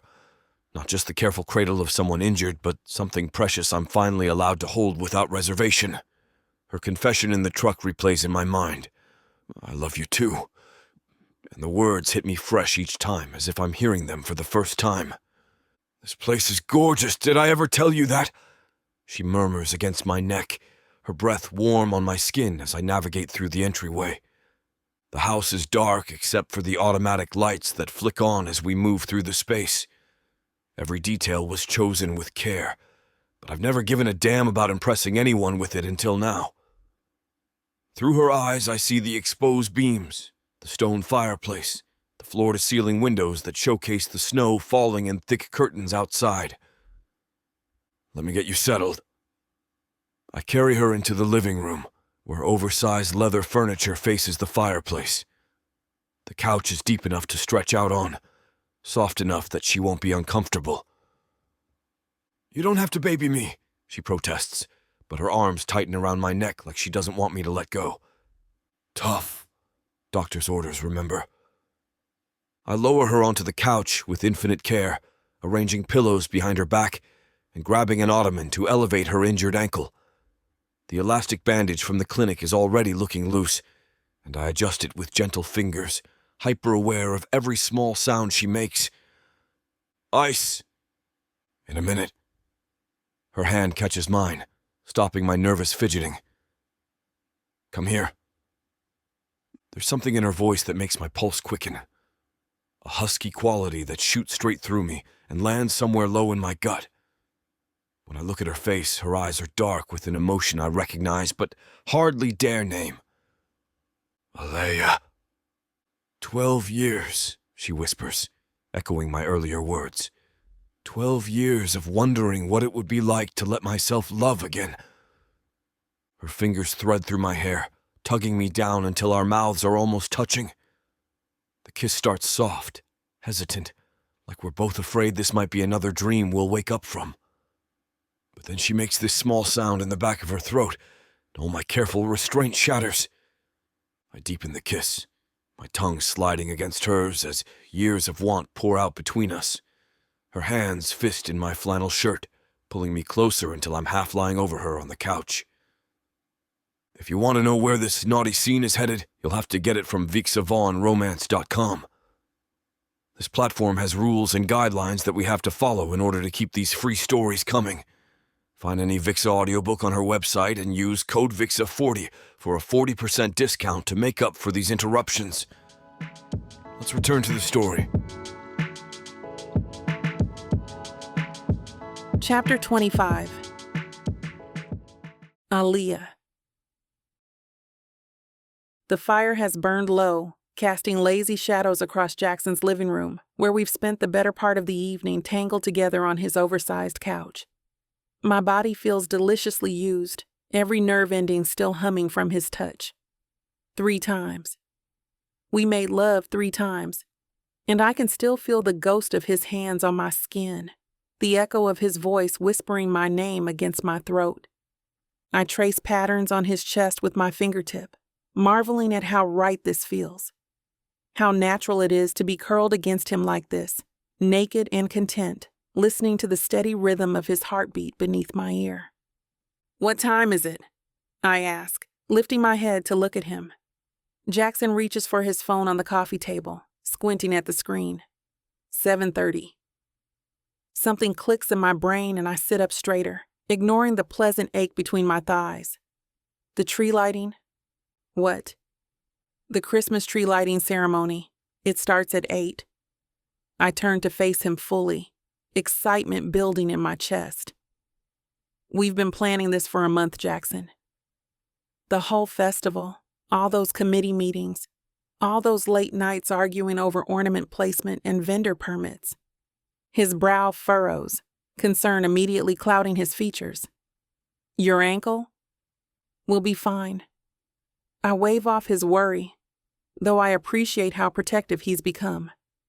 I won't put weight on it. I can lean on you or find somewhere to sit.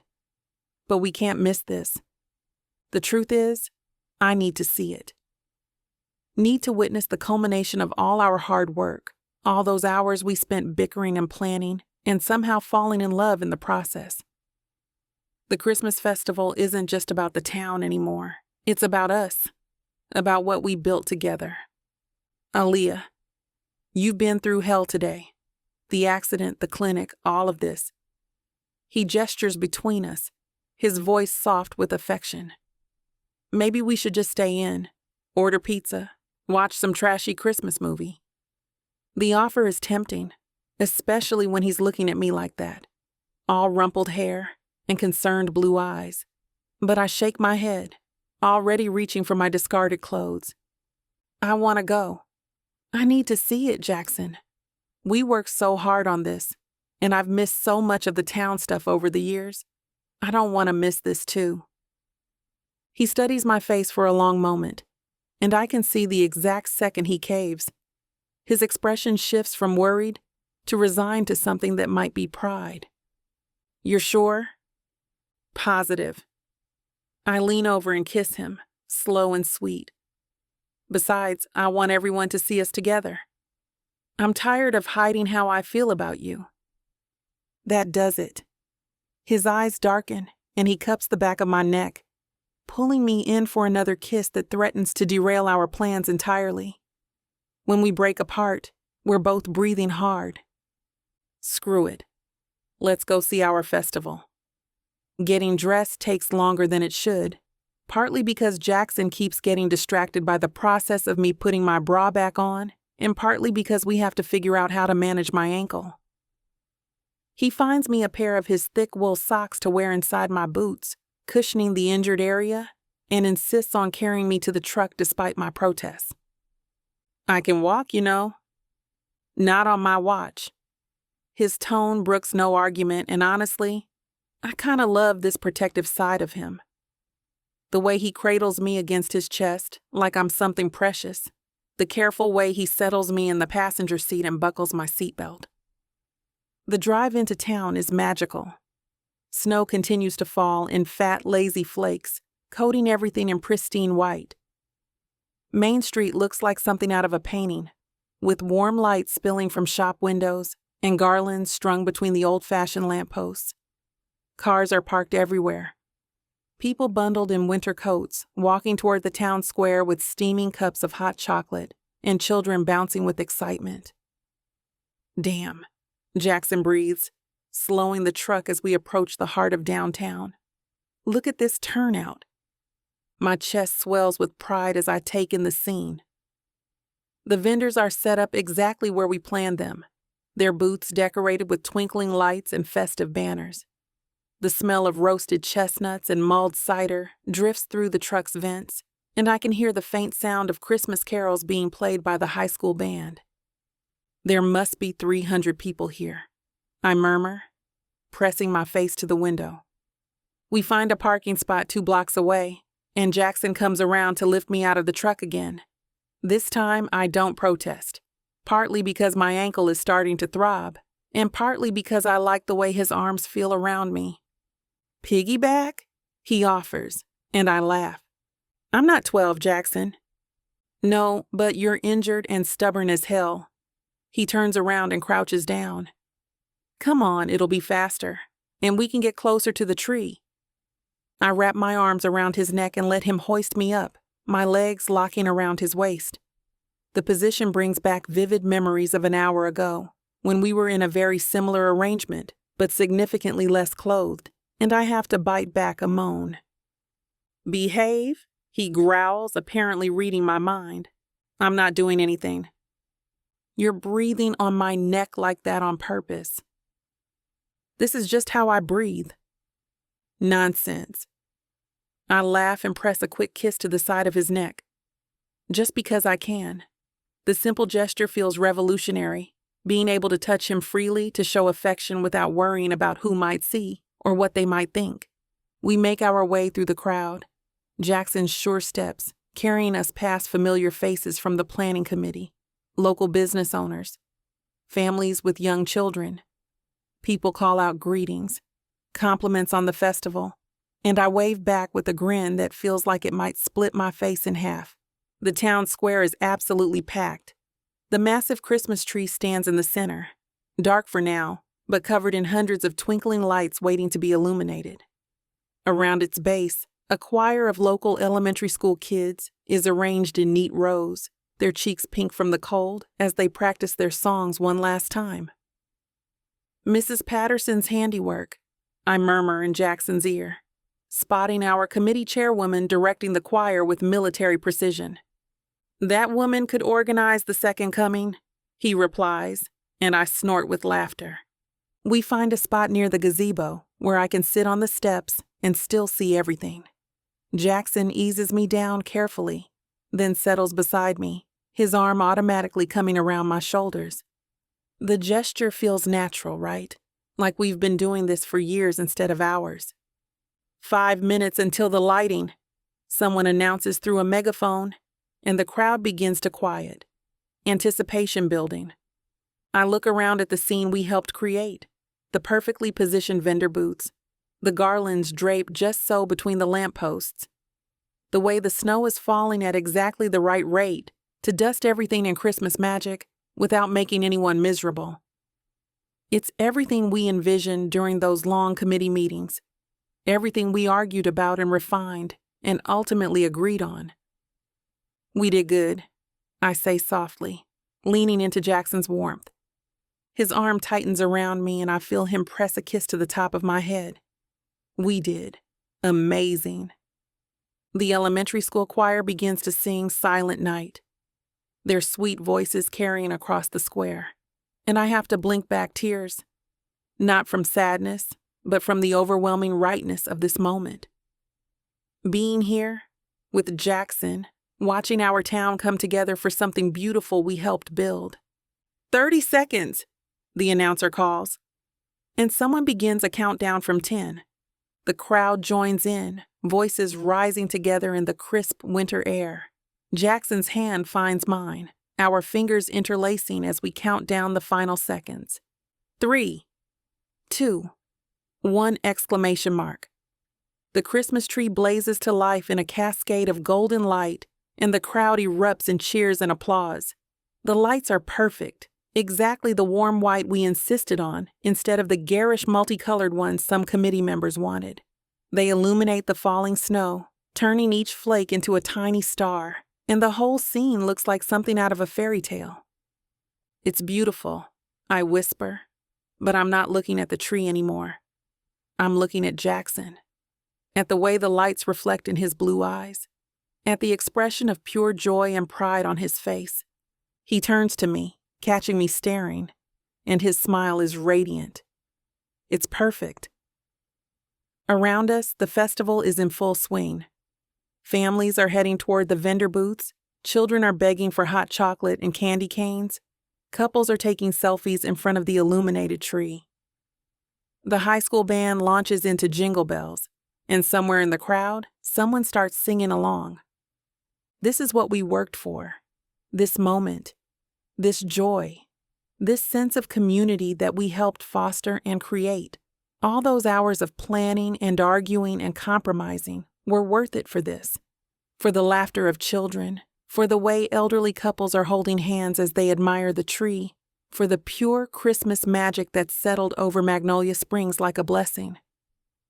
And I get to share it with Jackson, the man I love, who carried me here on his back and is now holding me close like he never wants to let me go. Who helped make this happen? Who fought alongside me for every detail, who believed in my vision even when we disagreed on execution. Thank you, I tell him, my voice barely audible over the celebration around us. For what? For this. For everything. For carrying me here so I wouldn't miss it. His response is to kiss me, right there in front of half the town, soft and sweet and full of promise. When we break apart, I see Mrs. Patterson watching us from across the square with a knowing smile, and I don't even care. Chapter 26. Jackson, Kissing Aaliyah in front of half the town feels like claiming my territory, and I don't give a damn who sees.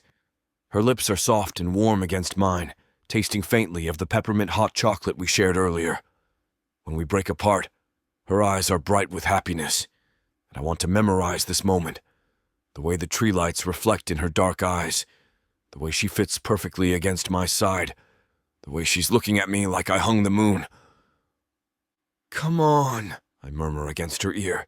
"Let's get some real food before they run out of the good stuff."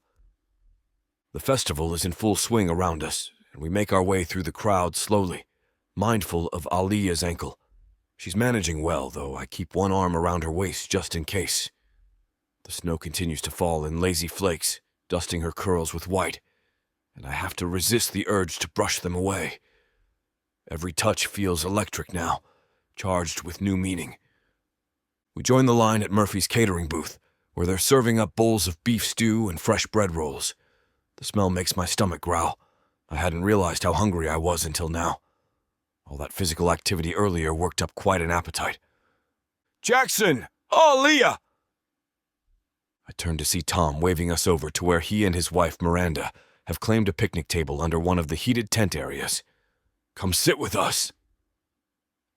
Aaliyah squeezes my arm. That sounds perfect. We make our way over with our steaming bowls, and I help Aaliyah settle onto the bench before sliding in beside her. The Bradleys are good people. Tom runs the hardware store, and Miranda teaches 3rd grade at the elementary school. They were both supportive during all the festival planning meetings, never once complaining about the extra work or expense. "This is absolutely wonderful," Miranda gushes, gesturing around at the bustling festival. "The turnout is incredible. You two should be so proud." "It really came together," Aaliyah agrees, taking a spoonful of stew. "Though there were moments I wasn't sure we'd pull it off. Especially when these two were arguing about the placement of the hot chocolate stand." Miranda laughs, nudging her husband. "Tom came home from 3 different meetings complaining about how you were going to kill each other." Tom chuckles. "I had money on Jackson storming out by month's end." "I considered it," I admit, grinning at Aaliyah. "She's stubborn as hell." "Look who's talking," she shoots back, but her tone is affectionate. "You literally drew diagrams to prove why the vendor booth should face north instead of south." "Because it made more sense with the foot traffic patterns." The Bradleys exchange a look that suggests they know exactly what's happening between us, even if they're too polite to say anything directly. Miranda changes the subject to ask about Aaliyah's ankle, and we spend the next hour eating and talking with various townspeople who stop by our table. It's comfortable in a way I didn't expect. Having Aaliyah here beside me, being able to touch her casually, the way she fits into conversations with people I've known my whole life.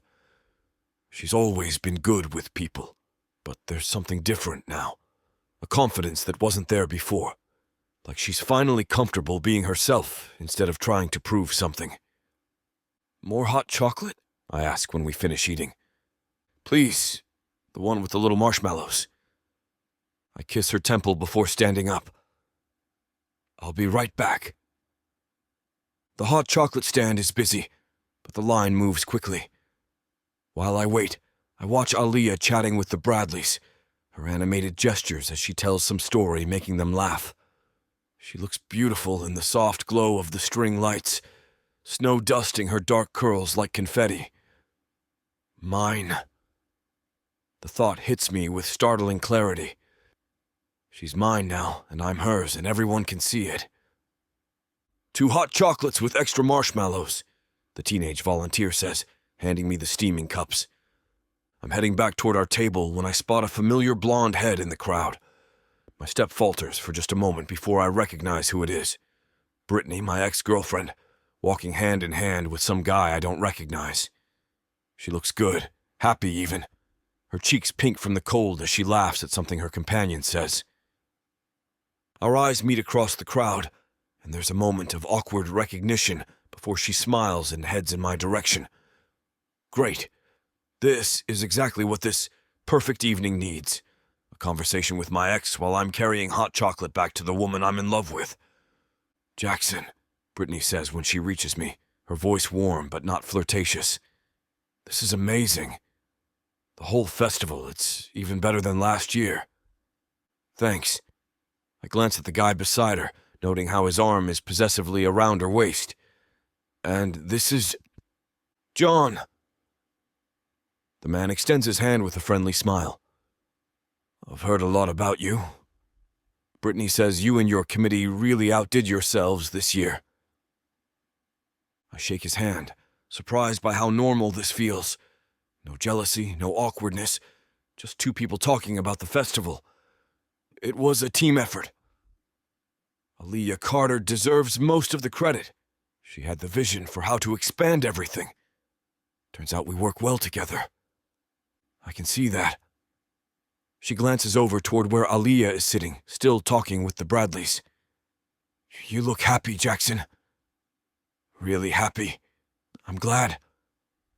The sincerity in her voice catches me off guard. When we broke up years ago, it wasn't bitter, but it wasn't exactly friendly either. We'd just grown apart, wanted different things.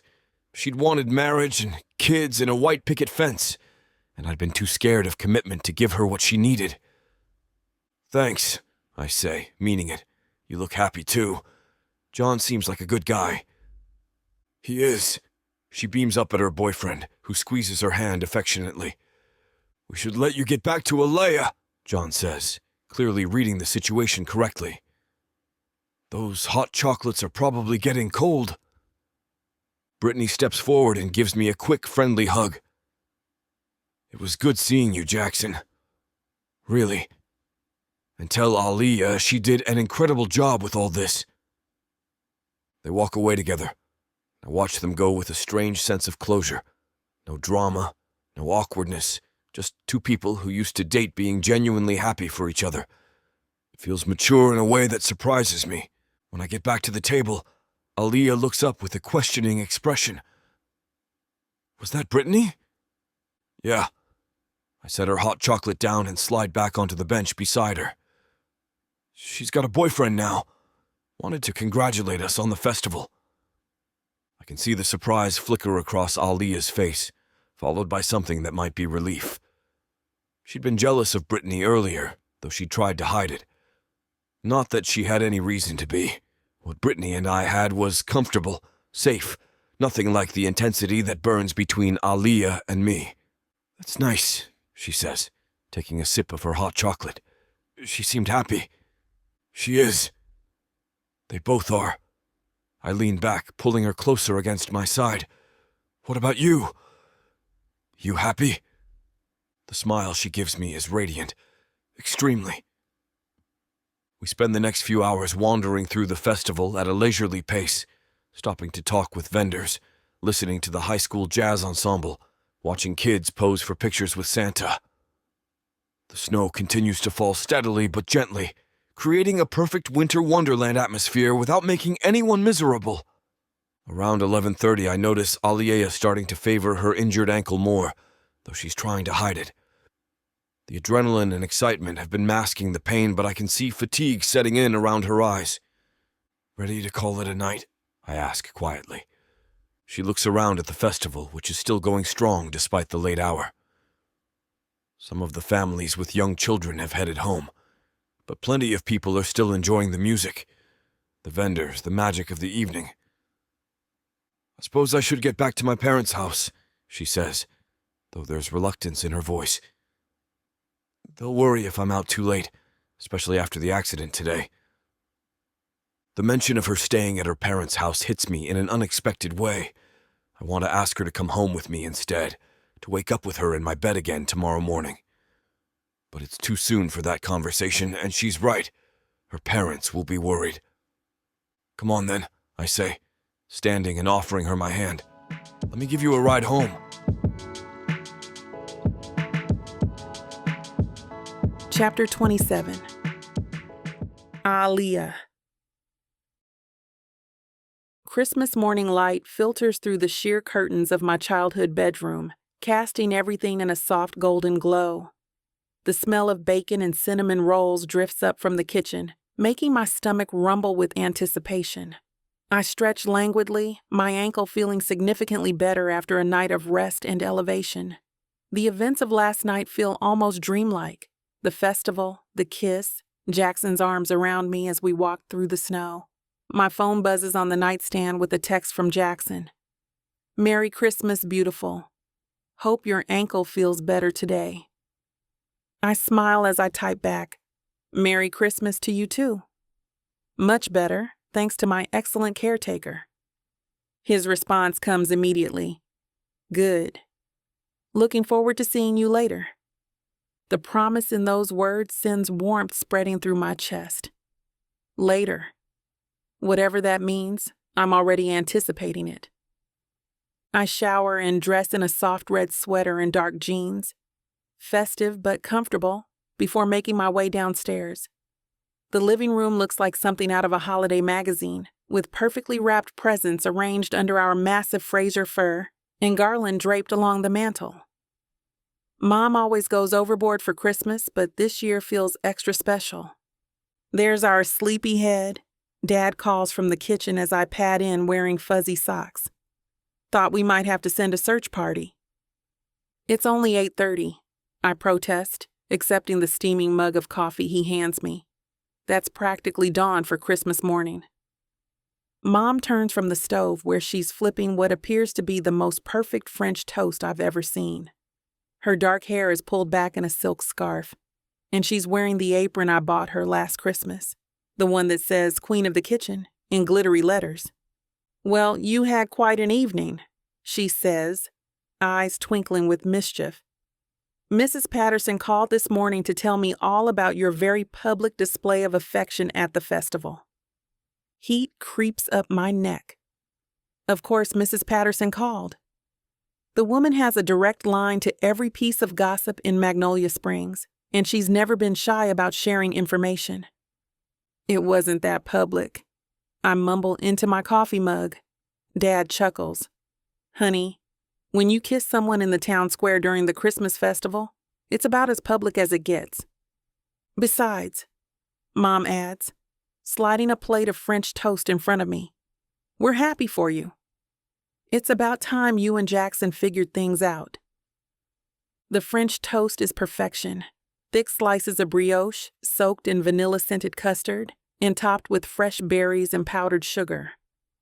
Mom has also prepared bacon, scrambled eggs with chives from her herb garden, and those cinnamon rolls that smell like heaven.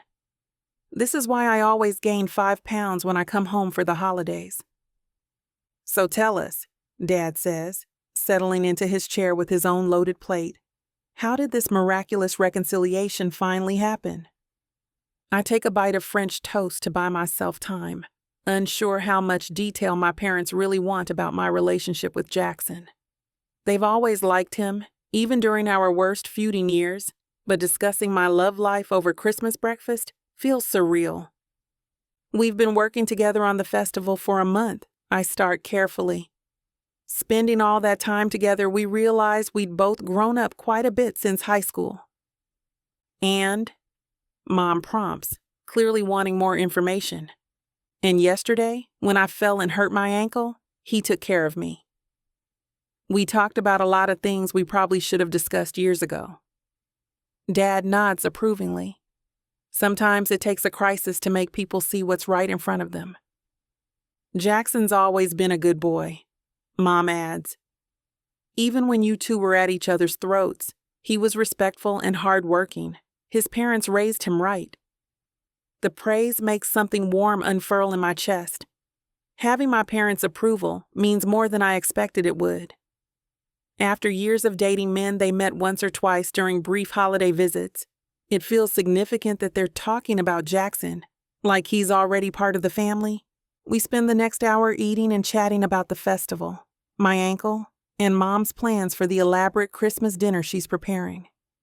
Dad regales us with stories about the various ways their neighbors have already managed to create holiday drama. Apparently, the Johnsons and the Smiths are in a passive-aggressive war over whose outdoor decorations are more spectacular. "All right," Dad announces when we've finished eating. "Time for presents. But first, your mother and I have something special for you." He disappears into the living room and returns with a rectangular package wrapped in elegant gold paper. It's about the size of a picture frame, and my heart does a little skip as I wonder what photo they might have chosen to frame for me. "This one's from both of us," Mom says, settling back into her chair with a knowing smile. "We've been saving it for the right moment." I carefully peel away the wrapping paper, trying not to tear it. Old habits from childhood when Mom made us save the pretty paper for next year. When I flip the frame over, my breath catches in my throat. It's a photograph I haven't seen in over a decade. Jackson and me at 18, taken at our high school graduation party. We're sitting on the tailgate of his old pickup truck, my legs dangling between his knees, his arms wrapped around me from behind. We're both grinning at whoever took the picture, probably one of our friends. And we look so young, so happy, so utterly in love it almost hurts to see. I remember that night with startling clarity. The party was at the lake, and we'd stolen away from the crowd to watch the stars and talk about our future. We were going to different colleges, but we were convinced we could make it work. We had all these elaborate plans for visits and phone calls and letters. We were going to get married after graduation and buy a house with a big yard for the kids we'd have someday. "Oh my God," I whisper, tracing the glass with my fingertip. "Where did you find this?" "Monica's mother gave it to us a few years ago," Mom explains. "She was going through old photo albums and came across a whole bunch from that graduation party. She thought we might like to have it." "We've been waiting for the right time to give it to you," Dad adds gently. "It seemed like now might be that time." Tears prick at my eyes as I study our 18-year-old faces. We look so confident, so sure of ourselves and our love. Before life got complicated, before pride and miscommunication and geographical distance tore us apart. Before I became the girl who ran away and he became the man who stayed behind. "It's beautiful," I managed to say around the tightness in my throat. "Thank you." "We always hoped you two would find your way back to each other," Mom says softly. "Even during those years when you could barely be in the same room without arguing, we could see how much you still cared about each other." A knock at the front door interrupts the moment, and Dad gets up to answer it. I hear the low rumble of male voices, and then footsteps approaching the kitchen. "Look who decided to join us," Dad says, grinning as Jackson appears in the doorway. He's wearing dark jeans and a forest green sweater that makes his blue eyes even more striking. Snowflakes still dusting his light brown hair. In his hands is a bottle of wine and what looks like a homemade pie. "Merry Christmas, Mr. and Mrs. Carter," he says, handing over his offerings. "Thank you for letting me crash your family celebration." "Nonsense," Mom says, jumping up to hug him. "You're always welcome here, you know that. Is that your grandmother's apple pie?" "Yes, ma'am. I figured I should bring something, and I remembered how much you used to love her recipe." The fact that he remembered such a small detail from years ago makes my chest tight with affection. This is the Jackson I fell in love with. Thoughtful, considerate, the kind of man who brings pie to Christmas breakfast because he knows it will make people happy. "Jackson," I say, standing up with the framed photo still in my hands. "Look what my parents just gave me." His eyes widen when he sees the picture, and he moves closer to get a better look. I watch his face as he studies our younger selves, seeing recognition and something that might be wonder flicker across his features. "Jesus," he breathes. "We were so young." "And so in love," I add quietly. He looks up from the photo to meet my eyes, and the intensity there takes my breath away.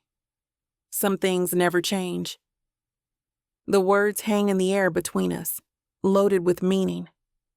My parents have gone suspiciously quiet behind us, probably trying to give us a moment of privacy in the middle of their kitchen.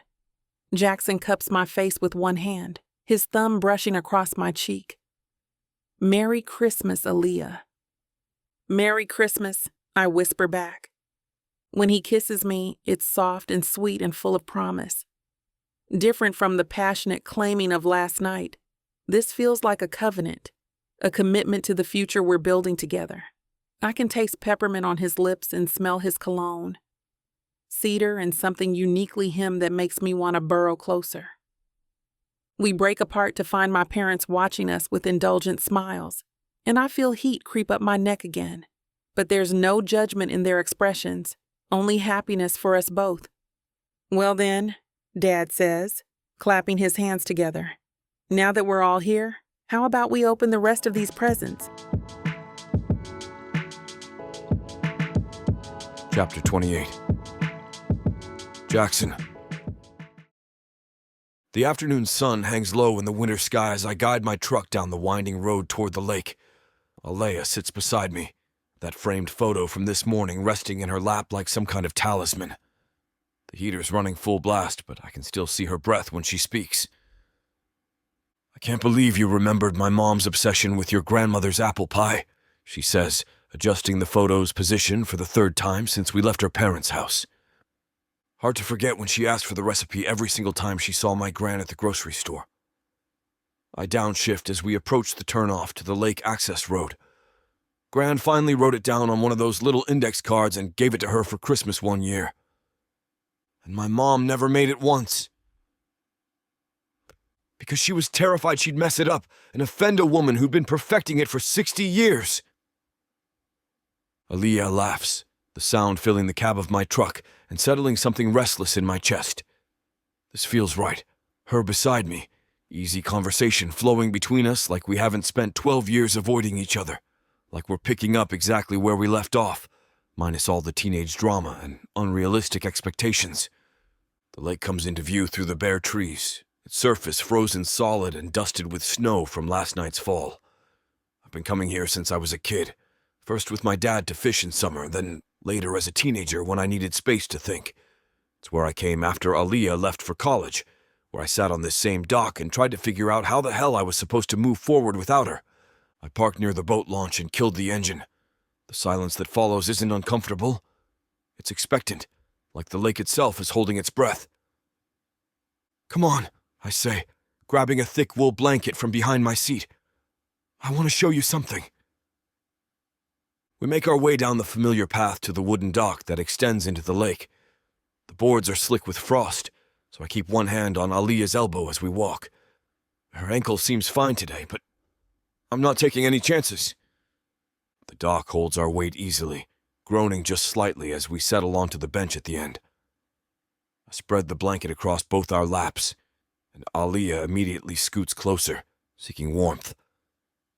Her thigh presses against mine through our jeans, and I have to resist the urge to pull her fully against my side. "It's beautiful," she says, gazing out at the frozen expanse. "I'd forgotten how peaceful it is here." The lake stretches before us, maybe 2 miles across at its widest point, surrounded by hills covered in bare hardwoods and the occasional stand of evergreens. The ice is thick enough that I can see kids' hockey nets set up in the distance, probably left over from yesterday's games. Smoke rises from a few lakeside cabins, their windows glowing warm yellow in the gathering dusk. "I come here when I need to think," I tell her, settling back against the bench. "Figured we might have some things to talk about." She turns to look at me, those dark eyes serious. "About last night? About everything? About what comes next?" A cloud of breath escapes her lips as she sighs. "I've been thinking about that all morning. Now that I'm not going back to Atlanta, I have to figure out a career for myself here in Magnolia Springs." The certainty in her voice, not going back, sends relief flooding through me. I'd been afraid she might change her mind in the cold light of day, decide that one kiss wasn't enough to uproot her entire life. But she sounds settled, determined. "What are you thinking?" I ask, though I already have some ideas brewing. "That's the problem." "I don't know." She pulls the blanket higher, tucking it under her chin. "I mean, I'm good at what I do. Marketing, brand development, campaign strategy. But it's not like Magnolia Springs is crawling with Fortune 500 companies that need a marketing executive. Maybe not Fortune 500, but there are plenty of businesses around here that could use someone with your expertise. She gives me a skeptical look. Like what? The diner? The hardware store? Like my realty company? The words come out more abruptly than I intended, but once they're out there, I realize how perfect the idea is. I've been struggling with the marketing side of the business for years, relying on word of mouth and basic newspaper ads that probably went out of style in 1995. With the way Magnolia Springs has been growing, with city folks looking for weekend places and young families wanting small-town life, we need someone who understands how to reach those markets. Your realty company? She repeats, eyebrows raised. Think about it. We're expanding, bringing in new agents, looking at commercial properties for the first time. I need someone who knows how to build a brand, how to reach buyers we've never targeted before. I turn toward her, warming to the idea. You could develop our entire marketing strategy from the ground up. Digital campaigns, social media presence, partnership opportunities with other local businesses. She's quiet for a long moment, staring out at the frozen lake. I can practically see the wheels turning in her head, analyzing the opportunity from every angle. It's one of the things I've always loved about her. That sharp, analytical mind that can take apart a problem and rebuild it into something better. You'd really want me to work for you? With me, I correct. Not for me. With me. Jackson. She trails off, shaking her head. You don't have to offer me a job just because we're whatever we are now. The doubt in her voice makes something protective flare in my chest. You think I'd risk my business just to make you feel better? No, Aaliyah. I'm offering you this job because you're the best damn marketing professional I know, and my company needs what you can offer. She studies my face, looking for signs that I'm messing with her. She won't find any. Everything I said is true. I do need someone with her skills, and she is the best person for the job. The fact that I'm also crazy about her is just a bonus. What would the salary be? Now we're getting somewhere. Competitive. More than you'd make anywhere else in a 50-mile radius, and with profit-sharing potential as the business grows. And you'd be my boss? Technically, yeah. Problem with that? A small smile tugs at the corner of her mouth. I seem to remember having issues with authority figures. Good thing I like a challenge. She laughs, the sound carrying across the still air. Okay. Yes, I'll take it. Relief and excitement surge through me in equal measure. Having Aaliyah working with me, building something together. Feels like the missing piece I didn't even know I was looking for. There's something else, she says, her voice more hesitant now. I should probably start looking for an apartment. I can't keep living with my parents indefinitely. They've been great, but I'm 30 years old. Don't rent an apartment. The words are out before I can think them through, but I don't take them back. The idea of her living somewhere else when she could be with me every night seems ridiculous. What do you mean? Move in with me. She goes completely still beside me, and I realize how that must have sounded. Like I'm moving too fast, pushing for something she's not ready for. But Christ, we're not teenagers anymore.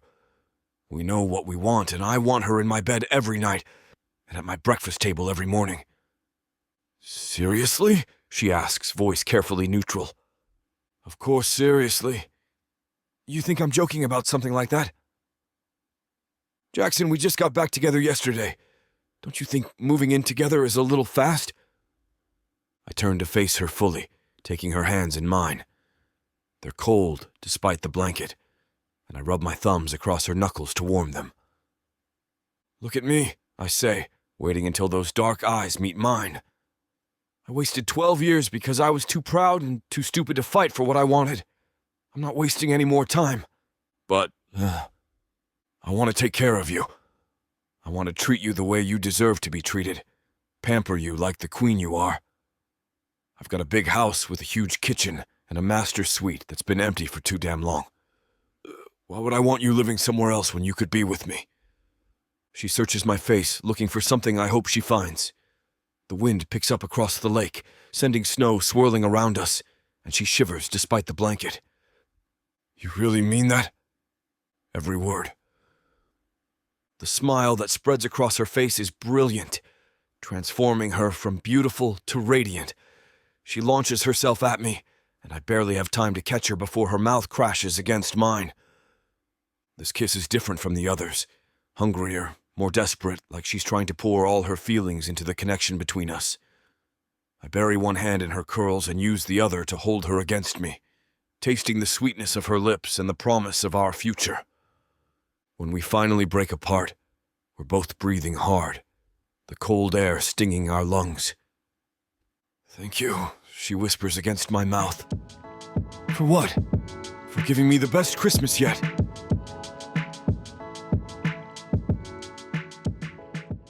Fake love?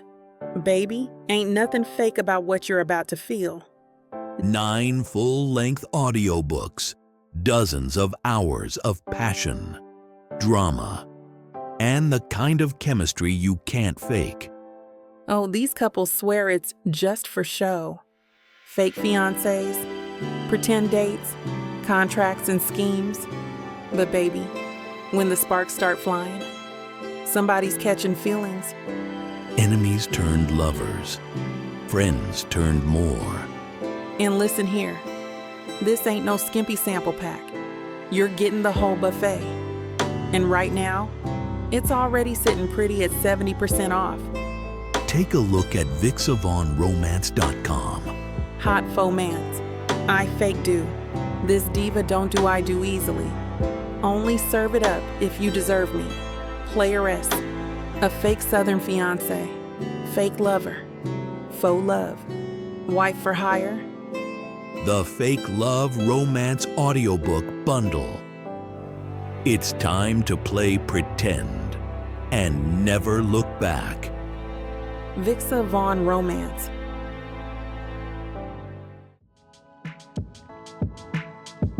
Chapter 29. Aaliyah. The warmth hits us like a wall when Jackson pushes open the door to Murphy's Diner, the little bell above jingling our arrival. The familiar smell of grease and coffee wraps around me like a hug from childhood, and I can't help the grin that spreads across my face. God, this place hasn't changed at all, I say, taking in the red vinyl booths and black and white checkered floor that's probably been here since the 1950s. Jackson's hand finds the small of my back, steering me toward our old booth in the corner, the one where we used to sit during our rare truces in high school, usually when we were both avoiding someone else's drama. The vinyl squeaks as we slide in across from each other, and I run my fingers along the familiar crack in the tabletop that looks exactly like Texas if you squint hard enough. Some things are too perfect to change, he says, shrugging out of his jacket. The flannel shirt underneath pulls tight across his shoulders, and I have to force myself to look away before I get completely distracted. Marge appears at our table like she's been waiting for us, coffee pot in one hand and that knowing smile she's been wearing for 40 years. Her gray hair is pulled back in the same practical bun she's always favored, and her apron has a cartoon reindeer on it that's definitely seen better days. Well, well, well. Look what the cat dragged in. She sets down 2 mugs without asking and fills them with coffee that's probably been brewing since this morning.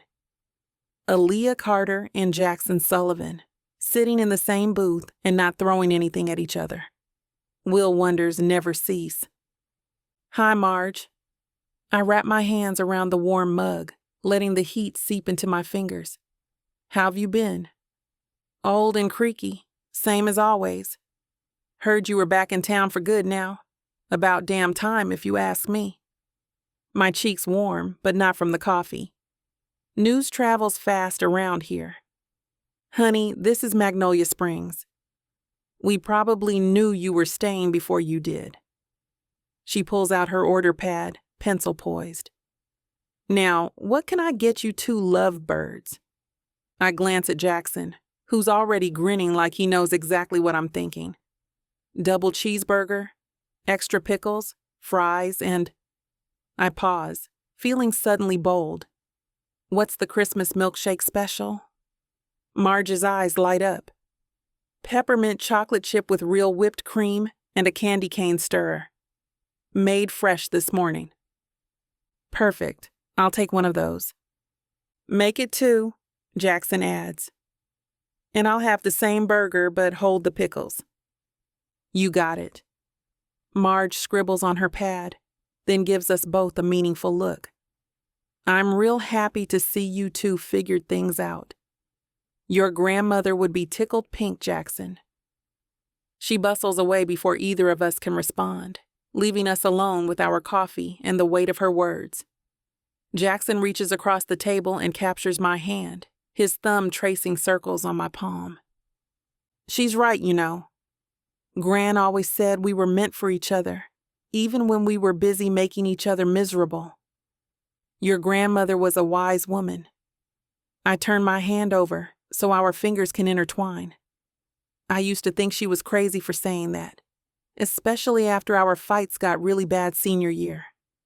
Now I think maybe she saw something we were too young and stubborn to understand. The diner bustles around us with the easy rhythm of small-town life. Families with kids who probably just finished opening Christmas presents. Older couples enjoying a quiet dinner out. Teenagers on dates trying to look more sophisticated than they feel. The jukebox in the corner plays something soft and jazzy, competing with the sizzle from the grill and the gentle hum of conversation. This is what I missed most about Magnolia Springs. Not just the place, but the feeling of belonging somewhere. In Atlanta, I could eat at the fanciest restaurants in the city and never feel as content as I do right now in this old diner with cracked vinyl and coffee that could strip paint. Penny for your thoughts, Jackson says, squeezing my fingers. Just thinking about how different this feels from my life in Atlanta. All those corporate dinners and networking events, trying to impress people I didn't even like. I shake my head. I convinced myself that was success, but sitting here with you, this feels more real than anything I did there. His eyes soften. You don't miss it at all? The work sometimes. The rush of closing a big deal or seeing a campaign come together perfectly. But the lifestyle, the constant competition and backstabbing, I shrug. I'm done with that. Marge returns with our burgers and fries, the plates so loaded they barely fit on the small table. The milkshakes come in tall glasses with whipped cream piled high and candy canes sticking out at Johnny angles. These look amazing, I say, picking up a fry that's golden and crispy and probably terrible for my cholesterol. Marge has been perfecting those burgers for decades. Pretty sure the recipe's a state secret by now. I take a bite and nearly moan with pleasure. The meat is perfectly seasoned, the cheese melted just right, and the bun has that ideal balance of softness and structure. It tastes like every good memory I have of this place rolled into one perfect sandwich. Oh my God, this is better than I remembered. Jackson grins around his own bite. Right? I come here at least once a week. Probably not the healthiest habit, but some things are worth the calories. We eat in comfortable silence for a while, sharing fries and stealing tastes of each other's milkshakes. The peppermint flavor is strong but not overwhelming, and the chocolate chips add the perfect texture. It's ridiculously sweet and absolutely perfect for Christmas night. Can I ask you something? Jackson says, setting down his burger and looking suddenly serious. Of course. He fidgets with his napkin, uncharacteristically nervous. What do you see for us? I mean, long term. I know we just got back together, but I can't help thinking about the future. The question catches me off guard, but not in a bad way. In fact, the answer comes so easily it surprises me. I see everything, I say simply. Marriage, kids if we want them, building something together that's ours. Growing old and still coming to this diner when we're 80 and arguing about who gets the last fry. His face transforms, relief and joy chasing across his features. Yeah. Jackson, I'd marry you in a heartbeat if you asked me tomorrow. I know that probably sounds crazy, but I've spent 12 years seeing what life is like without you, and I don't want to go back to that. Ever. He reaches across the table with both hands, framing my face gently. Christ, Aaliyah. You can't say things like that when we're in public. Why not? Because it makes me want to kiss you senseless, and Marge has enough gossip material for one night. I laugh, leaning into his touch. So kiss me anyway. Since when do you care what people think? He doesn't need any more encouragement. His mouth finds mine across the small table, soft and sweet and tasting like peppermint and chocolate. It's not the desperate kiss from the lake. This is tender, full of promise and possibility. When we break apart, I notice the diner has gone quieter, and I catch several people pretending not to watch us with indulgent smiles. Let them look. I'm done hiding how I feel about this man. You want to share one milkshake? Jackson asks, his voice slightly rough. Like teenagers? Exactly like teenagers. I slide around to his side of the booth, and he immediately wraps his arm around me, pulling me close. We take turns with the same straw, and it's completely ridiculous and perfectly romantic. The milkshake is so thick we both have to work for each sip, and Jackson keeps making faces that have me dissolving into giggles. This is definitely not how I pictured spending Christmas dinner, I say, stealing another sip. Better or worse than your original plans? Infinitely better. Though I should probably text my parents and let them know where I am. Already done. Texted your mom while you were in the bathroom. Told her we'd be home later. I raise an eyebrow. Presumptuous much? Just efficient. Besides, she texted back with about 15 heart emojis and told me to make sure you eat something. Of course she did. A commotion outside catches my attention, and I turn toward the big front windows, just as Jackson does the same. What I see makes me grab his arm in amazement. Are those actual sleighs? I ask, pressing my face closer to the glass. Down Main Street, a parade of horse-drawn sleighs is making its way through town, each one decorated with twinkling lights and filled with people in Santa suits, waving at anyone brave enough to be out in the cold. The horses wear jingle bells that we can hear even through the diner windows, and children are running alongside the sleighs, laughing and trying to catch the candy being thrown by the Santas. The mayor's Christmas sleigh parade, Jackson explains, his arm tightening around me. He started it 3 years ago, convinced half the horse owners in the county to participate. It's magical, I breathe, watching as sleigh after sleigh passes by. The whole scene looks like something from a Christmas card. The snow falling gently, the warm light spilling from the shop windows, families gathered on the sidewalks with their faces turned up in wonder. One little girl breaks free from her parents and runs right up to the diner window, pressing her mittened hands against the glass and grinning at us with gap-toothed delight. Her breath fogs the window as she waves enthusiastically, and I find myself waving back, my heart full to bursting. This is why I love this place, I murmur, not taking my eyes off the parade. Where else could you stumble into something this beautiful just by going out for burgers? Jackson's lips brush my temple. Nowhere else in the world. Chapter 30. Jackson. The last box hits the hardwood floor of my living room with a satisfying thud, and I straighten up, rolling my shoulders to work out the kinks.